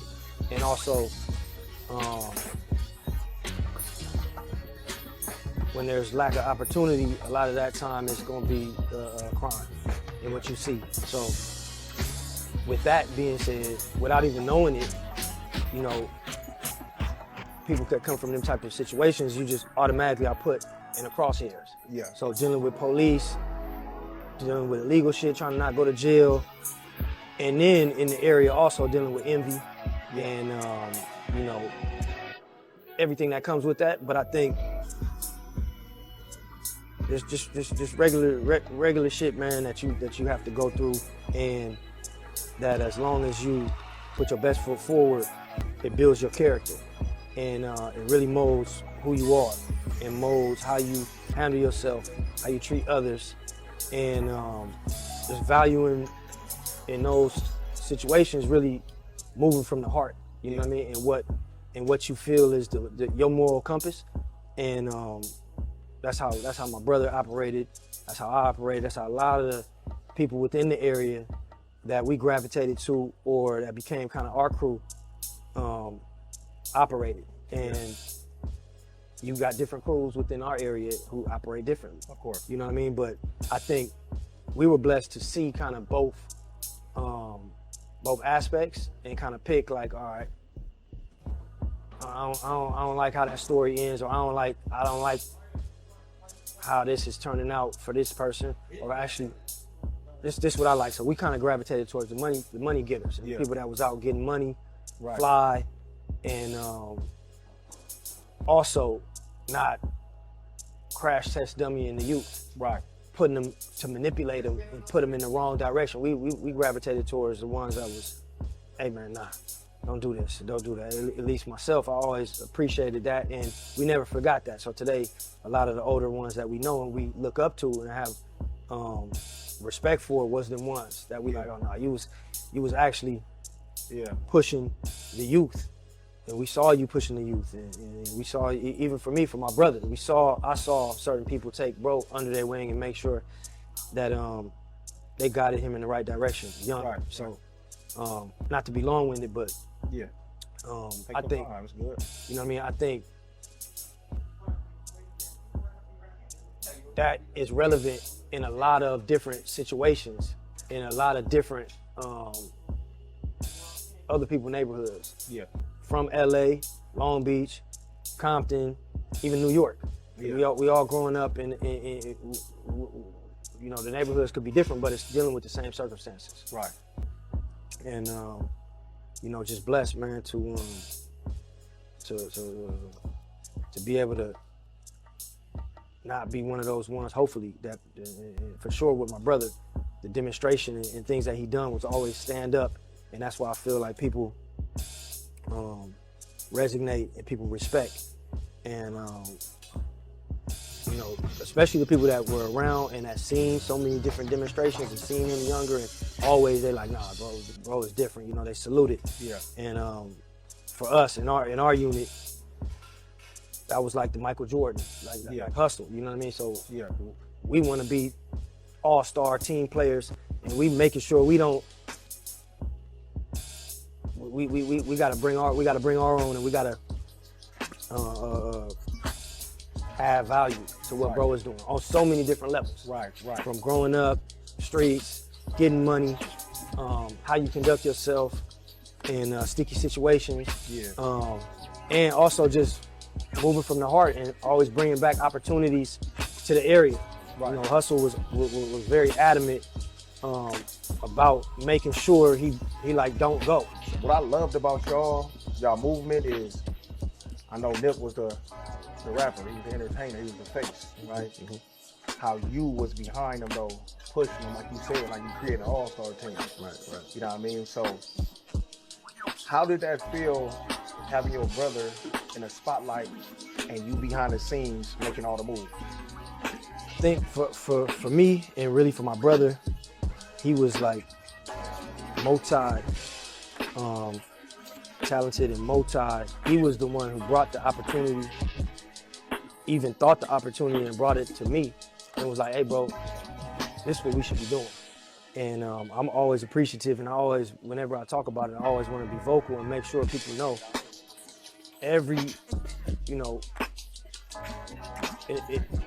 what was out there, everybody knew what was out there, but Hussle would bring something new to the table. And Hussle would say, hey, listen, we about to do this music. This is how Jay did it. This is how Rough Riders did it. He's getting books. He's saying, hey, read this. We about to get a distribution deal. I created this company. You about to be in it with me. So I was always appreciative that he involved me in it. And at the same time, amazed that he even had the vision. And I tell everybody all the time, it's so hard to find something legit to get behind when you're younger. And the goal in the beginning is you just want to get some money. So you're gonna do whatever. And we get into money and however it gets to, and then you want to make sure you take care of mom. My thing, man, my mom gonna be in the Benz until I'm gone. Before me, mom's is good, the jewelry, but it comes to a point where you police hitting houses, and now you catching cases, and now you sitting down. Yeah. And then it's like, damn, all right, is it a better way? Right. Because we getting to the money, but damn, why I gotta go through this, and you may not, and then you ups and downs and losses. So the hustle actually be like, man, we can be something legit. Yeah. We can build a brand. I'm talented. I'm gonna do music, and I'm gonna also create, and keep elevating, keep bringing his team and his brother, myself into it. Yeah.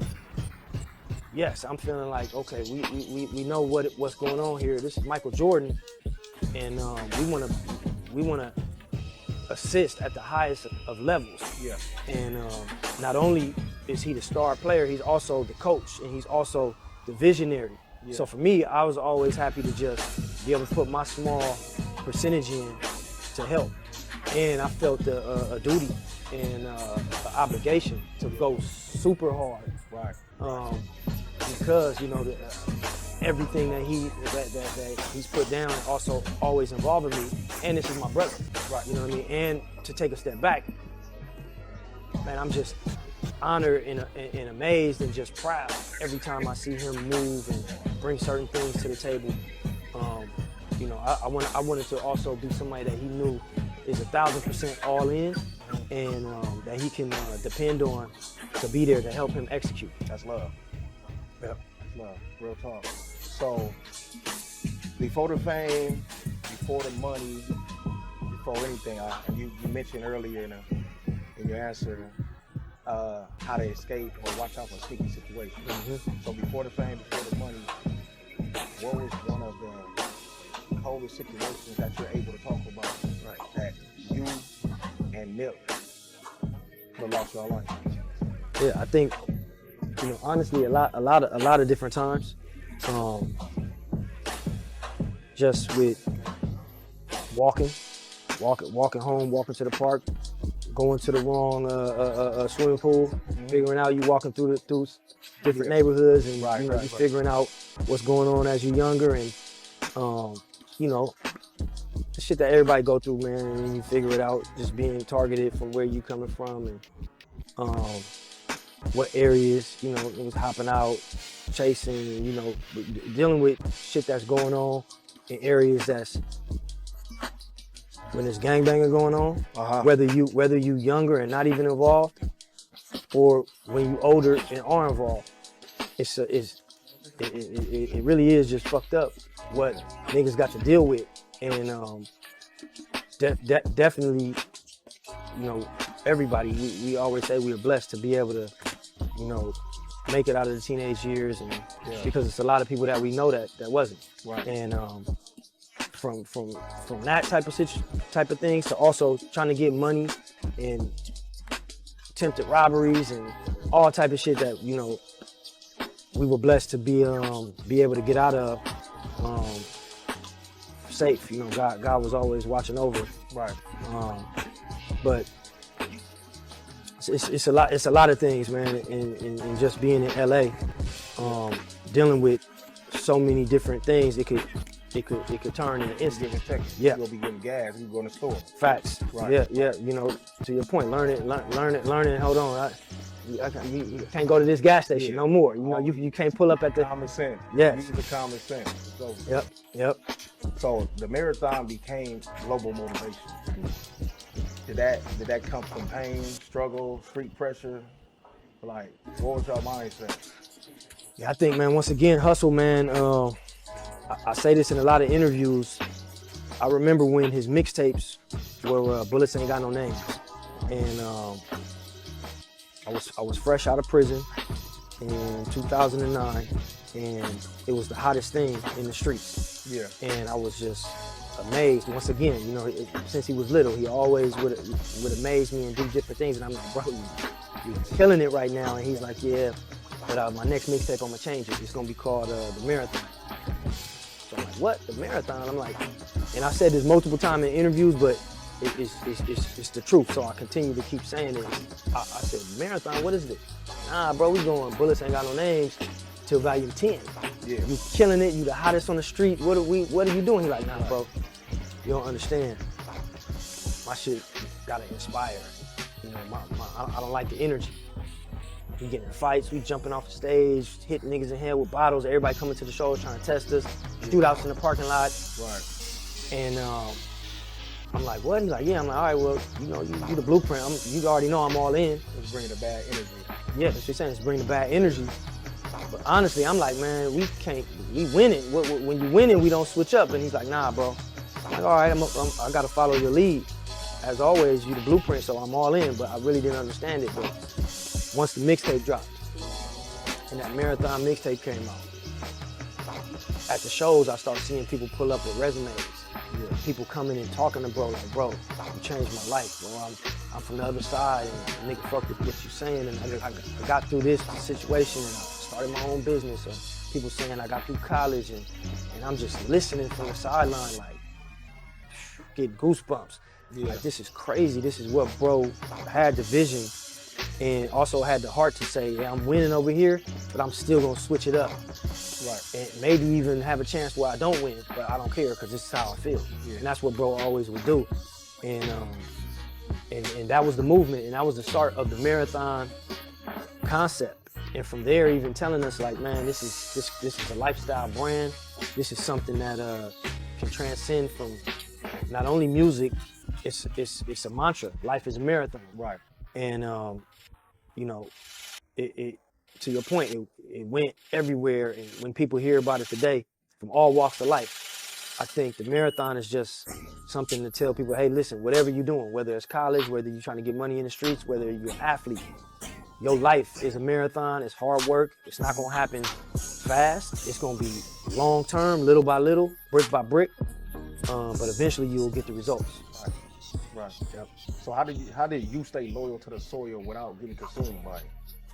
I think growing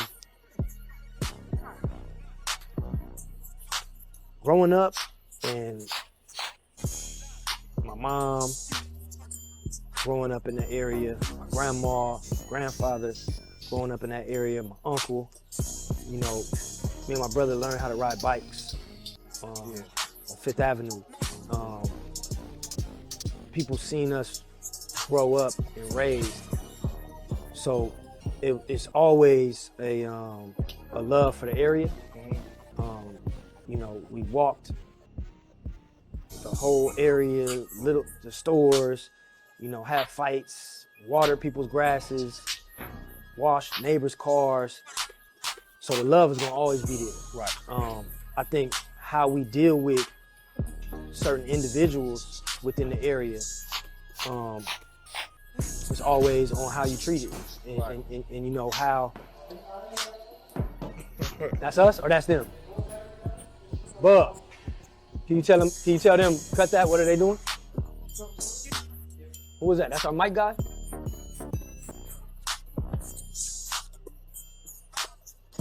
Interview. We doing the interview, bro. Thank God for editing, huh? We should just keep that motherfucker up in there. Right. Oh, everything. Just keep it up in there and shit.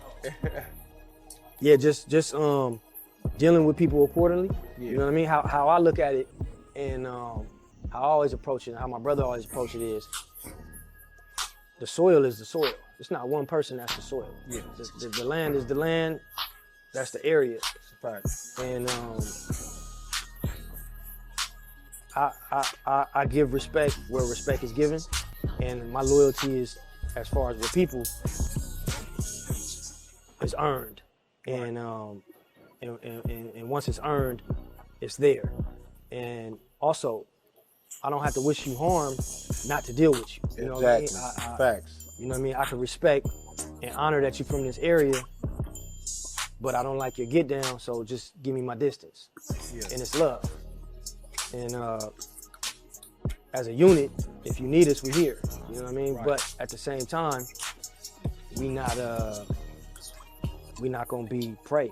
You know what I mean? We're not playing none of these games. Yeah. And I think at the end of the day, you know, that's why people respect people in general. Right. Like I tell everybody, man, it's been so many different things that's happened. Hood politics, this and that, and people come and I'm like, hey bro, check it out. You gonna go for it? Because if you went for it, you're not the nigga I thought you were. Exactly.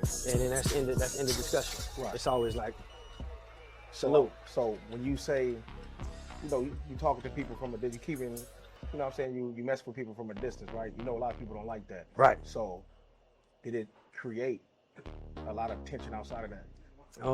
Probably, but the tension was already gonna be there. Right. You know what I mean? Because for me, and I would think it's the same for a lot of different people, but you can judge people. You can judge people's characters, and once you get the signs, you know, regardless of how they feel, you gotta play them at arm's distance.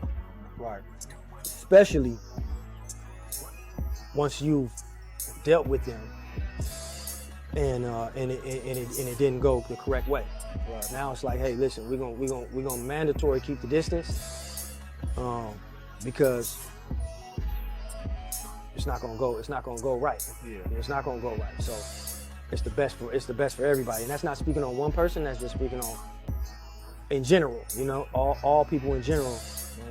And it's what I tell my team, and it's very important that you respect your space and respect your energy, and demand the respect anytime people are in your space. You know what I mean? It's not, it's all right, you go do that over there, but when you over here, especially when people are coming towards you, yeah, you know, us as a unit and my team, within the neighborhood, we're not going popping up at anybody, because it's different cliques within the hood, and we're not popping up at anybody's location or what you doing or event, coming trying to run things. You know, that would be very disrespectful, and we would be You'd be out of pocket. We'd be out of pocket, and we would expect to get what we came for. Right. And anytime people come to what we're doing with that wrong energy, it's a no talking policy. They better be ready for the consequences. Yeah, at all times, and if not, then we're not who we say we are. Right. But I think that goes for everybody. Anybody from anywhere, even I could be a fly on the wall and just watching. And how I see people, how they deal with people, how they demand their respect, also how they give respect is how I judge their character. Right. What would you, from an outsider looking in, what do people misunderstand about the Crenshaw district today? Man, I don't know. I think it's so many, the legacy and the reputation and just the thought from out of town. When anybody speaks on it, I believe it's held in regard, and it's good. It's been on the map forever, since Boys in the Hood, even before that. So I think it's good. I think one thing that I would want to say, man, is everywhere is kind of the same. Everywhere has good and bad, has ups and downs, has struggle, and I think people understand that the Crenshaw district is a real place, rooted in all of those things. Art, culture, history, family, struggle, and I hope it's no misconstrued notions about it. But yeah, the best thing for me is just demonstration, man. Just educate yourself and look at, I would say, focus on the good and focus on the positive things that have come from the area. And just in general, it's positive and it's solid individuals, and that's people in every neighborhood, right, across the globe, even out of the country. You always gonna have those stand-up people that do big and powerful things. Yeah. Did success create any type of envy or distance from people that you would have never expected to come from? Yeah, definitely. Success and perceived success is something that we saw, pull people apart, control People trying to control certain things and not fully being educated on really how, you know, at least for my brother, felt things should go. Created distance and created envy, and you know, it's one thing I always knew is communication is key, and perspective is key also. Sometimes you don't know everything. Sometimes you may think it's one way and it's not. So one thing I always try to be vocal about is when it comes to money and when it comes to success and when it comes to, you know, taking things to the next level and doing big things, is always open the books and make sure the team know, like, hey man, we going broke on this. Yeah. We taking every dollar. It may look like something we putting a movie on, but we going broke on the dope. Right. You know, this shit, we made 20 bands, we spent 25. Yeah. We took a 5,000 loss to sell this thing out. We spent this on radio.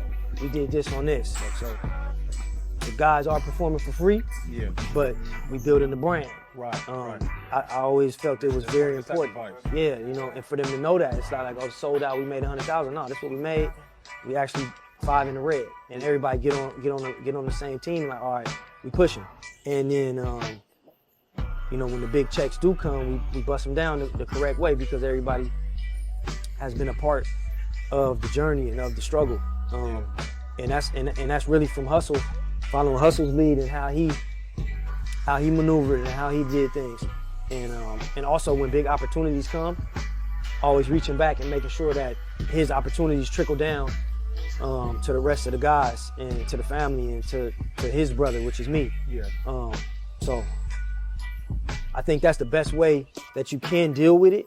And to the people who see it and understand it and still don't get it, that's when you got to start Xing people out and just give them distance, because some people can't even help it, man. Right. Some people mean well and just can't help it. They just have an envious heart, and you know, that's when you just got to say, hey man, you got to stay over there with it. And I think it's important that everybody you have to identify character, the people character, and know this, to protect your space and to protect what you're doing and protect your movement, whatever it is. Right. A lot of people don't understand proper communication creates proper understanding. Facts. You know what I mean? Yep. But like you said, they still ain't understanding, man. You gotta go. Yep. Straight up. Yep. What do you think Nip life would have been like if he never started rapping?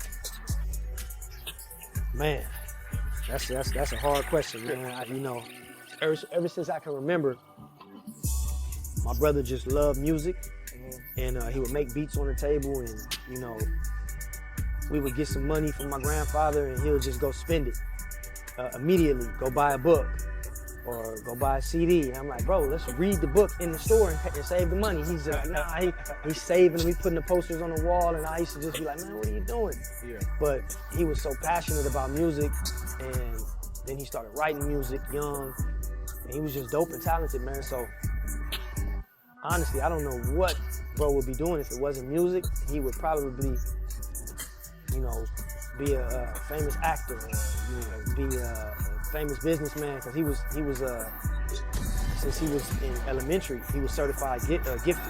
He was very smart and talented. So to me, for him, the sky's was the limit, man. Yeah. I just know whatever he put his mind on, he was gonna be successful. Yeah. I love the fact that you put a lot of emphasis on your brother, man. Yeah. You know what I mean? Did you being an older brother, did you ever give him any type of pushback though? Like, man, I'm your older brother, this how we doing it. Yeah, 1,000%. I think the early teenage years was when I was like more on my, you know, I am the older brother, I'm taller than him, shorter than me. Yeah, you know, we over there struggling around, and I'm trying to guide him and do whatever I can do as an older brother. Once we got, you know, 15, 16, 17, he passed me up too. So now I'm looking at him like, man, what's going on? It was like we twins at this point. He feel like he can whoop you down. Yeah, you know what I mean? And, Yeah. And he ain't hearing what I'm telling him, and like, man, you not my this. So I'm like, yeah. And we are going through the same thing at this point. You know, whatever I thought I knew that he didn't know, that's out the window. And he's dealing with things that I'm not dealing with. And you know, So I had to learn how to give,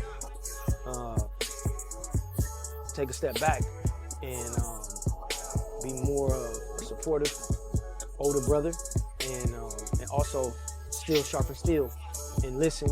And I don't know everything, and I think that was how the roles changed.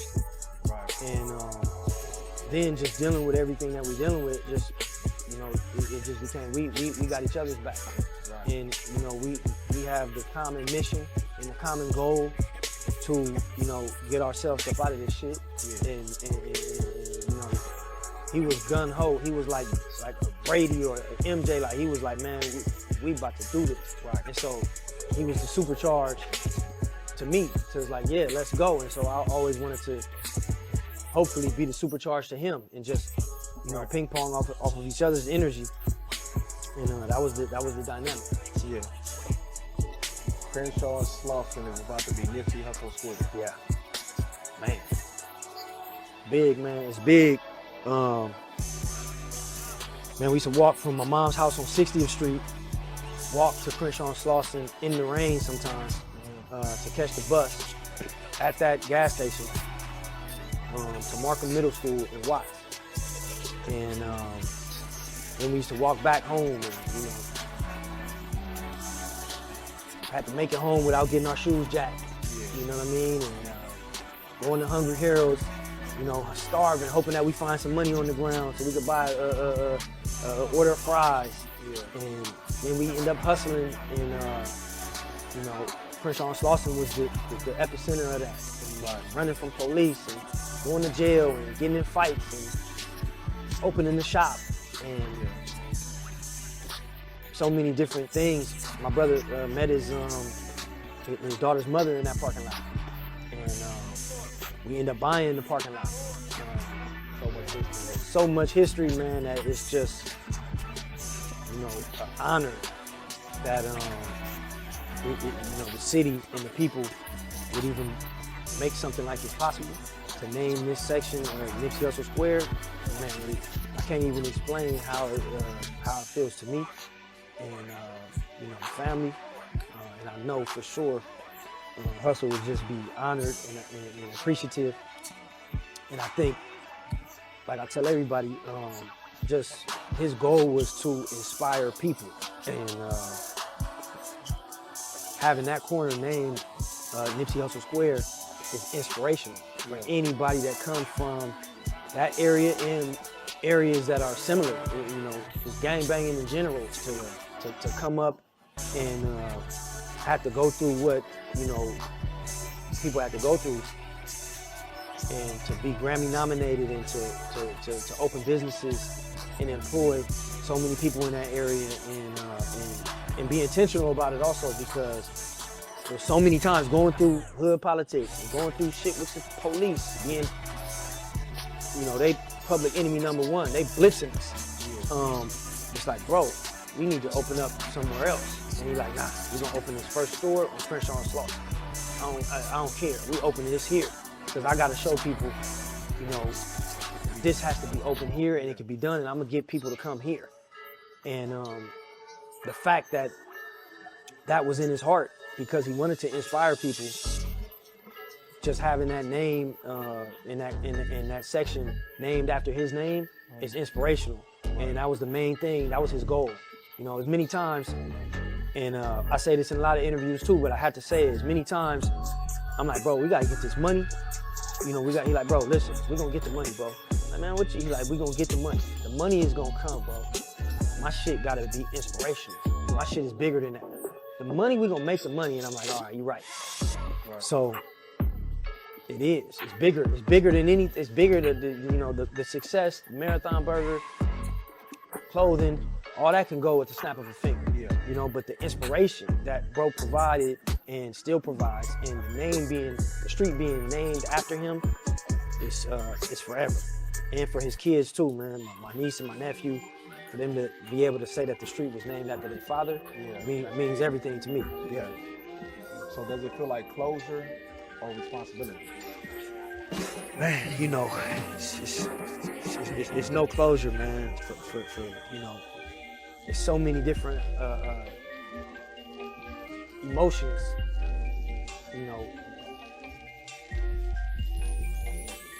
with my brother and what happened. So, not to be talking crazy, but it's like, for me, it's certain things that need to happen for me to put my checklist. And this is not one of them. This is, I feel respect and honor and appreciative that the city, councilmen and people just, want to bestow that honor upon bro. But it's a lot. It's still a lot that there's still an obligation for people that really love bro, and that's really, as I would say, tripping about bro, just on some street shit. Like it's but it's step by step, and just the first thing is put some respect and make sure that our demonstration is being felt. For me, it's very important, and I feel little by little, we're getting there. Without speaking about too much, it's a lot of goofy things and goofy people on the internet and people that were saying different things, and it's like, for me, I'm sitting in the back like, man, I hope the people know that it's people from the section that is tripping over bro. It's people from even from our area, from the 30s to the 100s and other hoods too, but definitely like, hold on, man, we don't get it misconstrued. Yeah, everybody happy about that. Yeah, man, and don't get it to where it's like people ain't tripping about it. Right. And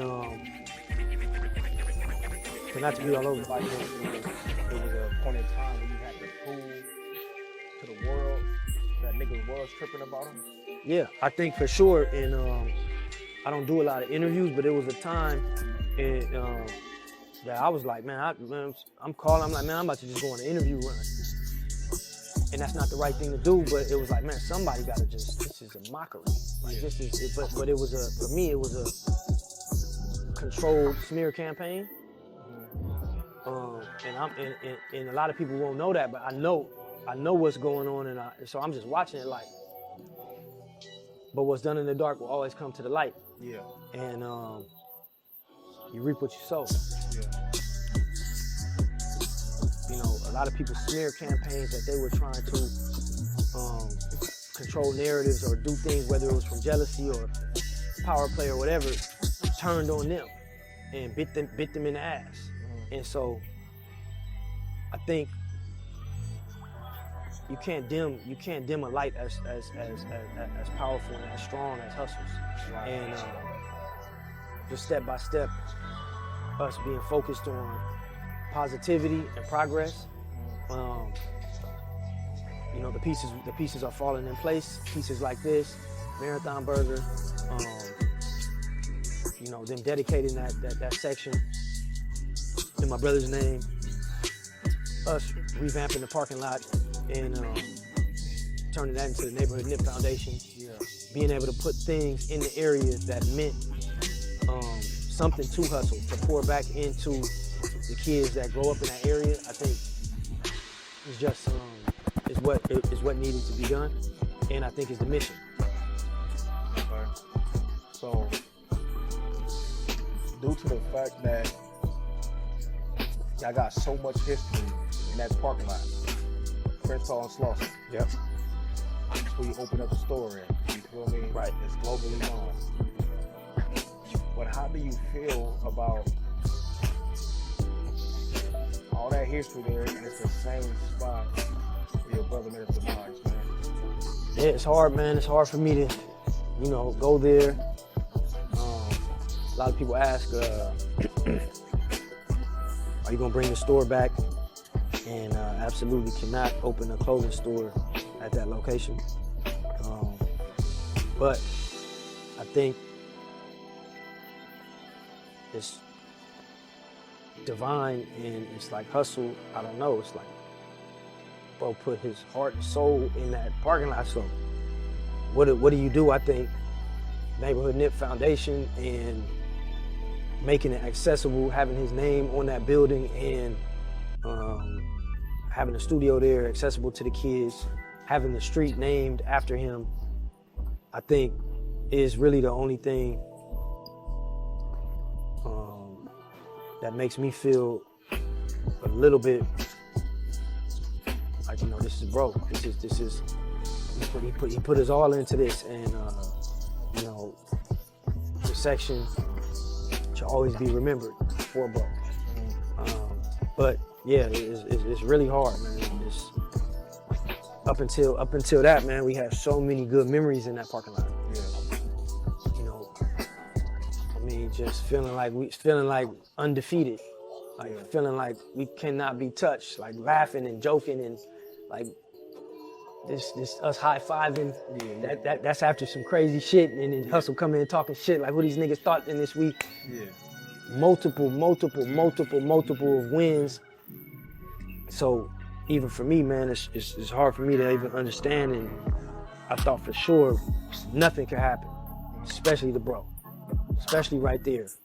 So I still don't understand it, but that's the thing, man. In life, man, you gotta just understand this is not for, a human understanding. You know what I mean? It's gotta be some bigger thing, and that's what that taught me. You don't know. You think you know, but you do not know. Right. That's deep. Yeah. So we gonna talk. I'm gonna ask you one more question about that situation. Without saying too much, just like yes, just in or out. Right. The nigga who did it to your brother, would you rather him went to jail or stayed on the street? I think you know that, bro. You know that answer. Yeah. Definitely, you asked it, so it's like the nigga has to answer that question, because I hope I gotta do is say street. That's it. I ain't gotta go into detail. I'm gonna go into detail just because I would hope people know the answer to that. Yeah. Like if like me, I'm 1000% wish the man was still out here, right? Because the nigga would have been X'd out. But whether they gotta go solo, right? Broad day and go sit down and do all day. That'd have been the best time I could do in my life. I'm waking up every day. People ask me, would you have changed the decision? No, 1000%. So I wish the man was out. I wish he was not in jail, and that saved his life. Yeah, 1000%, man. And I honestly feel like it's hundreds and hundreds of people that love Hussle from the area, from our unit. Mm-hmm. Yeah, they not going for it. It would, and one thing I always say, man, I feel like what was going through this guy's head. Did you feel like he was about to be? Did you feel and then you turn yourself into a nutty house when you figure it out. Oh, nah, bro, you better not. It's an APB out. Yeah. Everybody is not coming in until we figure it out. Right. So, that was the energy, man. Definitely wish, nigga don't fuck with the police and don't fuck with none of that. And obviously, different people from different situations do, like mothers and sisters and aunts from all type of, and I'm not going against how they feel, that's just how I feel. And how we feel like definitely jail is not what we wanted for that situation. Yeah. So due to the fact that the song, Nipsey Hussle Square, is about to come, does it bring, I'm pretty sure I know the answer, but this is for the viewers. Right. You know what I mean? Right. The sign, it's great. You know what I mean? It's an honor. But does it bring back a lot of pain? I think for me, the pain is, man, it's like, bro, shared bunk beds with him. Like, famous, man. It's just like anytime I hear the music, anytime I wake up, it's there. So it doesn't bring back, because for me it never left. It's just every day. Yeah. I feel like it's an honor, and I feel so much respect that bro has his name in. Right. You know what I mean? And that you know, we know how we feel and how the family feels, but just for the world to show bro so much love, and for the city and the councilman, and any accolades, you know what I mean? Bro stuff is in the Smithsonian. You know, they have his jewelry in the Smithsonian Museum. Just any of those type of things, man, I just always salute, and I'm always appreciative. And this is one of them, man. My father was in Africa. He just came back yesterday. And you know, this is my little brother, but you know what I mean, that's his son. So just the fact that, you know, my father can feel proud, you know what I mean? Right. So it's very good. My mother. And once again, my brother's kids, you know what I mean? My niece and my nephew. You know, I'm just honored that they're gonna be able to look up and be like, man, my father, there's a street named after my father. It's not any street. You know what I mean? It's this street. Yeah. It's very appreciative. I've seen videos of you guys going to Africa, like in their teenage years or something like that. Yep. 2004. 2004. Yep. Did you guys ever make it back after success? Yep. How was it? It was good. It was good. I think that first trip, my father had been telling us since we was little, you know, this is where I come from. I got to take you guys there. So we were always having in our head that one day we may make it out there. We just never got the opportunity. And truth being, about that time I was on the run, and I'm like, Pop, get the tickets. So he like, what? I'm like, get the tickets right now. We need to leave. Let's go. Yeah, let's go. And so I tell my brother, I'm like, bro, we going to Africa. He's like, man, I'm not going to Africa. So me and him arguing, and I damn near had to pull his arm to like, come on, bro. So I'm so happy that he ended up coming with us. And life-changing experience, man. We seen all my aunties, my cousins from my father's side that we never even seen. Right. Because all his family is over there. He's the only one here. And so this was the first time we seen them, and they just showed us so much love, cooked for us, cleaned, and gave a different perspective. And my brother says in a lot of interviews on women, like, you know, before you eat, they was washing our hands. And we're like, no, they're like, no. This is honor to us to be able to wash our hands. So they washing our hands, you know, all the men. And just put a different light on the women in Africa and respect, and like what Hussle was saying. So like he came back to the States. I came back to the States with a different respect on women and on black women and family, our family, and connection, the land out there. You know, they didn't have running water, so we taking showers with buckets. Yeah. And, you know, they get propane tanks to try to heat ours.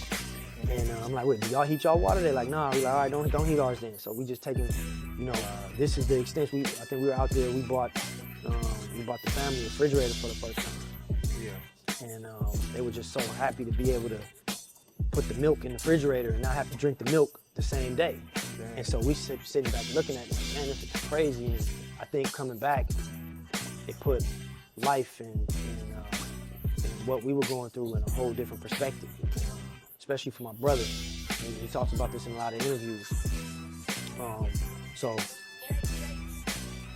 that was the first time. And during the victory lap, once he turned the album in, we took another trip out there, and they welcomed him home this time, like a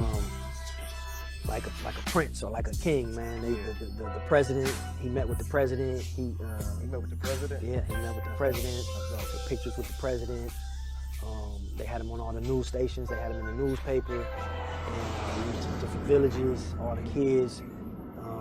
You know, they knew who Nip was, and they were just like, you know, he was their spokesman. And they like, man, he's from this.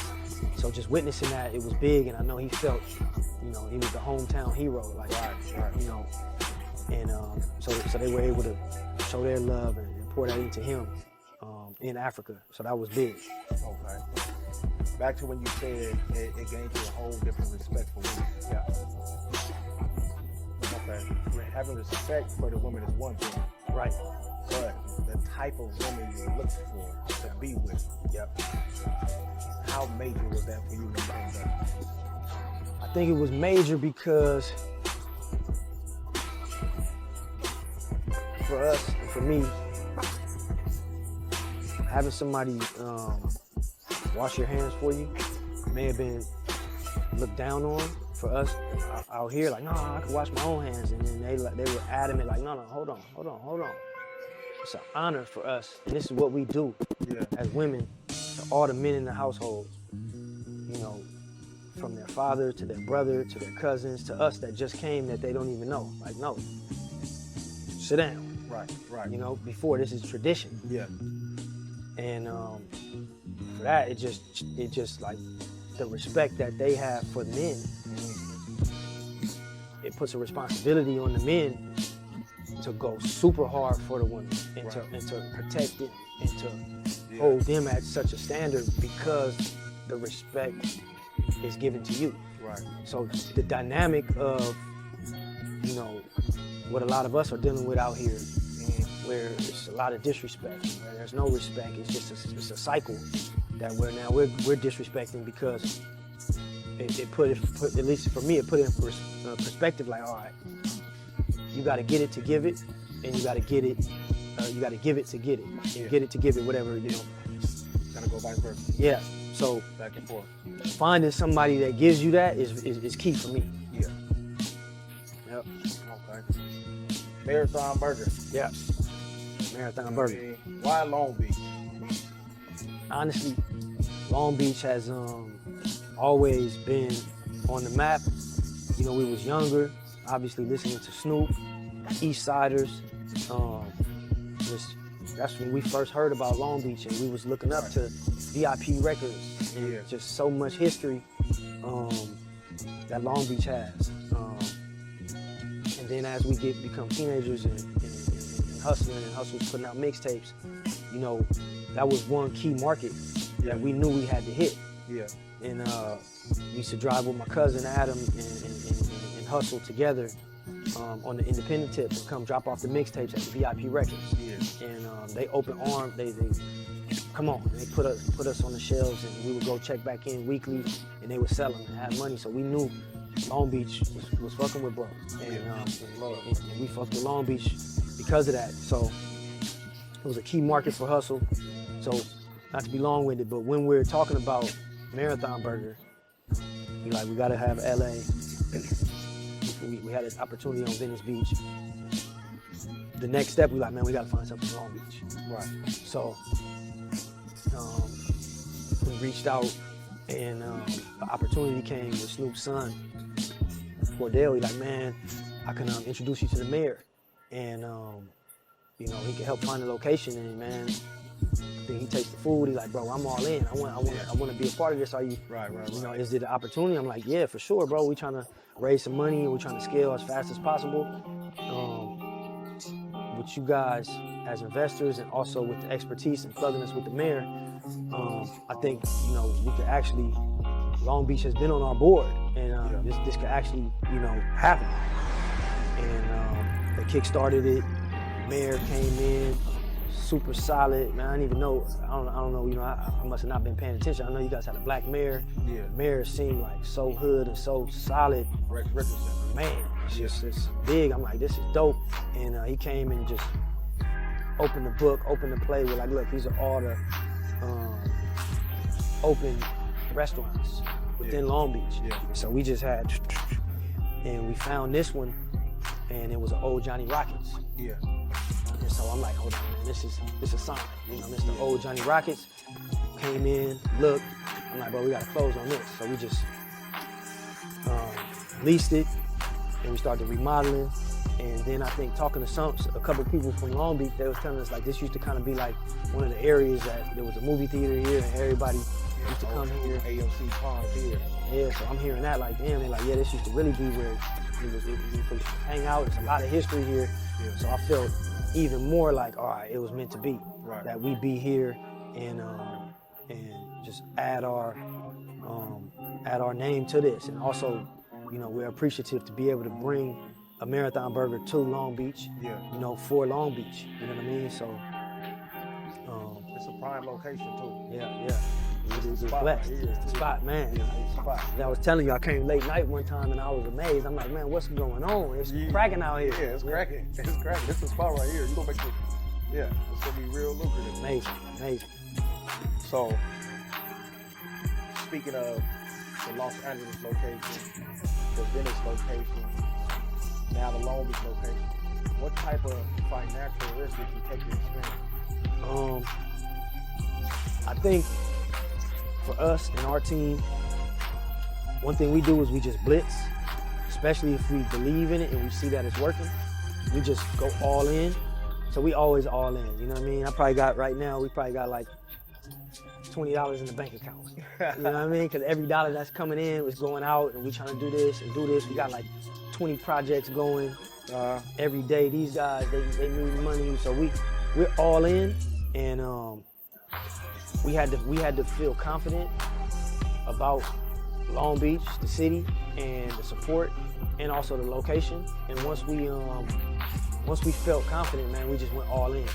And you know, I believe that this is one of the most soundest investments that we can make. And I tell everybody, our whole team, man, this is a no-brainer for me. By bringing Marathon Burger here to Long Beach, I know the people come from the same struggle and know what the brand represents.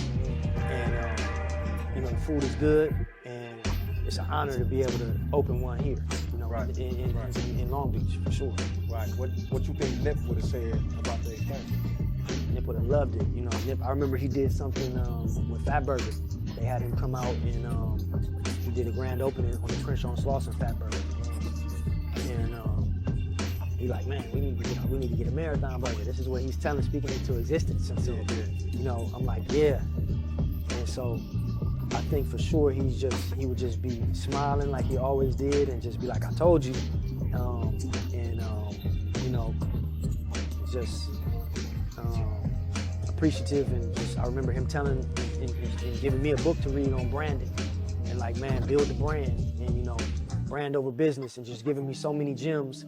Yeah. And you know, me and the whole team, we just appreciative that we could take a play that we learned from him and put it into motion with Marathon Burger.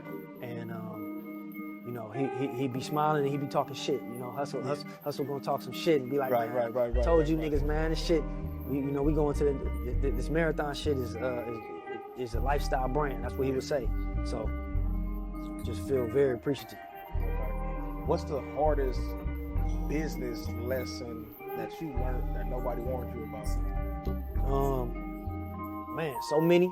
You know, we used to work in a restaurant, me and Hussle. Mm-hmm. So we done been in situations where it's busy as hell, and it's nonstop. You go home and you so tired, you just fall out on the bed. Yeah.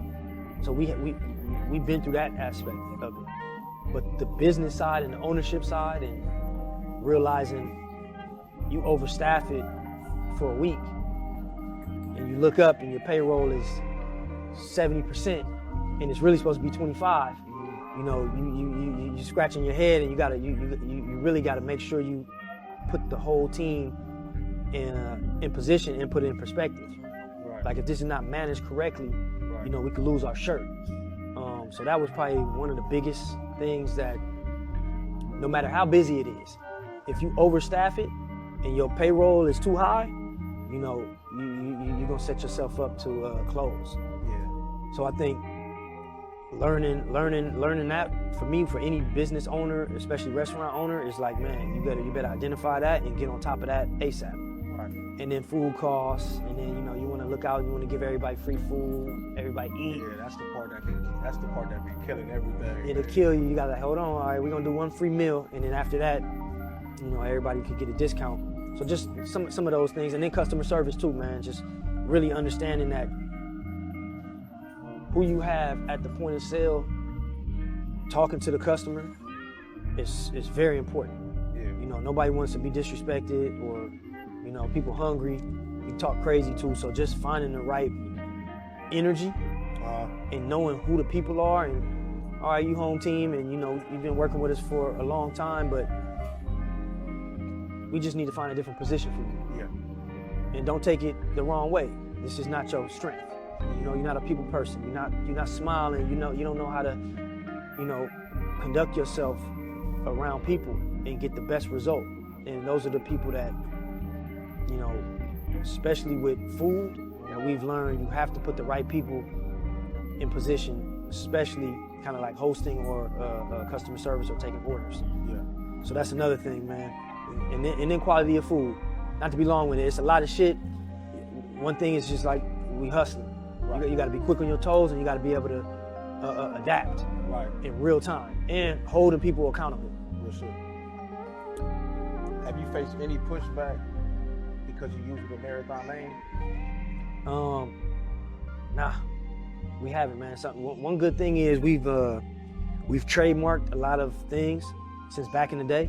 Yeah. The Marathon store, Marathon clothing, the Marathon music. So I think anytime there may be a little pushback, they may go do the trademark searches, and then they may be like, oh, hold on. You know, these guys are protected. Yeah. We had somebody come in and try to use the name, Crenshaw and Slauson, one of our guys that had the Fat Burger there. He tried to turn that into an unauthorized Marathon burger, and we had to go without talking to y'all or nothing. Without talking to us, we got wind. Somebody said it's a Marathon burger doing a grand opening. Congratulations. We like, what? So we had to go holler, and you know, thank God we had a relationship with him. Hussle had a relationship with him. He got it right real quick, and we were appreciative. Oh wait, this is before y'all even had y'all own Marathon burger. Yeah, before we even opened. Oh, that's crazy. But like I say, man, it's perspective, and I tell everybody this: everything happens for a reason. And we end up calling later and was like, man, you know what? Thank you for doing that, because that's the reason why we even got a phone call for the Melrose location while we were looking for a location. One of our guys, he called us like, hey, bro, I see you guys opening on Crenshaw and Slauson. My guy got a restaurant on Melrose. He wants to see, do you guys want us to be the second location? So I laugh in hindsight and say, man, without the fake Marathon opening, we would have never even got that call for the Melrose location. So, you know, just taking a step back. It's a blessing in disguise, man. God working mysterious ways. Yes, always. Yeah. Always. National franchise or controlled and locally? Man, that's crazy you asked that question, because that's what we've been going back and forth on. And for me, I've just been trying to educate myself and get around people that are in that space, look at contracts, look at deals, and figure out, all right, what does this mean? What is the difference? How does the brand make money from franchising? How does it make money from keeping it in-house and scaling? And it boils down to, from what I've learned, it boils down to if you have some backing, whether you have somebody come and invest in you and you're able to scale with your own money or borrowed money,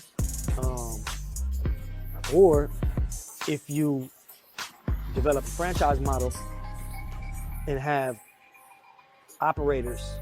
And this is one thing that I've educated myself and a lot of people have been telling us on, very key. Don't only deal with professional star operators, people that operate at a high level, that operate big brands like a Starbucks or like a Chick-fil-A or certain brands, and do them, and you're able to go see how they do it. So I think we are thinking about, you know, franchising out, but only dealing with star operators, people that are not going to mess the brand up, water the brand down, or get yourself a bad reputation. How do you protect the brand? Protecting the brand, I think, is taking it slow and You know, we had a lot of business meetings with people. Thank God we've had a lot of interest. And some potential deals we just had to walk away from because, you know, like I said earlier, being a good judge of character, when people come in and you're talking to them and they want to come in and invest, they want to come in with some money, they want to scale rapidly, all those things sound good, but then they start asking you about your product and, oh, you're paying too much for the meat. We could get some cheaper meat. Or we don't need to use Wagyu. Or the bread costs too much. We could find a better bread. Oh, we get a better cheese. we walking from those deals because now they want to come in and they think they see, they want to control. They think they see the success, but you do that and you change our burger. Now it's watered down. It's not finished no more. It's stepped on. Stepped on. And now people, what do with stepped on product? They stop coming. Right. And the same thing, you happy to do business with us, you're gonna be mad at us because you're not gonna know why the people aren't supporting anymore. So dealing with people like that, we had to walk and say, you know, you don't get it. I want to deal with like-minded people that understand the brand is us. We're gonna keep creative control. We're gonna keep our brand standards high. And if you believe in what we're doing, then come on and help us scale. But we're not changing anything. We're not changing the quality. You know, we're getting good results. We're getting good reviews. We're gonna keep it the same. Right. For young dudes that's watching you right now, what does it take to come from being on the corner in the streets, right, to ownership? I think, man, it just, for me, and I always say this, man, you know, as a human, you know, you always want to put God first and pray and ask for opportunity. Right. You know, every time I've asked for opportunity, it hasn't always come right away, but it has come. And I say that also, it comes in different forms that you may not realize. Yeah. So always stay in tune and watch the signs and capitalize off of any opportunity, which is key because God works in mysterious ways. Your opportunity and your message can come from so many different places, even things that you think are negative, that can be your sign from God. And I say that to say, we were on the corner, we were hustling, doing some illegal shit, some legit shit. We had t-shirts, socks, colognes, and we were in front of Louisiana Fried Chicken, Prince John Slauson. Yeah. And one police officer that we knew for a long time growing up, you know, he always come harass us and talk shit. And he seen us with our tables and was looking, and we like, what you got to say? This is we legit, we selling clothes right now. Well, I know you ain't hating. Shut the fuck up, turn around, put us in cuffs. Yeah. And then, you know, I was hurt, man. Honestly, he's a black cop. I'm like, bro, come on, man. You seen us raised up. You really gonna take our stuff? So he started taking all of our shirts, wrote us a ticket, and you had no permit. Yeah, tell us, man, you don't got no permit. We like, come on, bro. I know you ain't tripping off of this. You tripping off of guns and dope. Like, you gonna do us like that? He like, man, shut the fuck up. You know, do like the rest of the law-abiding citizens. And if you want to open up to sell anything, get a shop and pay rent. And I was honestly like, man, this bitch ass nigga, man, I was hurt. I was mad. And probably feeling victim. He took probably $2,000 worth of shit from us. We mad as fuck, me and my boy Fax. And I sit down on the curb as he uncuffed us, took our shit, and he left. And as I'm sitting on the curb mad, you know, that was our last. We invested everything in that. And I look up across the street, and it says police. And at that moment, I got the goosebumps. You know what I mean? I look, and I'm like, oh God, that's the sign. I'm like, yeah, it's a sign, and we're gonna take this as positivity. I called that number. Yeah.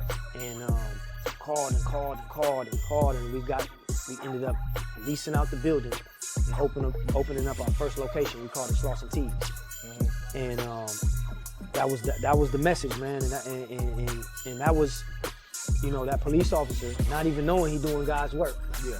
By God telling you, like, man, just listen to the signs and I got you. And that was the launch pad for the marathon closing and for everything we were doing right there on that corner. So to the young dudes, man, just stay focused, stay aggressive, stay moving with integrity, and watch the signs and put your best foot forward. And you're gonna always win. It's documented in everybody's life. You know, the righteous win at all times. Right. That's what I would tell him. The Nipsey Hussle documentary. Yeah. What's gonna be the name of it? Hussle. Hussle. It's called Hussle. I think, man, this is the most important thing that that we can do. This documentary. You know, I could check. After I finish that, I'm done. I can be gone. It's like my mission. I have to finish this documentary for my brother because the story is so important to shed light on the real story. And we have so much footage from when he was young. It's documented. You see him first with a ball fade, learning how to record himself. Yeah. You see his daughter born in the hospital. You see us with my father in the camcorder when we was little kids on 5th Avenue. Yeah. You see us in Africa. This story in this documentary is so important and so monumental. Like people know the things that my brother's gone through, and they love him for it, but they only know 10%. Right. Like when they really see that this documentary, that 90%, people are gonna be blown away. People are gonna fully understand because everything's there. We have interviews with all the record execs. You hear the stories that nobody heard about. You're gonna be just at awe. And I think it's very important that we finish it and put it out. What truth about Nip that's going to be told that the world what truth about Nip in this documentary is going to be told that's never been addressed before? I think for me, it's sneak peek, man. Yeah, I think for me it's important, like people from our neighborhood that know Hussle, that were around, that seen Hussle from young, they adamant, and when anybody asks them, they're like, listen, bro, like y'all don't have a clue. Like I know Hussle, like I know, bro, like y'all don't even have a clue how crazy and how special and how stomped down and how honorable and how no matter what, against all odds, he gonna stand up and you're gonna respect his demonstration. Yeah. You know, so for me, just making sure that the rest of the world understand this and it puts everything and all his accolades, it puts all of that in perspective. Right. Because when you accomplish all this, but you coming from this and your morals and your how you conduct yourself through the ups and through the downs and when it was seeming like it was the whole hood against us. Yeah. You know, and even us, Hussle at that same time would shield us and just go solo. Yeah. And you calling him going like, bro, you crazy, bro, what you doing? And he like, nah, man, he pulling up, knocking on niggas' doors, solo. Yeah. And we like, bro, are you crazy? You got a unit that's gonna go out behind you. Do not do that. But it was like to the next level. Hussle wanted to make sure that the respect was like, you know, I got some people that's gonna go for me, but I'm not even gonna tap them in yet. I want you to respect me. I want you to respect me. I'm on solo. And whatever happened. Man. And whatever happened, I want you to respect me. And with that demonstration, it's hard. It's hard. So people from both sides of the politics had to say, man, salute. And so I think a big part of this documentary is hundreds and hundreds and hundreds of those real authentic stories that will shed light and shed respect on the person and make you fully understand, you know, who Hussle was. And also, man, it's very hard to hold yourself to those standards. Yeah. It's damn near impossible to win out here when you're holding yourself to those standards. Right. Because anything can come with it at the drop of a dime. Right. You know, you demanding your respect. You're holding everybody to that standard to treat you with respect. Yeah. In the circumstance and demographic that you come from. You being willing to crash out at any second. Right. I think it's hard, but not to be long-winded. That's why this doc is so important for me, man, because from the lows to the highs to the lows, the roller coaster of life, and a roller coaster and just the steadfast belief in himself and in his team. He's seen every situation through and was always triumphant. Yeah. Are there any uncomfortable moments in this film that people want to affect? Man, I think for me, I wouldn't say uncomfortable, I would say emotional. And you know, you're gonna laugh, you're gonna cry, you're gonna be blown away, you're going to root for Hussle, young. You're gonna clap when he finally gets signed and to Sony and is in New York and puts his first single out. You know, you're gonna be amazed when you see him articulate himself in interviews, and you see the white people who may not thought this person coming from this demographic could articulate and speak so clearly, and they put their pens down, you see their eyes go up, and then you see them pull him to the side, and like, man, I can't believe it. You just gonna be back there and you gonna clap. They were stereotyping from the jump. From the jump, man, and you see till you prove them wrong, and you see Hussle navigate and always put on, and always take it to the next level, and shine when people count him out. You know, you're gonna see the journey of life. Right. And I think it's something that, at the end of the day, like bro wanted to do, he wanted his thing to be inspirational. So anybody that watched this documentary is gonna come away from this doc inspired to the utmost. Okay, good. Was there pressure about what could or could not be shown in the doc? In the doc, no. I think you have full creative control. Yeah, we have full creative control. We made sure that we had the deal structured like that. We ended up going into a 50-50 partnership with Spring Hill, LeBron's company. And so, yeah, they came in. Okay. And they helped finance it. They got it to this point where it's at. It's probably like 80% done. And from there, we're going to go sell it or give it out for free, whatever happens. But we want to make sure we keep creative control. Because for me, it's important that the whole story is in there. This is not a highlight doc to where we just highlight the Grammys or the good success. This is something where we want to show, you know, where this came from, you know, where Hussle was raised, the environments, the things that could have went so bad, and the reason why he felt the obligation to stay and bring opportunity to the area. This documentary, we have it, and it paints a picture to when people watch it, they're like, oh man, I had no clue. Like, okay, now I understand why they love bro so much. Right. And for me, and like I was telling the directors and everybody that's helping us with this, it's like when I watched the Malcolm X movie with Spike Lee, Denzel.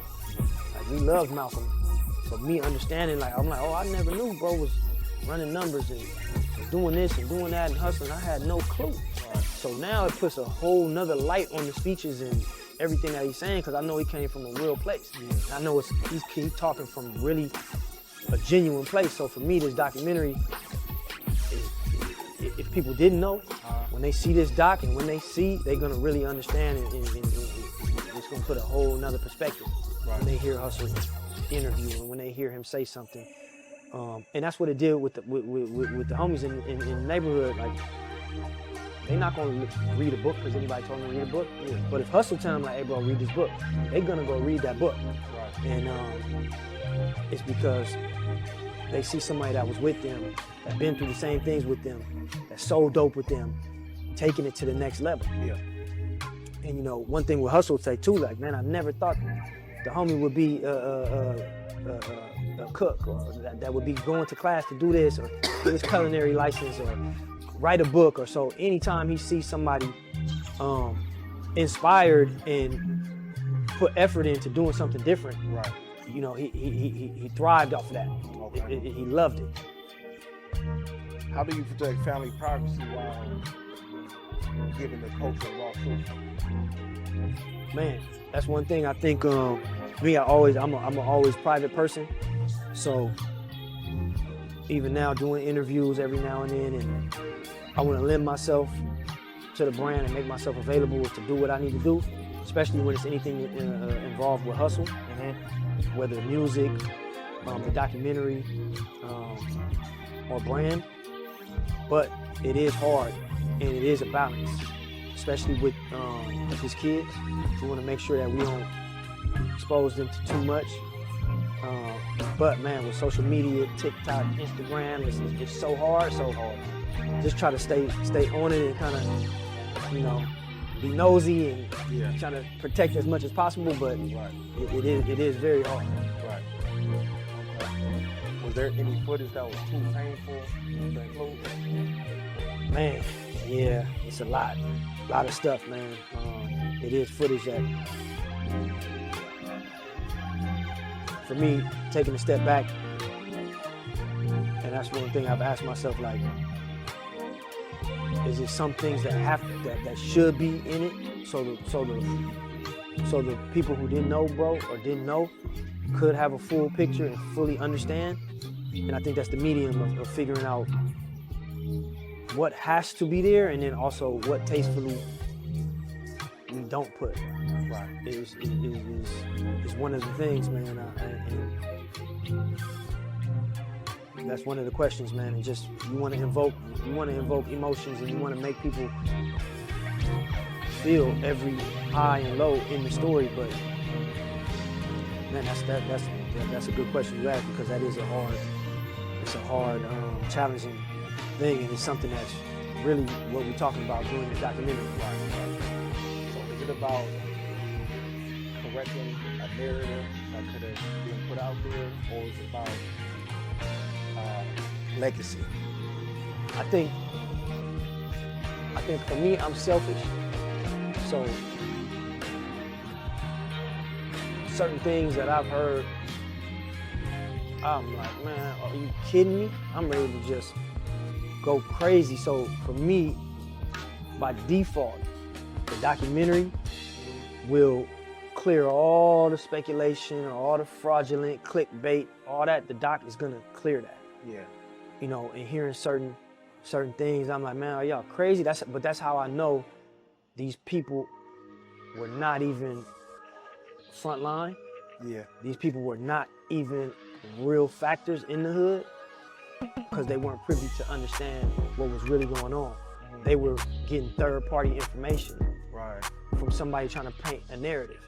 Because anybody, grandmas, aunties, smokers, homies that was really frontline out in the area, they know the story. They witnessed it.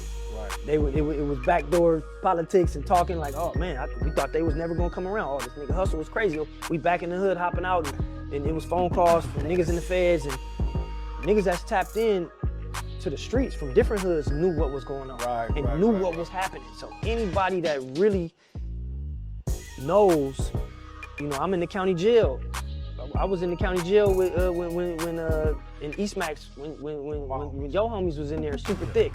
When the feds indicted, I'm like, it's 35 of them in there, and I'm in there on a county lid for a shooting, for an attempted murder. So stories and people that was in these systems know. And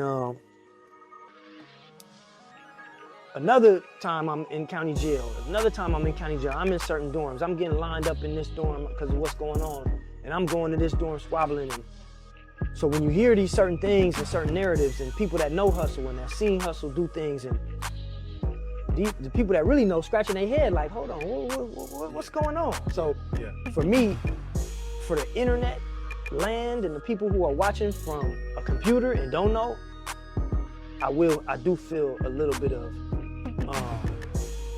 responsibility to give you a real body of work that you can watch. And we got the receipts, we got old footage. You see Hussle in his raw form. You see him young, you see him with the homies. You see homies talking about bro. You see the people that love Hussle. And you put a little perspective on our hood, which I feel is a lot like a lot of other people's, but speaking on ours, it's different crews within the hood. It's different cliques. Like every hood is, really. You know what I mean? Where some people don't like you. And so it's not all just where people think, oh, everybody's, it's not like that. It's people that done took stands and did certain things and had to, you know, draw from under the same umbrella that y'all all on the same page with each other. It's not. A lot of people gotta understand, niggas beef with their own hood more than they beef with their so-called ops. And a lot of people don't understand that. And from the perspective, like, but people from real areas, they do know that. You know what I mean? And so just understanding also how tricky it gets being in your section and being in your area while you're getting money. Right. While you're being successful. Right. And you're going through the hate from different crews. And, you know, it's important that people understand that Hussle was not only creating, making music, raising the bar on his craft, while dealing with all this thing is hard. Right. And at the same time, saying I'm not going nowhere. And we ain't going nowhere. Right. And the whole team is like, hey bro, we need to, you know, it's getting tricky. He's like, nah, I'm right here. I'm right here. We in the heart, Crenshaw Slauson. We are in the heart of it. And we dealing with everything. From inner politics, police, enemies. You dealing with everything. Right. But with all that, regardless of what, everybody saluted, bro. Yeah. Because they looking like, man, this dude is crazy. You know, this dude is crazy, but he's actually doing it. And when you see why, and you see the results, and you see Forbes come and do articles, and you see GQ magazine come and do a spread in the neighborhood, and you see tourists come and want to come on Crenshaw and Slauson, you just are blown away, and you have to respect it. Right. Got you. Yep.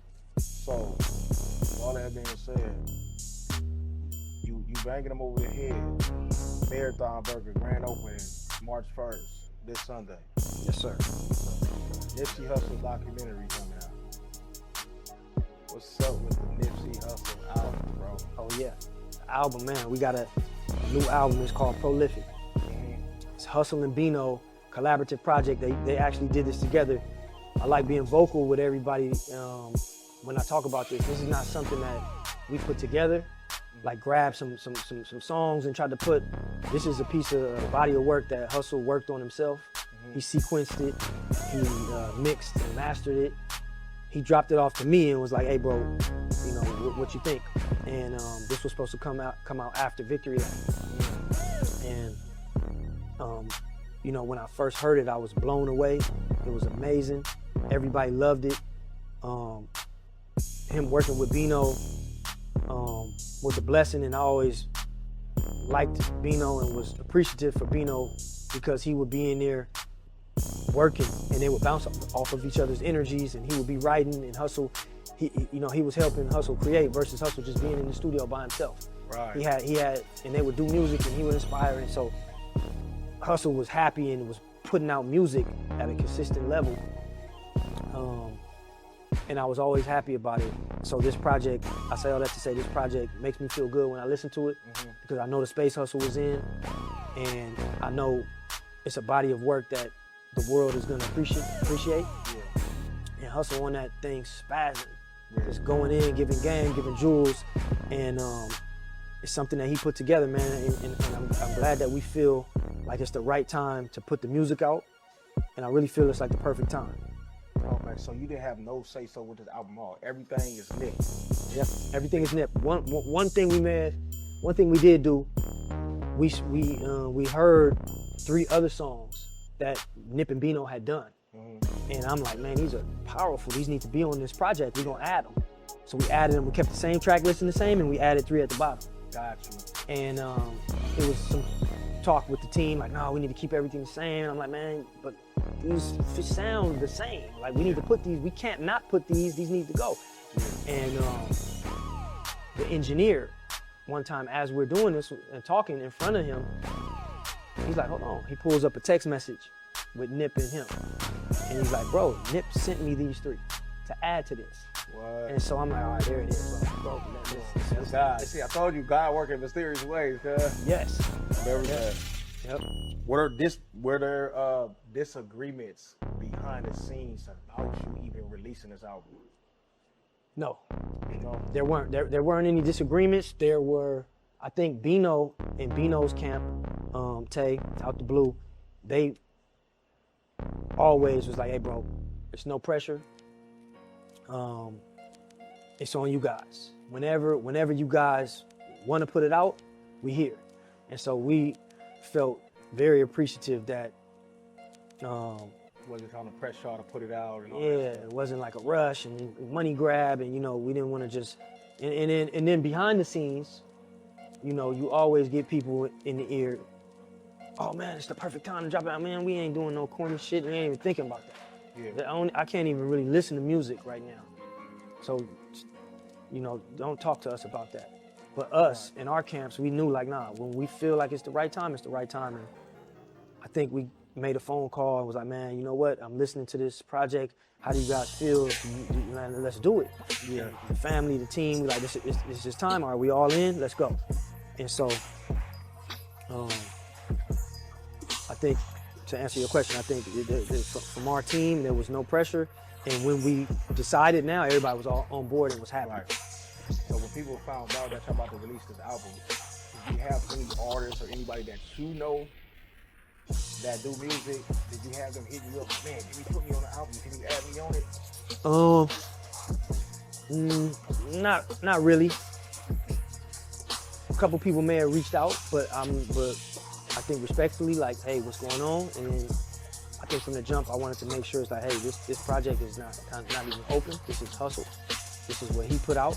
I think there was one feature, a singer that they added to the end of it just to kind of like build it and make it a little bit bigger, but no like major features were added. And I think everybody knew it. And it was one record where we added one of somebody from our team. We like, hey, this is an open verse. This sounds like you all over it. Jump on it. But for the most part, I think everybody knew. This is not something we putting together. This is coming out right. How Hussle created it. Man, I can't wait for that album tomorrow. I ain't gonna lie to you, bro. Whatever you say, I ain't gonna lie to you. Yes, sir. Were there songs that you heard on the album that hit differently now that you listen to it from back then? Yes. Yeah. 100%. Even the last single that we just dropped, that Reckless. Fuck if I crash, don't save me. Like, every single song and every verse, it definitely, man, it hits different, man. Does it reveal a side of Nip that we've never heard before? Maybe, man. I think it may, because some of these records are like relationship records. Mm-hmm. But from a man's perspective and from a dude that's hustling, that's trying to get money, that's dealing with shit that you're dealing with, from that perspective,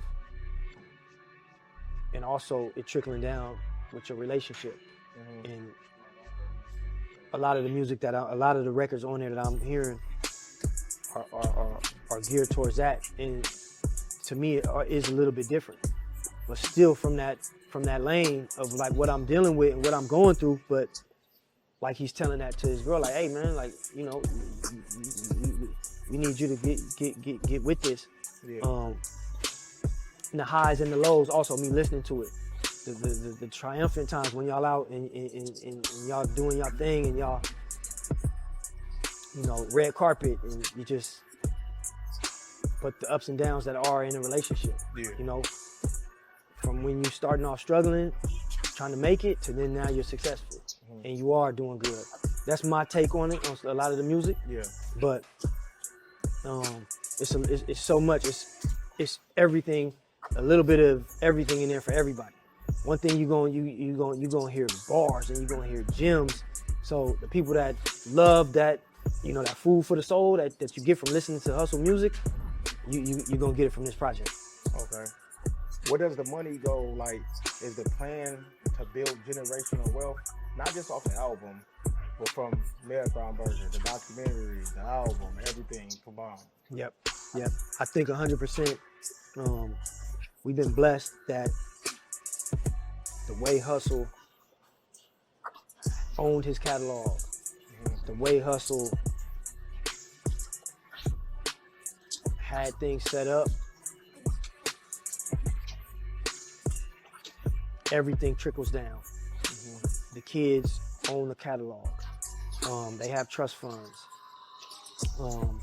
They own Marathon Clothing. Even anything that we open up, new Marathon Burger, they own that. They're partners in everything that we're doing. The documentary that we been working on, they're the owners of that. You know, we were able to negotiate that they own that. And after the documentary comes out and our partner make their money, I think after like 10 years, the doc reverts back to the kids. Right? So by the time they're older, they'll be able to have those meetings and, hey, Netflix, you want to license it for a year or two? Got you. Come on. And then they'll be able to have that mailbox money. Are you guys teaching the kids that now? Yes. Okay. Yeah, 100%. And then so I tell them all the time, you know, all you got to do is, you know, number one, Hussle been pouring that into you, but then also watch interviews, you know, learn from what he's saying in the interviews, and then also anything that I can tell you, and also demonstrate, come with us. You know, my niece is the oldest, she comes, you know, I'm dragging her with me. Come on, you coming in here, and she understands what's going on, and I tell them all the day, don't ever sell that catalog. Don't ever sell your father's catalog. Keep it. It's mailbox money. You can, you know, borrow from it. Don't ever sell it. And then, you know, this documentary is gonna go into that. But the main goal is build this brand and build it to become a lifestyle brand. Right. Food, fashion, entertainment, music, and just keep taking it to the next level, man. Yeah. That's dope, man. How do you emotionally press release in your brother's voice? Man. It's no way. Every time I hear any interviews, any music, man, you know, you always just get put back into that place. I think you just have to embrace it. You have to deal with it, and you have to understand that, man, the one thing that I always tell myself is, man, life is a journey. And it's a limited journey, and we all of us will go. Right. You know what I mean? Whether it's 8 years old, 20, 30, 40, 80, 100.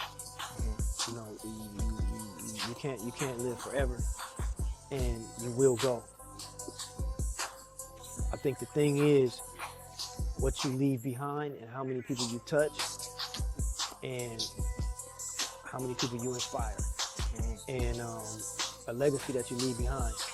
So for me, even though bro is not here, he did his job as a human being on this earth, and he did it so more powerful than anybody that I know. So I always try to put that in perspective. Anytime I get sad or anytime I hear it, I just have to remind myself that, and then it just kind of, you know, keeps me in an all right space. Gotcha. My last question for you. Is this the last chapter? As far as musically? Oh, music. No. We have so many. I would say this is the last official project that Hussle put together himself. Hussle was crazy with listening to the record. Now that don't make it. We like, whoa, bro, what you doing? Nah, this don't feel right. Engineering, take this down, high, lows. He wanted to make sure that it was a masterpiece. This Prolific is the last one that he did. But we have so many other records that my goal is with the documentary, when the documentary comes out, I want to have a soundtrack to the doc. And that's all the loose records that is hard as fuck that you hear. You just like, oh my God. But maybe they don't fit in an album mode or have the vibe for the album. Single type song. Yeah, but they singles, and when you hear them, you're like, oh, and it's so good for the doc because the doc is all, it's young Hussle. It's when Hussle was going through this. It's when Hussle was dealing with this. It's when Hussle first had his child. So we know where to place those records. We're like, oh, I know when that was recorded. This was 2007. Yeah. That's going in the beginning part. Oh, this is when Hussle, fresh from Paris. Yeah. You know, right off the TMC. All right, this goes here. So I think all those, and we honestly, we have probably like 50, 60 like bangers. Right. That's just amazing. And we know we're gonna place those on the soundtrack. Okay. Yeah. That's good, man. Well, that's the ending of this interview, man. Come on, man. I just want to let you know, you feel me, from man to man, you feel me? I'm giving you flowers now. Come on, thank you, You know, brother. so you inspire me. You inspire a lot of people, dog. Thank you, brother. Keep pushing, man. Come on, man. Likewise, too, man. Likewise, I've been seeing what you're doing. Yeah. You know, definitely inspirational and much respect. And just same thing, man. Keep doing your thing, man. Yeah. Keep, you know, going hard on it. I see you ain't playing with them. Keep it going, man. Come on. Yes, sir. Yes, sir. Yes, sir. All right, no. Hey, look, this is the P-Nice Show. Yes, sir. If you want to live life, come mess with P-Nice, baby. Yes, sir. Get out of here. Created player, created player, created player, created player.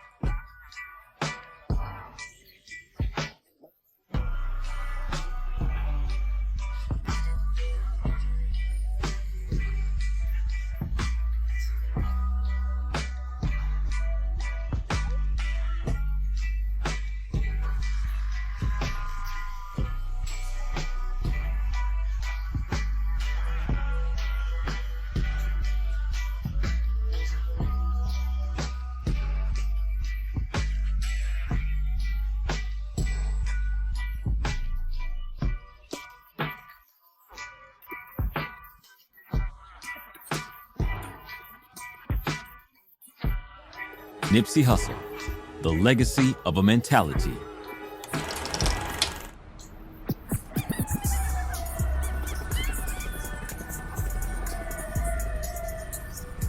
Crenshaw, a neighborhood famous for its vibrant cultural diversity and great art scene, but also marked by... We take a victory lap now, ladies and gentlemen. We take a victory lap now, ladies and gentlemen. You know, Puff gave me a lot of advice about the records we had already. Nipsey already know. I told him before you even sat down. Shout out to Legend. I wish I did have Pac on there, man. At Nipsey Hussle on IG, Twitter, emphasis. The space is where it needs. Context the fact. Shout out to Marcia. Shout out to Marcia. Shout out to Marcia. She an incredible artist. That's a lesson from Hussle. He was saying retail, you know, you gotta own the retail, and you like the Marathon store. The only place you can get it from and build it out. Like he would tell us his version of Sanrio. Retail, you know, like the Marathon store, like the Marathon store. Marathon product, like the Marathon store. Like if you want like the Marathon store, Marathon product. Creating experience that can only be in a certain location. That's a lesson from Hussle. He was saying retail, you know, you got to own the retail, and you got to be able to make it special and build it out. Like he would tell us his version of Sanrio, like the Marathon store. Like if you want to come tap in with anything that he's doing, Marathon products, clothing, the only place you can get it from is the actual brick and mortar store. Rapper Nipsey Hussle, rapper Nipsey Hussle, rapper Nipsey Hussle, rapper Nipsey Hussle, grew up rapper Nipsey Hussle, rapper Nipsey Hussle, grew up in the Crenshaw neighborhood. Nipsey started in this parking lot on All my life, I've been running all my life. Nipsey Hussle, welcome to Good Day LA. We recorded this album, we playing a long game.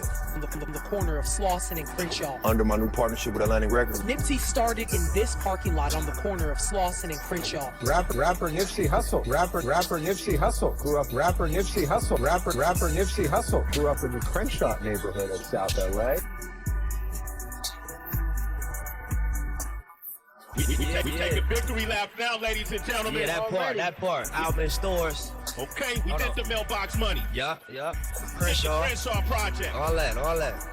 He changed the game, man. Talk to me. He changed the infrastructure. That's right. I don't want $11.99. I don't want $15.99. I don't want $20.99. I want $100. Yeah. I want $100 for my work. Yeah, it's worth it, man. I know y'all give it away for free. Not me. Right. The gang. Nipsey Hussle is back. Yeah. What's up? Family. How y'all feeling? Good, man. Thank y'all for having me again. You already know.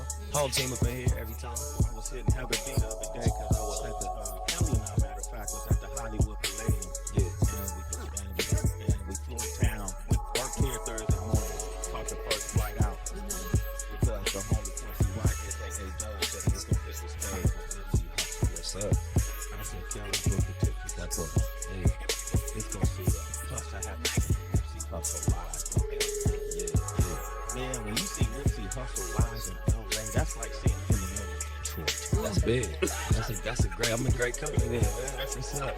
That was a big night too. That was an album release concert, so it was All-Star Weekend, so the energy was on the next level that night. You brought out, I saw YG backstage. Who all did you bring out on stage? Man, we brought YG, we brought Puff, we brought Mozzie, we brought Marsha, we brought Quincy White, aka Dub. We had 1500 as the band. James Harden came through. He ain't performed last year. You know what I'm saying? He came through and showed love. I brought my daughter out. That was my favorite guest of the night. You know what I'm saying? She finished the set with me. Did I forget anybody? I thought Irv Gotti. Oh yeah, I said Marsha for sure. Yeah, Irv Gotti came. He showed love. I fuck with Irv. Irv solid. You know what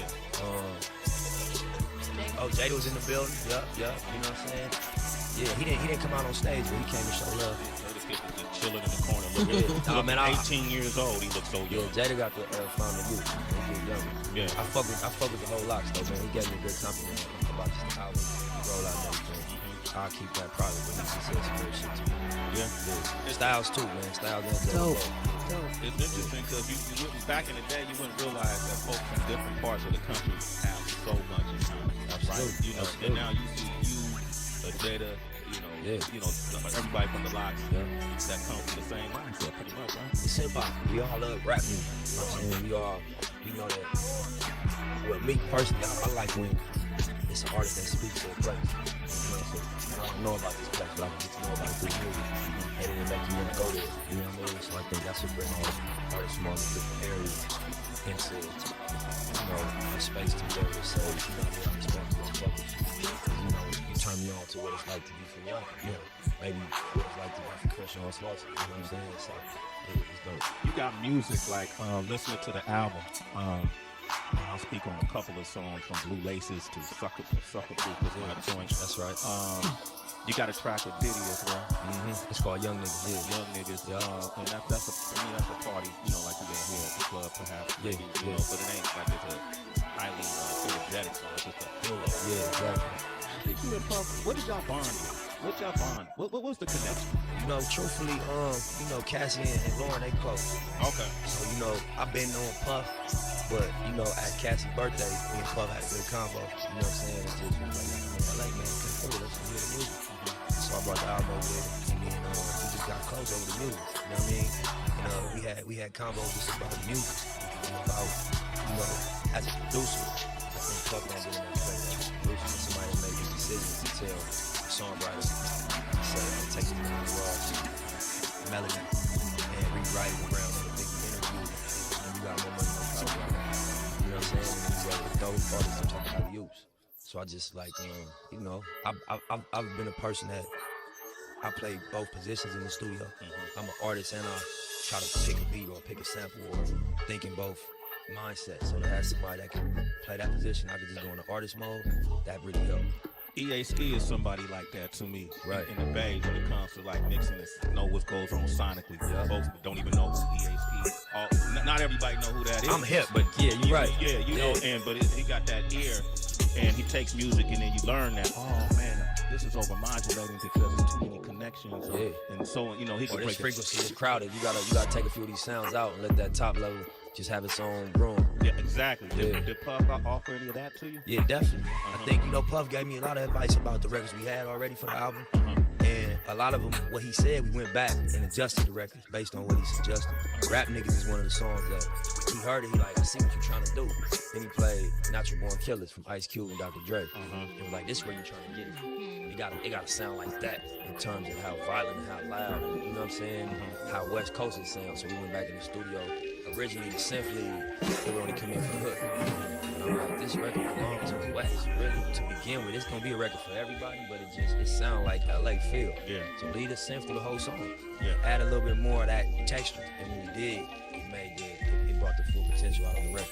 Nipsey Hussle was here, man. Yeah. Victory Lap. We taking Victory Lap. Yeah. We're gonna get to the bottom of that in a second too. Nipsey, how many people are you comfortable with kind of critiquing your music before it's put out there? Like, is everyone's opinion of value, or do you maybe like cap it at like 3 people whose ears you really trust? That's a good question.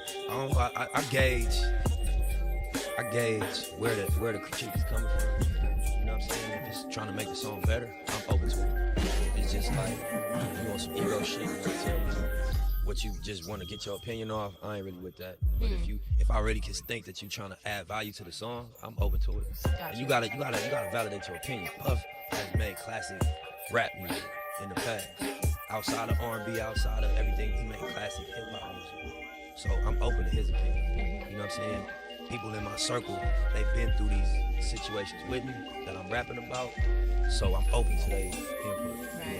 To people that have proven their opinion in music, I'm open to it, you know what I'm saying? But I can't just go for just any old body like, hey man, you should do this. Maybe you should do that. That's real. Yeah. Nipsey already know. I told him before you even sat down. I love you. Love your family. Love everybody already know. But you gotta shout out who braided your hair. It's so fly. Who doing that? Hey, look. That shit is next level. Hey, That braid is beautiful. Hey, listen, I'm gonna tell you, I be flying my braider in because I'm telling you, she different. You know Everybody can't be in your hair. Yeah, nah, you know what I mean? She different. She my barber and my braider, you know? So, yeah, it's a girl named Tatum. She from Seattle. Shout out to Tatum. I know she mad that I gave her name up. She got so many clients, she be trying to stay low.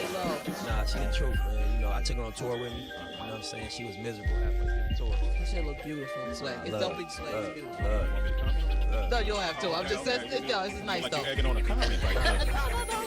I was hanging out with AP this weekend. Yeah, man. In National Park. Yeah.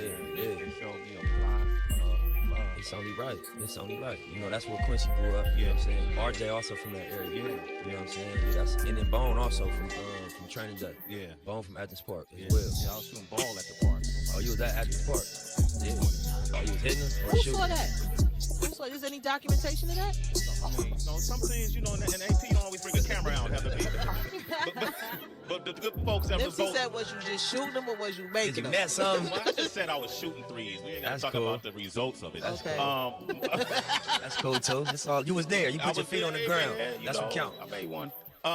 Victory lap to me is that an acknowledgement of, you know, the things you've been trying to put together for all these years. You feel like you've accomplished now. You're taking your victory lap to the next, or is it something else to that? Yeah, I think that you said it right. It's about, obviously we not done. That's not what it represents, us celebrating prematurely. Nah, it just means that young person that was in the street trying to get into music and the goals that I had from that point of view and how I wanted to go about doing it represent me accomplishing those things. You know, now my goals is more so as a person in a position of success, in a position of power, as a musician and as an artist, as an entrepreneur, not as a teenager trying to figure my life out. Just trying to, avoid the penitentiary, avoid, what goes on in LA and what gang culture offers. So that's what I'm celebrating. You know what I mean? That we came full circle. And, I had much less to have faith in back then, but I had faith somehow. And I made the decision somehow. So that's really what I'm celebrating with this album. And also, from a space of being independent, coming off the major label, having to rebuild the brand on my own, taking risks, spending my own money, doing things unconventional, like you said earlier, the $100 album, and just being somewhat of a radical and working in my favor. It's celebrating that. Victory lap. Yeah. Shout out to Legend. I wish I did have Pac on there, man. Shout out to Legend. I wish I did have Pac on there, man. Oh, okay. You know what I'm saying? But we got some bonus tracks. Sway just pulling y'all leg about the Pac feature. Okay, all right. Yeah, Okay. I wish, one day, we got some relation to the estate, so maybe one day. Okay, so what did I say? That it was you heard a Tupac verse. I thought I did. Maybe obviously I did. Yeah, I don't think it's on there, bro. My trip. Maybe it is. No, you ain't tripping. You trying to save me. I'll let you hear what I heard. Okay. All right. And that's something different. Okay. But one of the songs I really liked too was Real Big. Real big. Real big. Yeah. And part of it is the aesthetic of it, the sound of it.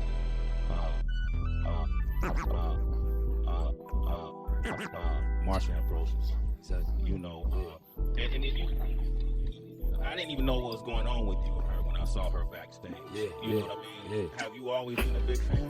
Always. On Crenshaw sampled a live concert of Ask Floetry for a record called 4 in the Morning. And they just had a crazy tone on their voice. It was like a guitar solo. And the song on the album don't sound like the live version they did. So we sampled the live version. And I'm all a fan of just their music, what they do with what Marsha has done with other rap artists. She got an angelic voice. Yeah. And y'all was in the building, y'all saw how she sound live. Y'all heard how she sounds live. Yeah. It's equal to the record. It's crazy. She's crazy. Yeah. You hear some people when they get on concerts and they can't match the vocal quality of what happened in the studio. Mm-hmm. That's not the case with her. It blew me away because I'm like, this shit's just like that. Yeah. When we touched it up and added all it, she sound like that live. Yeah. So shout out to Marsha, man. She an incredible artist. I'm gonna do a lyrical breakdown with that song if you don't mind. Okay, talk to me. I don't get it. I don't get it. What exactly don't you get? Breaking down the lyrics. Breaking down the lyrics. Breaking down the lyrics.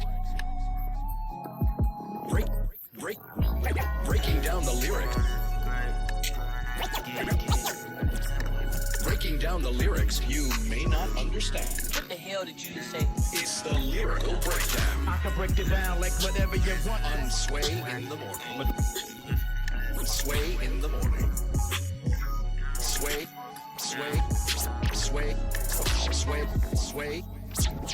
in the Morning. I'm gonna jump around. Sometimes I listen to songs and certain things that are said stick out to me. Yeah. And this is something King Tech, my partner, since Nas first came out alive with barbecue. Oh yeah, that's what's so up. dissect with anybody. So we do it. Yeah, that's where it started. Easy call. You know what I'm saying? The originator. Don't even question. Trying to walk to school, get your jaw shot. Trying to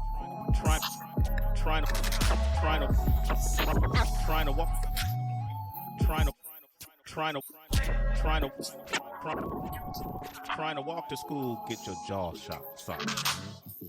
Trying to pump your gas, get your car shot. Trying to walk to school. That wasn't necessarily you though. I mean, I just show you like being a kid trying to get to school, what you had to navigate your way through. It was gangbang going. You know what I'm saying? So yeah, I did not sock before. You know what I mean? But that line we were talking about, my personal experience. You know, it was like ejaculate you. That was the thing. You got actually beside you, on the way to the bus stop, 7 in the morning. So I was just speaking to, just to show the distance and the ground we covered. Like, it been going on for years. It's been a reality since we was kids, Yeah. Large profit large profit margin on the long shot. Yeah. What does that mean? That's like in Vegas, betting on the you know, Pacquiao against Mayweather. Fuck around and do it. Large profit margin on that. That victory is a long shot. You know what I'm saying? So I feel like that apply to us. It's a large profit margin on the long shot. You know what I mean? So it's like, you know, very few people bet on the underdog. But if you would have, you would have won big. And that happened to me. We bet on ourselves as underdogs. I sold my Rolex chain, my Alpina, and bought studio equipment. You know what I'm saying? It was the best decision I made. I shut down my spot. I was hustling. And I stopped hustling. I went broke for a time and started getting treated different by girls. Because I wasn't balling as a teenager anymore. People started looking like I fell off. And I dealt with all that. But it was the best decision I made. And I was an example of me betting on the long shot, which is rapping. Myself, large profit margins. I made so much more money off of buying that equipment than I would have if I just stayed in my bracket. Legit money. That's what I mean. Nighttime low song. Fucking bitches while the folks home? Yeah. Teenage shit, man. You know what I'm saying? Like in the other room? Teenage shit, man. Come on, man. Oh, you know what's going on, man. Come on, man. Keep it 100, man. You know what's going on, man. All right, man. Damn, I did it too. All right. Yeah, damn it. So clean. All right. Couldn't understand my plan. Now you niggas know. Self-made, well-paid. Yeah. That seems like that's been the story of your career. Yeah, almost, right? Yeah, definitely. And I don't mean I don't have a team. That's not what I mean by that. I just mean that we had come in the game with a long good. We ain't, you know, I ain't had no platinum. There's no disrespect to nobody. Yeah. But just speaking on the reality of my situation, I didn't know nobody in the music industry. I didn't come through on the back of a platinum artist. You know what I'm saying? We came off the corner selling on mixtapes out the trunk in the middle of gang wars. Not for fake, for real. You know what I'm saying? That's a fact. Over and over and over. That's why I call it a marathon, because we ran a lot of laps. Yeah. I've been on promo runs on mixtapes a lot of times. I came through here a lot of times. Yeah. On different times, you know what I mean? To be at a level of dropping an official major label album through a partnership with my company. We learned from trial and error. I say we took the stairs, you know what I mean? Yeah. And so that's what I meant by, you know, self-made. It was a team effort, but I mean it as a team. It was a self-made team. Hustle, yeah. It's in the name. Let's play that song real big. We'll come back and take your calls. 888-742-3345. Yeah.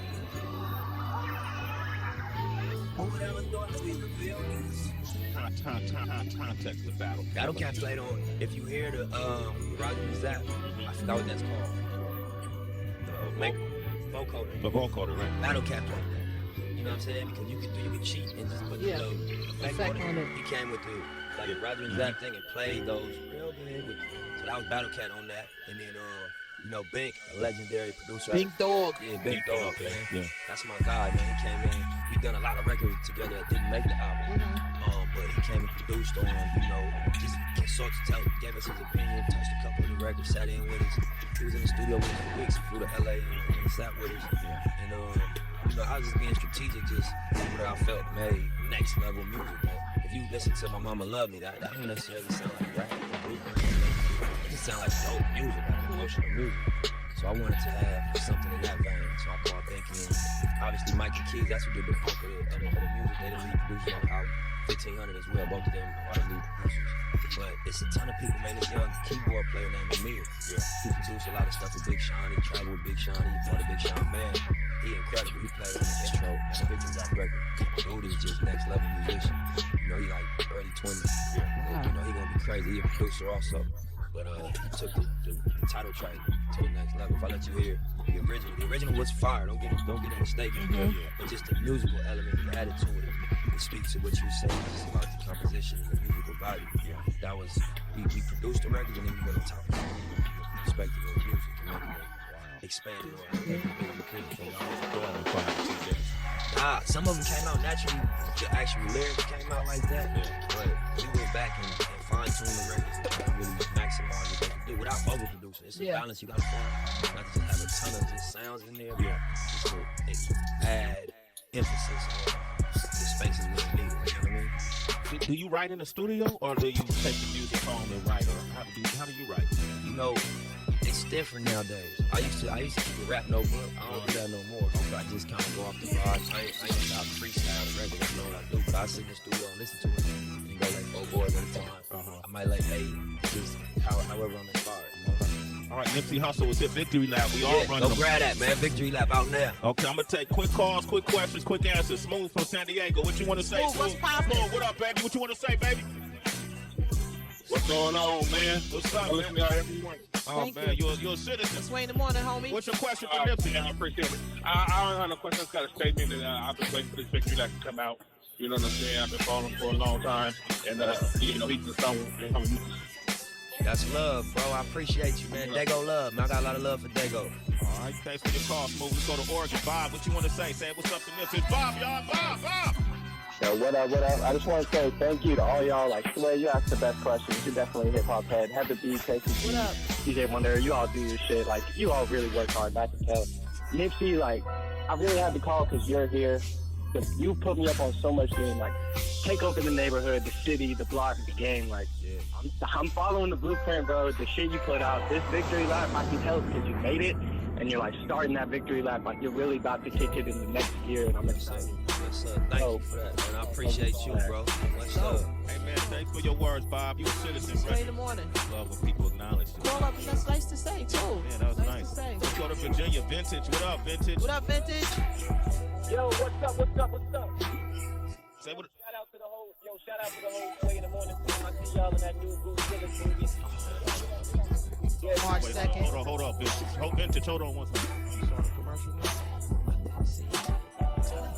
I don't be on TV and I've been on a crazy grind lately, but that's big. Clap it up for that, man. That's big. Give yourself a clap. Okay? That man, don't do that. Hey, Vintage, what up? Hey, yo, big shout to you on that victory lap, man. Hey, yeah. What was your favorite collab on the album? I see you got a joint with C-Lo, Marsha, and Rose doing big things. What's up? Man, my favorite collab, I can't say one, bro. I love Dedication. I love what Kendrick did on Dedication. I love what CeeLo did on Loaded Bases, YG. You know, Belly and Dom. Yeah.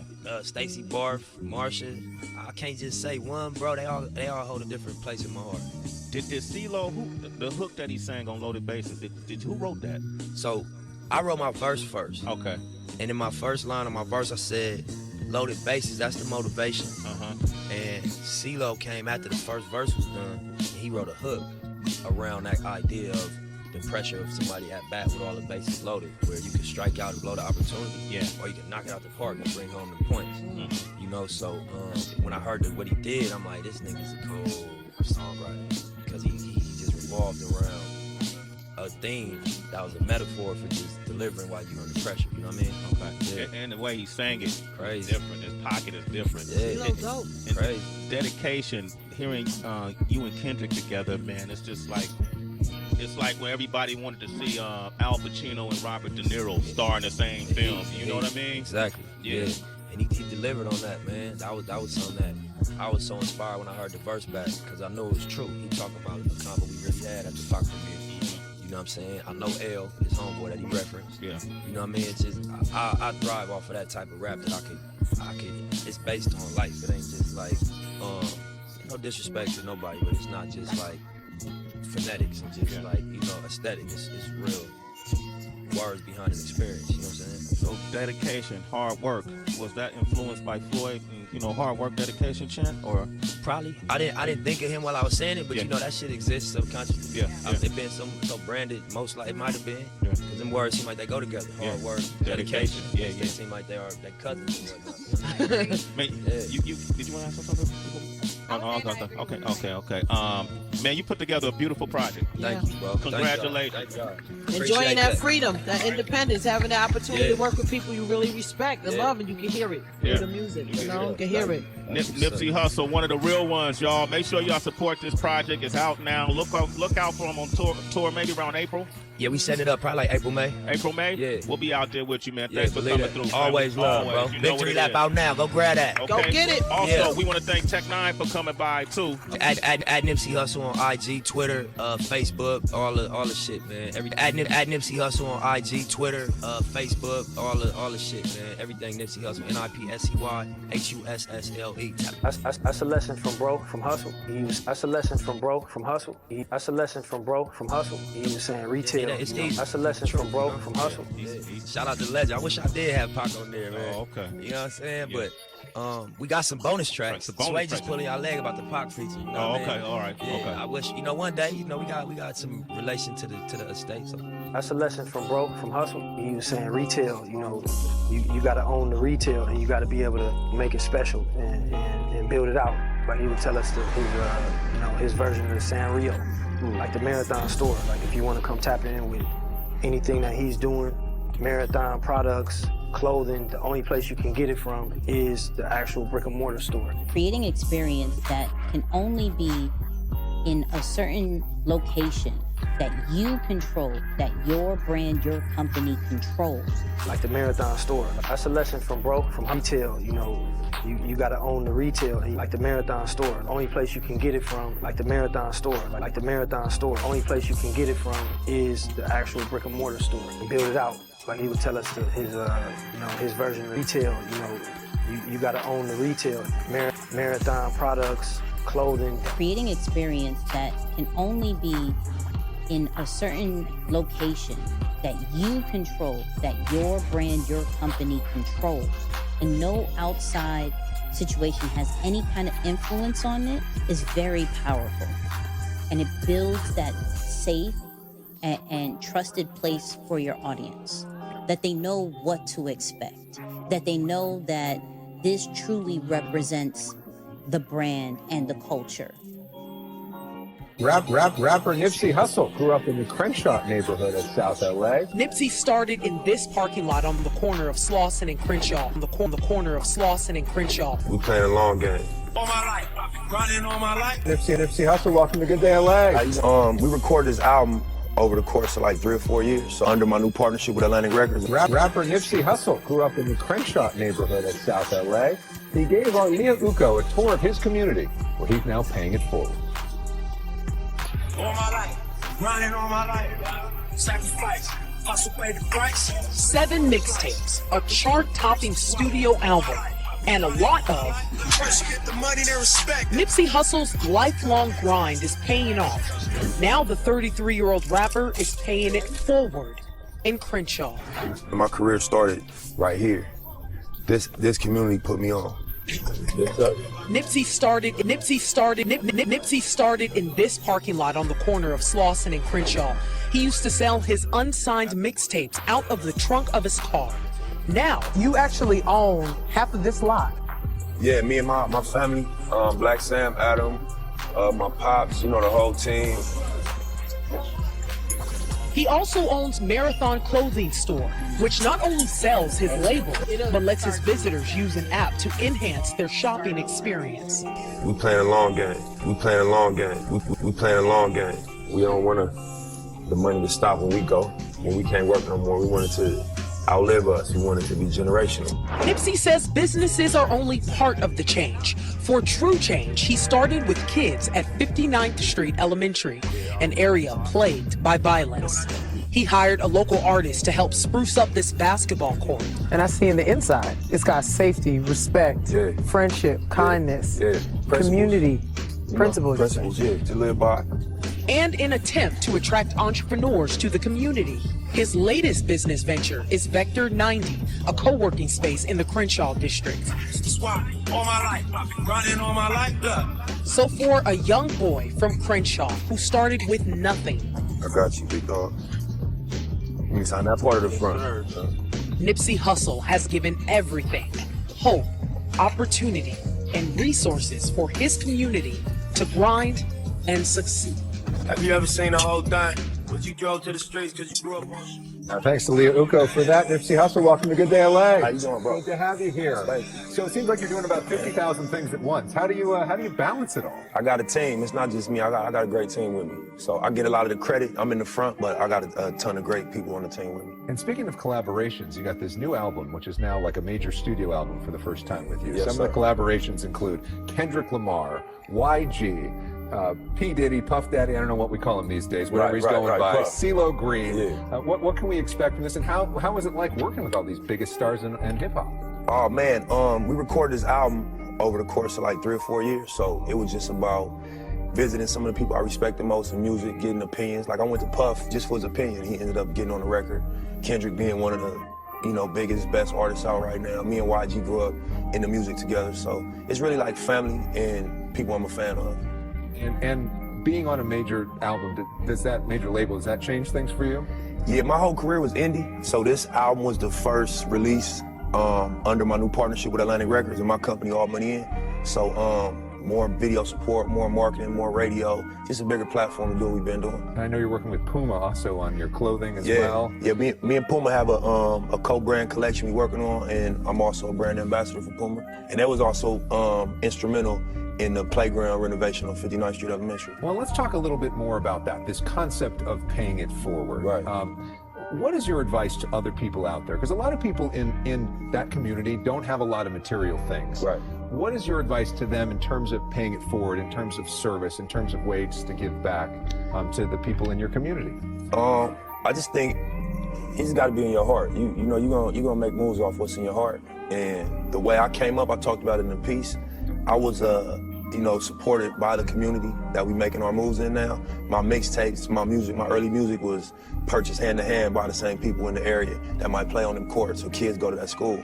So I just think it's a form of just being genuine and being authentic to how I came up. And it's got to be such a tribute. It's got to feel so good to be able to rise people up and to bring everybody together. Yeah, definitely. Just to see progress being made, you know. And hopefully your album is gonna win awards for best hip hop album. And we want to encourage everybody to get it. It's called Victory Lap, critically acclaimed. And best of luck to you. And thank you for all that you do in the community. It means a lot to everybody in SoCal. Thank you. Keep it up. Yes, sir. Back with more Good Day LA. Rapper Nipsey Hussle. Nipsey started in we recorded this album on the corner of Slauson and Crenshaw. Nipsey Hussle, welcome to Good Day LA. Nipsey started in this parking lot on the corner of Slauson and We playing a long game.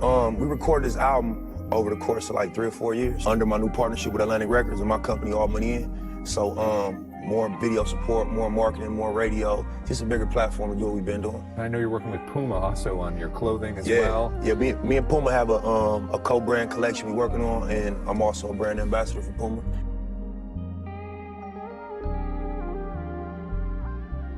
That night, T.I. was backstage with a friend of his. That there is the future of hip-hop. I said, yo, my man. I said, what's your name? I just knew his friend was somebody because everyone was acting all excited. So I asked him, I go, yo, Tip, who's your man? That night, I did my show. When I got off stage, T.I. was backstage with a friend of his that I didn't know. I just knew his friend was somebody because everyone was acting all excited that he was back there. So I asked him, I go, yo, Tip, who's your man? And he's like, oh, that right there? He goes, that there is the future of hip-hop. And I was like, nigga, you just calm down. So then I asked the dude. I said, yo, my man. I said, what's your name? And the dude looked over, he said, I'm Nipsey. King in the building, king in the building, king in the building. Aye. We got Nipsey Hussle in the Nipsey Hussle in the building. Ooh. King in the building, Nipsey Hussle in the king in the building, Nipsey Hussle in the king in the building. And we're both, you know, I'm Mexican, being from Santa Ana, you know, you being from LA. Nipsey Hussle in the building. Shout out to you and the wifey, yo. That shoot y'all did with GQ magazine, people. So if you, we're both, you know. So if you from out of town, you ever come to LA. Tell them we got the building right now. Yo, my bro, man, neighborhood Nip Hussle, Nipsey Hussle in the building. We took everything is based on the individual. to begin with, so I think we took a while for the album. I wanted it to be of a certain caliber. Would you ever consider getting into politics like in 20 years, Nip? Real quick, man, because I think we should use our platforms to talk about these things more often. I know you're from East African descent. I just feel like, man, we got this platform, we got to talk about that stuff too. Well, look, Victory Lap coming out in February. Yeah, All-Star Weekend. All-Star Weekend. We took a while. Would you ever consider getting into politics? Don't listen to exactly what Snoop and his approach was, or Nas' approach was. Don't listen to exactly what Snoop and his approach was. On Larry King Now. The renowned West Coast rapper Nipsey Hussle. The intention of the word. The NFL has included the use of the N-word under the umbrella of unsportsmanlike conduct. The NFL has included the use of the N-word under... How about any racial slur? On Larry King Now, the N-word. Who can use it and when? The intention of the word. It's used the most prevalent. The intention of the word. It's used the most prevalent. We've seen leaps and bounds since Jackie Robinson. The NFL has included the use of the N-word under... How about any racial slur? Nipsey just performed smash hit. Nipsey just performed with them at an arena show in Anaheim 2 nights ago. And you see the entire crowd, a multicultural millennial crowd, all singing along and celebrating. When you hear that, are you offended when you hear it or not? I'm offended when I hear the next company, yes. Grammy nominated? Grammy nominated? That was one of the songs that That was one of the songs that I just went. That was one of the songs that I just went in the booth and I ain't really write to it. So I think it'll be crazy. There's also a gentleman, Dallas Lifestyle, tie-in with Dallas Martin. Yeah. That was cool. I didn't get to stay as long as I did last time. He's like grew up in the section with us and building the sound with us. My homies that grew up in the section with us. My homies that grew up in the section with us and building the sound with us. And then it's gonna turn straight music, into where he at now. To where I feel like, I think they just came to him. And I think that's the goal.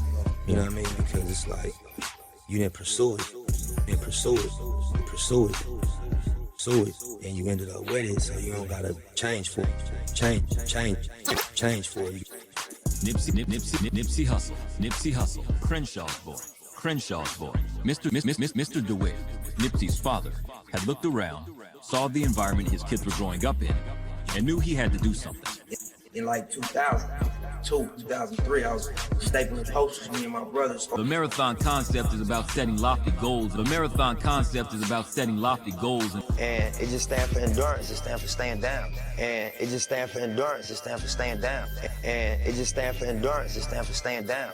Rapper Nipsey Hussle. Rapper Nipsey Hussle. Nipsey started in the corner of Slauson and Crenshaw. The corner of Slauson and Crenshaw. Nipsey started in this parking lot on the corner of Slauson and Crenshaw. We playing a long game. All my life, grinding all my life. We playing a long game. All my life, grinding all my life. Nipsey Hussle, welcome to Good Day LA. How you doing, bro? Good to have you here. Nipsey Hussle, welcome to Good Day LA. The marathon concept is about setting lofty goals. And it just stands for endurance. Many people at the time believed it would be a commercial failure. Many people at the time believed it would be a commercial failure. He said, if I have 10 marathon stores in different parts of the globe, and I drop 1,000 units to each store at $100 each, I'll make $1 million as soon as we sell out the first 10,000. Nipsey Hussle, welcome to Good Day LA. How you doing, bro? We recorded this album over the course of like 3 or 4 years. So under my new partnership with Atlantic Records and my company, All Money In. So more video support, more marketing, more radio. Just a bigger platform to do what we've been doing. I know you're working with Puma also on your clothing as well. Yeah, me and Puma have a co-brand collection we're working on, and I'm also a brand ambassador for Puma. Brand ambassador for Puma. And brand ambassador for Puma. Also instrumental in the playground renovation on 59th Street Elementary. Well, let's talk a little bit more about that. This concept of paying it forward. Right. What is your advice to other people out there? Because a lot of people in that community don't have a lot of material things. Right. What is your advice to them in terms of paying it forward, in terms of service, in terms of ways to give back to the people in your community? I just think it's got to be in your heart. You know, you gonna make moves off what's in your heart. And the way I came up, I talked about it in the piece. I was supported by the community that we making our moves in now. My mixtapes, my music, my early music was purchased hand to hand by the same people in the area that might play on them courts. The kids go to that school. So I just think it's a form of just being genuine, just being genuine and being authentic to how I came up. And it's got to be such a tribute. It's got to feel so good. Yeah, basically before my deal and before I already had an outlet, I got money on the street for consciously. You got that for me for sure. Going to pick up 200 here. I took the music into my house. When you don't do it, then I'll do it, because I've done this and I know the effect it has. I understand that you don't go hit the club, spend 5 racks a night. Then I might speak on it from a position of somebody that's actively involved in it.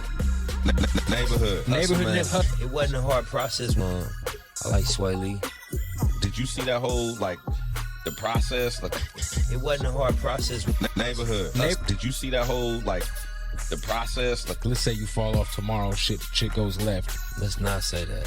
It's not. I like Sway Lee. Just know that, that's like a world stage. Was there ever a point in time where you were discouraged enough to where you were thinking about second guessing the music shit, getting back in the street shit? Because I remember for a while that I remember being frustrated about that. It's coming up man, ain't nobody reaching out. How's everybody feeling right now? How's everybody feeling right now? Are you guys excited to see Nipsey Hussle? Are you guys excited to see Nipsey Hussle? All right, then I need you guys all to put your hands together for Nipsey Hussle. What's up, everybody? What's cracking? What's up, everybody? I didn't know it had hit its peak. I knew it was growing. The Marathon store was the world's first smart store. Other ways to, create income and to monetize. I don't know. I didn't know it had hit its peak. I appreciate y'all coming, really. I'm excited on some music shit, really. Regardless of the business side and everything that's gonna happen on. How's everybody feeling right now? Nipsey Hussle. Nipsey Hussle. I just believed in the plan. Nipsey Hussle. That worked for a moment, but I just believed in the plan. Every time we make a step forward or make progress, I just believed in the plan. All my original goals, I met them. I just believed in the plan. I remember looking at every state, it's 50 states. If I could sell 1,000 units in each state, I just believed in the plan. Global brand. So as I became exposed to these situations, met these people, that every time we make a step forward. Nipsey Hussle. Nipsey Hussle is here. Respect that hustle. Yeah. Nipsey Hussle. How's everybody feeling right now? Are you guys excited to see Nipsey Hussle? All right, then I need you guys all to put your hands together for Nipsey Hussle. Hey. What's up, everybody? What's cracking? I like that hat, bro. Yeah. What's up, everybody? What's cracking? I like that hat, bro. Yeah. That's right, love. Hell yeah, what's up? We are officially, a week and a half away? Yeah, 8 days. A little bit over a week, yeah. Victory Lap in stores, available to all of y'all. Yeah, pre-order that thing, man. ASAP. Yeah. Now, I know you just dropped the track list. Not yet. I ain't put it out yet. It's coming out. Well, I ain't gonna say when. It's coming out soon, though. You gonna put it out soon? Real soon. Okay, well, then maybe somebody showed me a sneak peek or something, because... You get the inside info, Yeah. So how has this whole process been for you? Because you've been talking about this album for a few months now. Yeah. And I know that you've been grinding, just trying to get the word out for you. What are you most excited about for this album? Really just letting everybody hear the music, I feel like I never put so much into a project. I've been on a mixtape grind since I came into the game. Right. And this being my first album, we did a partnership with Atlantic Records.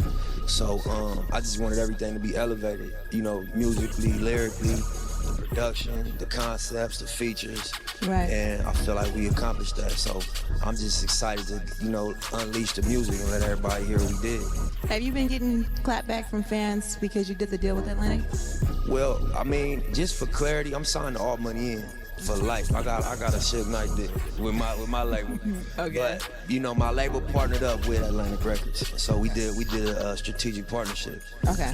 So I ain't been getting no negative feedback about it. I think my fans wanted to see me take what I was doing to the next level. Okay. And I waited as long as I waited so that we could do a partnership as opposed to a traditional artist signing to a label situation. Right. Yeah. Well, congratulations on that, because I know knowing people from Atlantic, they do a lot of big things, so I can see a lot of bright things in your future. Thanks. Yeah, I'm in good company up there. Exactly. Now, because you mentioned waiting, it just brought to my mind that you were one of the first people to talk about cryptocurrency. Right. And my sister, for instance, invested a few years ago. She bought Bitcoin for I think it was $600 a share. Oh, she passed. And so now when it's up to 10 racks plus, how do you project that, especially the urban youth who are like, cryptocurrency, what if I can't touch it? You know what I mean? It's just something that this is the infant stage of that whole category. It's an investment category. So I didn't know it had hit its peak. I didn't know it had hit its peak. I didn't know it had hit its peak. What's up, everybody? What's cracking? I didn't know it had hit its peak. I knew it was growing. I'm like, it's gonna go to 100,000. We go lit. But I'm in it for the long run though. So I'm just chilling. I ain't looking to cash out no time soon. I'm gonna just pay attention to where like I said, I think it can continue to grow. Imagine when you could go to Rouse and spend Bitcoin. Right. You know what I mean? Yeah. What's that gonna do to the price of the coin? So I think that when they integrate more places you can actually spend it, the value gonna shoot up even more. That's true. You know what I mean? That's one thing I've been watching a lot of lately. I've been doing a lot of investing. Personally, I invested in Netflix a year plus ago. Oh yeah. Your girl's eating. So you on your stuff. You remodeling the house, I heard. You know what I mean? It's not secret. I'm just saying. My bad. So that's one thing about Nipsey. It's not just about rap. He's actually educated on what's going on in tech and what's going on in financing. So I know you started your own program where you're basically trying to educate our youth on technology, how to break into that field. What made you want to do that? Yeah, so the program is called Too Big to Fail, and I didn't start it. I was brought into it. It was started by an investor and a real estate developer named Dave Gross. Yeah. And we just were sitting next to each other at the Laker game, and he like, Nip, I'm a fan of the music, and this what I got going on. Let me come out of the office, let me show it to you. And when I saw the vision, it was like, to sum it up, it's basically a bridge to connect inner city LA youth to the opportunities in Silicon Valley. Because to ever be able to get a job at Google or Facebook or any one of these companies like Apple, you gotta get trained early on science, technology, engineering, and math. Because it's like a 10, 15-year learning curve for them things. You can't start. You can start whenever, but you really behind if you start late. So these people that end up working there, they got trained from elementary school. Right. So we just want to be able to create a center where these young kids can come tap in, and it's multi-level. This one part of it is it's like a co-working space, kind of like WeWork. Yeah. So, entrepreneurs, local entrepreneurs in the area could rent office space. And then the other level is the STEM center, where they could just get training and just, get educated on science, technology, engineering, and math. What's up, everybody? What's cracking? I appreciate y'all coming, really. I'm excited on some music shit, really. Regardless of the business side and everything that's gonna happen on business, I'm here as an artist, and I'm excited to put out new music and new art. It really took a while for me to get the album where it is, and I'm real confident in the music. I take it y'all. I don't know how y'all won, but I figured I had to call in, and so I figured y'all fuck with me a little bit, So I appreciate it, and I think that, y'all will be impressed and appreciate the music when it come out. Nipsey Hussle. Nipsey Hussle. Yeah, in the building, man. I just believed in the plan. That worked for a moment, but the respect is what keep you in the game. I just believed in the plan. Every time we make a step forward or make progress, it count for that much more because we know how we got here. I just believed in the plan. All my original goals, I met them. I remember looking at every state, like it's 50 states. All my original goals, I met them. I had goals as somebody coming out the street. So I didn't have a hell of a entertainment set of goals. I never wanted to win a Grammy. That was not my goal coming out the street. Them is music goals now. That I'm in the music game. That was never my goal. I never thought about selling 1 million records. I thought about, you know, doing something legit to make my money. And being able to, you know, not worry about when I heard the helicopter late at night thinking that was coming to kick the door down. Right. You know, I read an article that Joel Santana made $15,000 a show. I don't know if it was true or not, but I'm like, man, I remember looking at every state, like it's 50 states. If I can sell 1,000 units in each state, I remember looking at every state, like it's 50 states. If I can sell 1,000 units in each state, Bobo brand. So Bobo brand. So as I became exposed to these situations, met these people that perform on that level, like, you know, you ain't no smarter than me. You know what I'm saying? You just in a position. You just, you know, you sitting in a space where you can execute on that level. Nipsey Hussle is saying respect that hustle. Yeah. Nipsey Hussle is saying respect that hustle. I remember looking at every state. I just believed in the plan. Nipsey Hussle is saying respect that hustle. Yeah. Victory Lap is out there right now. Rizzy, we gonna get into some more music? As we should. Let's do it, man. He's here, let's do it. No doubt, no doubt. So we're gonna get into a dedication featuring Kendrick Lamar.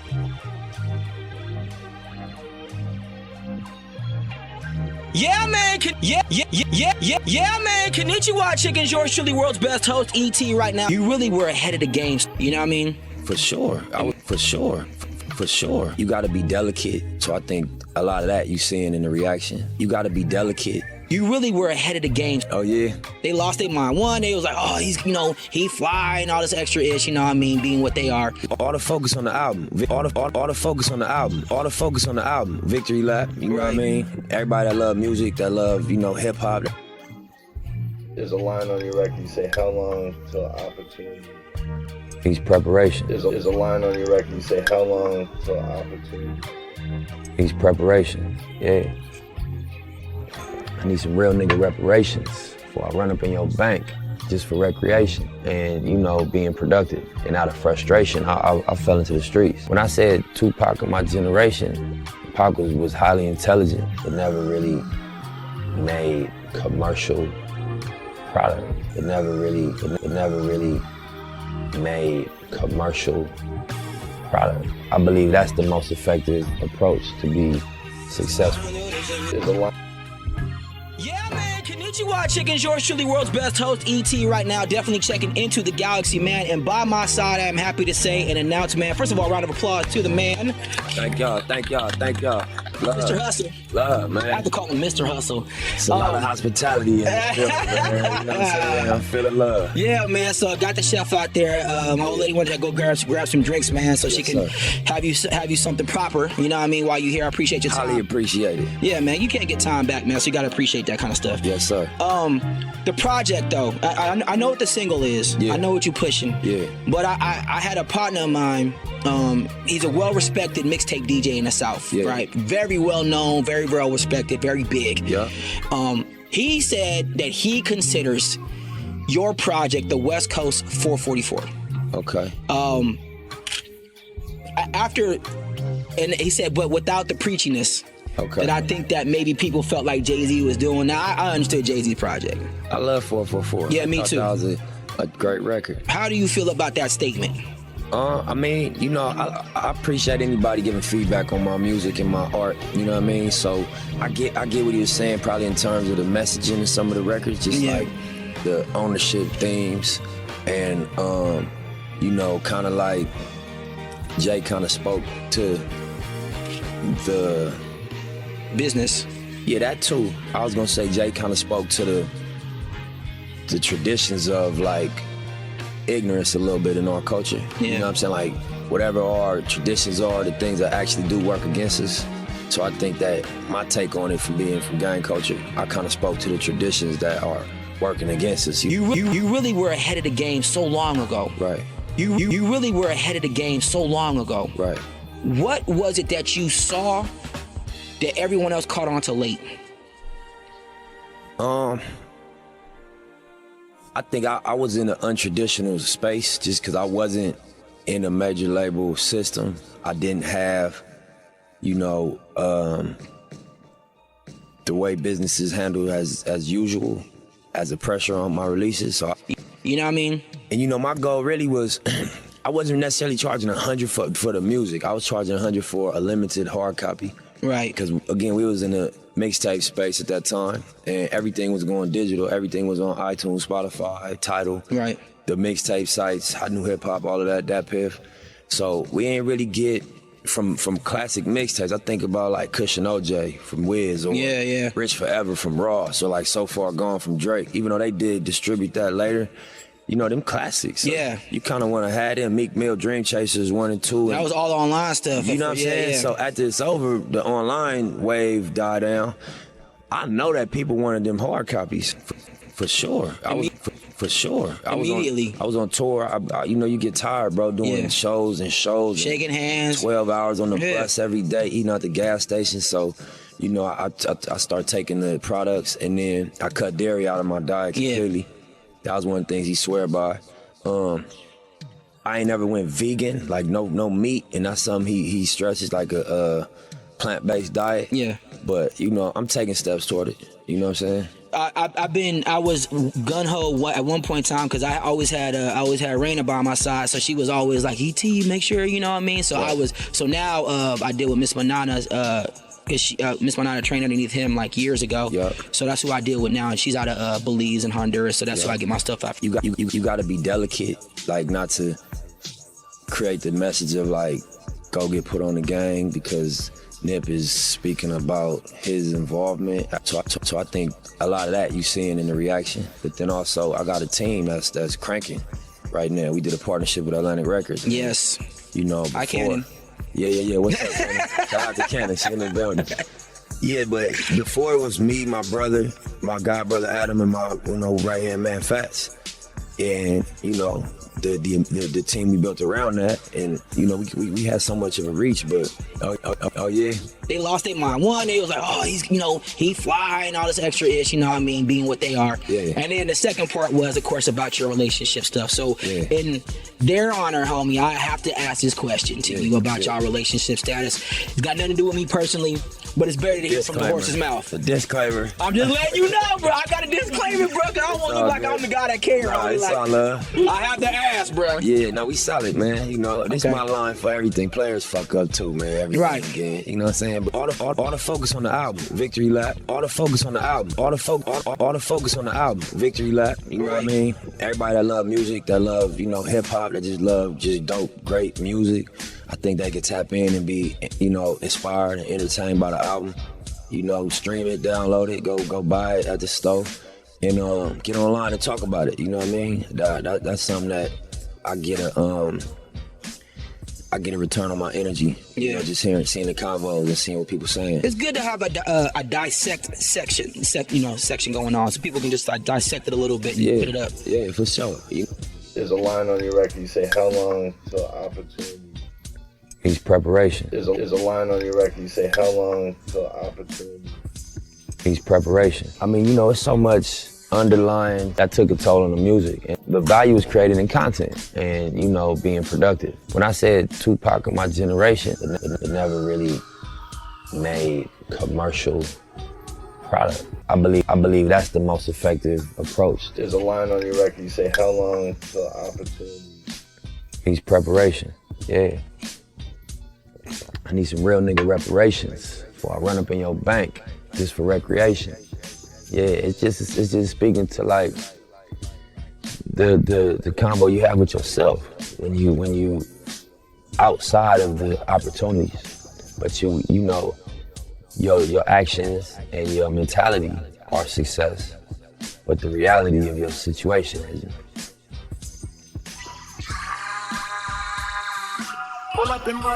That took a toll on the music and the productivity. I don't ever make moves under pressure.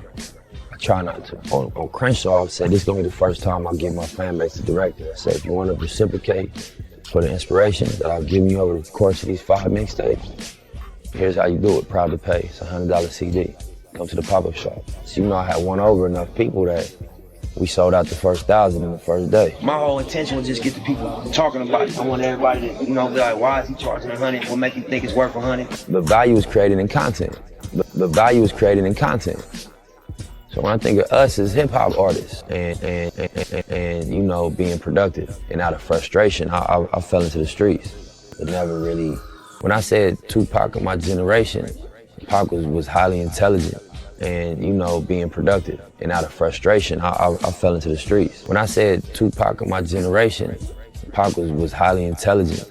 But in our culture, street culture, especially his generation, intelligence was viewed as a form of weakness. How do you get the people that's really affected by, what we trying to solve?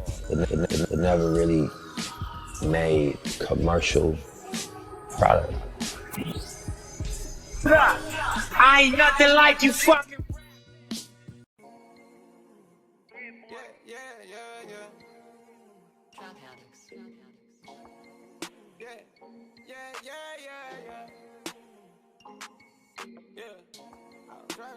V12 with the racks in the middle.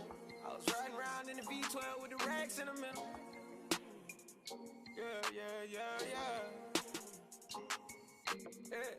I was riding around in the V12 with the racks in the middle. Had to pray to Almighty God, they let my dog out the kennel. When you get it straight up out the mud, you can't imagine this shit. I've been pulling up in the drop tops with the baddest bitches. Young nigga been focused on my check. Got a new coupe wrapped around my neck. Tryna put the water on my potato. I got killers to the left of me. We was lurking on her. Ain't show no mercy on her. We was going back to back. We put a curfew on her. It was dark clouds on us, but that was perfect for us. We know you always crash and burn, but it was working for us. Lemo tint the V12, double check the details. Gotta cross my T's and dot my I's or I can't sleep well. Millions off of retail. Once again I prevail. Knew that shit was over from the day I dropped my pre-sale. Hold up, let the beat build. See me in the street still. I've been fighting battles up a steep hill. They gave my road dog 12, it was a sweet deal. And I've been riding solo trying to rebuild. I was riding around in the V12 with the racks in the middle.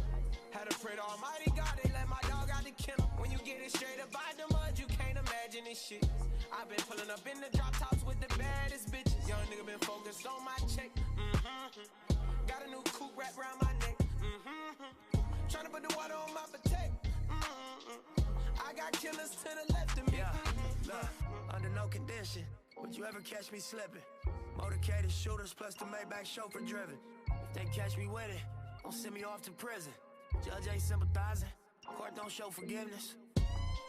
Engine in the Lambo drowning out the music. Sip Dior with the flowers, 5 gold Cubans. Champagne while I shop, hope I splurge foolish. Closing escrow twice this month, both commercial units. Damn, I wish my nigga Fast was here. How you died 30-something after banging all them years? Grammy nominated, in the sign of shedding tears. All this money, power, fame, and I can't make you reappear. But I'll wipe them though. We just embrace the only life we know. If it was me, I'd tell you, nigga, live your life and grow. I tell you, finish where we started, reach them heights, you know. And gas the V12 to the pipe and smoke. I was riding around in the V12 with the racks in the middle. Had to pray to Almighty God, they let my dog out the kennel. When you get it straight up out the mud, you can't imagine this shit. I've been pulling up in the drop tops with the baddest bitches. Young nigga been focused on my check. Got a new coupe wrapped around my neck. Tryna put the water on my potato. I got killers to the left of me. Another $1 million bill, that's just some regular shit. See my granny on the jet, some shit I never forget. Next day we flew to Vegas with my Puma Connects. We break bread, we ain't new to success. Blade music and best. Enterprise, take lucrative steps. Cold game, but I knew it was chess. As a youth in the set, learn the game, you a student at best. But it's a couple things you can expect. Look, just like money, no money, niggas shooters respect. Other shooters, we was both throwing my crew on your neck. I'm on the freeway in the drop, it got me losing my breath. I do the dash with the blues on the deck.